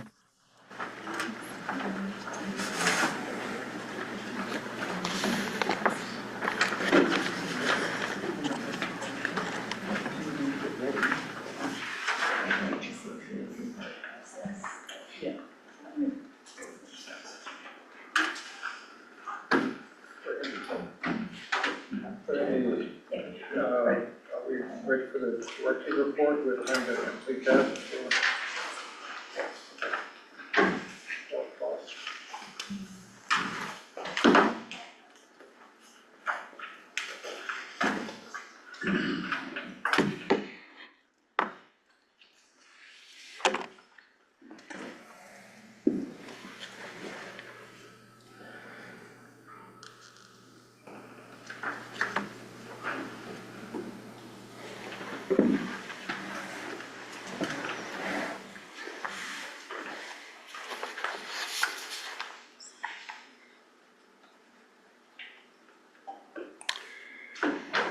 Chair Quimps, members of the commission, for the record, Ivan Gall, Director for the Water Resources Department. We've got some extra time this afternoon, so I'll go ahead and provide the director's report, which was scheduled for tomorrow morning. I'm going to go ahead and really skip over what was included in the written director's report. I'll assume if you have any questions on that, I'm happy to take those. What I'd like to do is go through a number of other items here to bring you up to date on some of the happenings with myself and the agency, and I think some exciting opportunities that lie in front of us here over the next year or so. First, starting out with some tribal interaction. Doug and I and Mike McCord, who's the Northwest Region Manager here, will be meeting with the Confederated Tribes of the Grand Ronde on March 26. That's an informal meeting with their Board of Trustees there to just answer general questions that they may have and present what the department's up to. Also, going back to the prior tribal visits with the directors of ODFW and the Oregon Watershed Enhancement Board, the three of us, including myself, will be traveling out May 15th to meet with CTUIR on May 16th in Pendleton there. So we're excited to be able to do that. That meeting was scheduled earlier this year and we had to postpone it. As you know, our next commission meeting is going to be in Pendleton. Opportunistically, the Oregon Department of Fish and Wildlife is also, their commission is meeting in Pendleton on the same couple of days. So staff have been working to schedule a joint tour for the Water Resources Commission and the Fish and Wildlife Commission on Thursday morning. So we'll spend about a half a day out in the field touring parts of the Umatilla Basin. Right now that tour looks like it will include Mackay Reservoir and some restoration work around Birch Creek. And we'll be doing that with the Fish and Wildlife Commission. We'll then have lunch and go ahead and start our regular commission meeting on Thursday afternoon and finish up on Friday there. But excited to be able to get together with another commission there who, as you know, has much overlap in the water world here as well. The Land Conservation and Development Commission Chair, Anyale Halava, and Brenda Bateman, Director of the DLCD Board, or DLCD, excuse me, sent a letter to Chair Quemps and myself on February 10th or 12th. They are proposing that we explore holding a joint commission meeting in early 2026. That joint meeting would give each commission the opportunity to consider the linkage between land use and water, talk about emerging issues, and explore opportunities for future partnerships. Staff right now are looking at dates in late February 2026, but I wanted to just check in with all of you, confirm your interest in doing so there. But as we're working through some of these priority areas on the integrated water resources strategy and looking at Governor Kotek's desire to increase the housing supply here in Oregon, this nexus between land use and water seems to be coming up in that development realm there.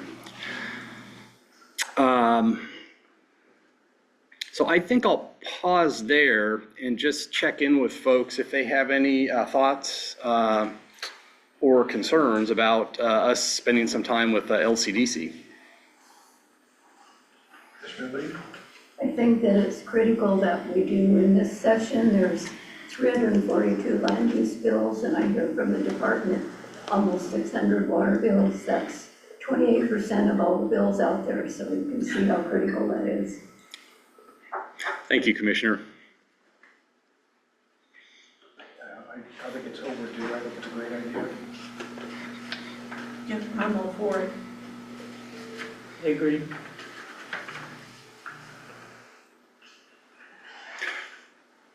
Commissioner Mall or Vice Chair Smitherman?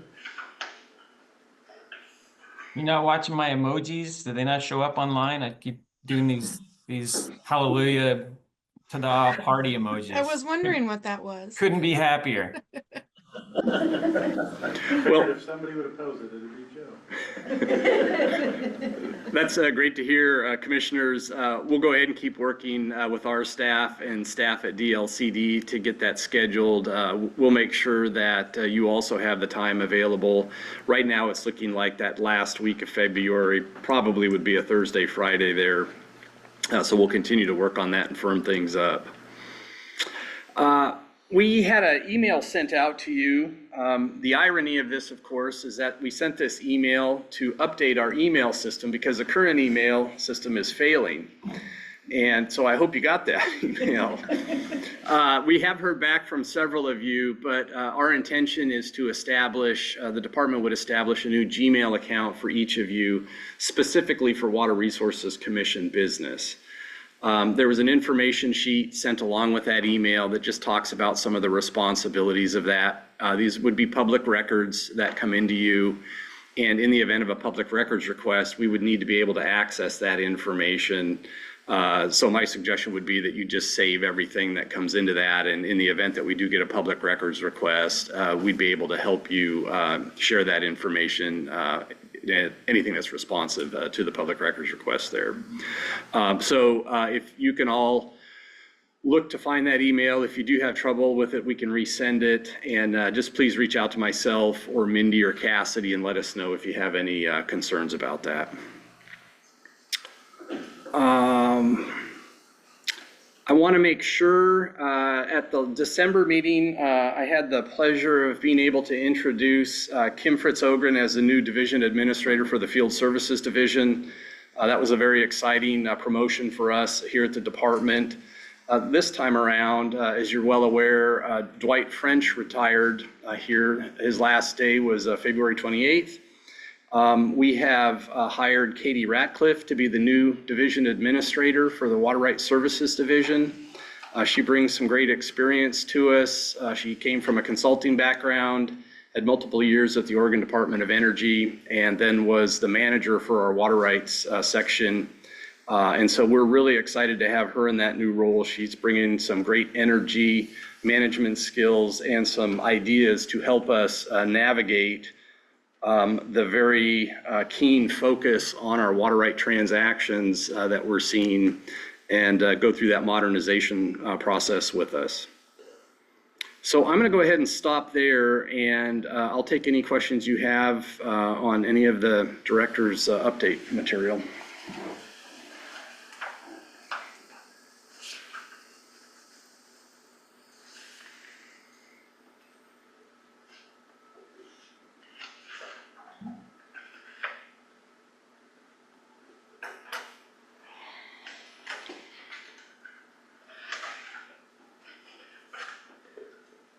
Questions or comments from the commission?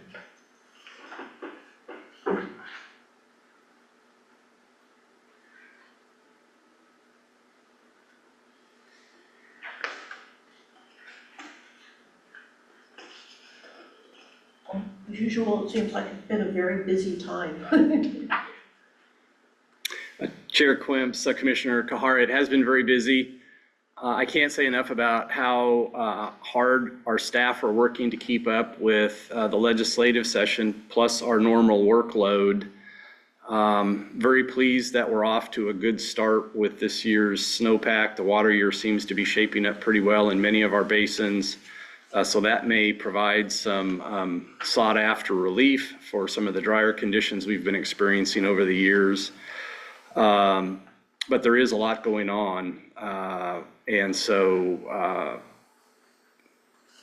again, just thankful for all the resources that staff have been able to bring to the table to kind of keep the process moving forward here.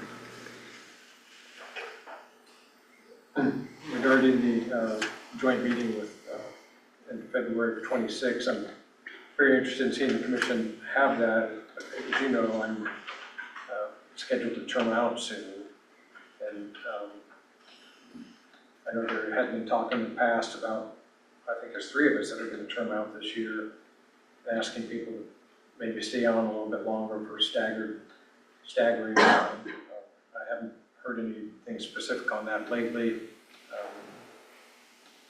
That, you know, it's something I could maybe do for a short period, but I'm just curious where that might be and what other commissioners are thinking along those lines. Chair Quimps, members of the commission, happy to address that. I actually checked my list and I'm not sure I had that noted that you weren't going to be around after June. So I've been working with the governor's office. Right now, new appointments to the Water Resources Commission, because of the backlog of work for other commissions and boards, has been put off until September of 2025. Commissioner Lee and Commissioner Wolf and Commissioner Mall have all agreed to, all agreed to be re-upped for additional terms. And, Commissioner Mall is going to be willing to stay on for 1 to 2 years longer, as will Commissioner Kahara there. And then Wolf, Smitherman, and Lee are up for renewal for another 4-year term. One of the issues that we're trying to navigate with the governor's office is that over the years, just because of the way the numbers worked out, a number of the commissioners were appointed in the same year. And we, in an ideal world, we don't have a large onboarding and offboarding of commissioners on any given year there. And so we're trying to get some stagger of those built back into it. And Commissioner Kahara and Commissioner Mall volunteering to stay on to help us with that is really much appreciated. But the re-upping of the other 3 commissioners would be taken up at September.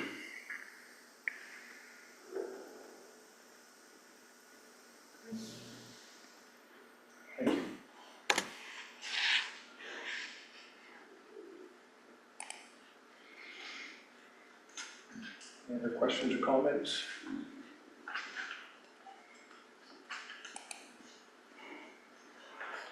Chair Quimps, members of the commission, thanks for your time. Sorry for the various issues we dealt with this morning, but I think we'll be in better shape tomorrow morning to get going. We'll have a bit of a truncated schedule there, so we should be able to get you on the road earlier. And with that, I'll go ahead and step aside. Thank you. Thank you. So I think we're to agenda item I, approval of meeting minutes, and I think Commissioner Wolf got a correction that needs to be made. Yeah, I would make a motion to approve the meeting minutes from December 12th and 13th meeting with the correction that commissioners on both days be Meg Reeves be changed to Janet Newman to reflect who is actually there. I second. Second. Yes. Moved by Commissioner Wolf, seconded by Commissioner Kahara. Commissioner Mall, Yes. Vice Chair Smitherman, Yes. Commissioner Newman, Yes. Commissioner Lee, Yes. Commissioner Wolf, Yes. Commissioner Kahara, Yes. and myself vote yes, so that passes. Thank you. And we didn't even call it the chair leaves. We haven't had it. I haven't been here that long.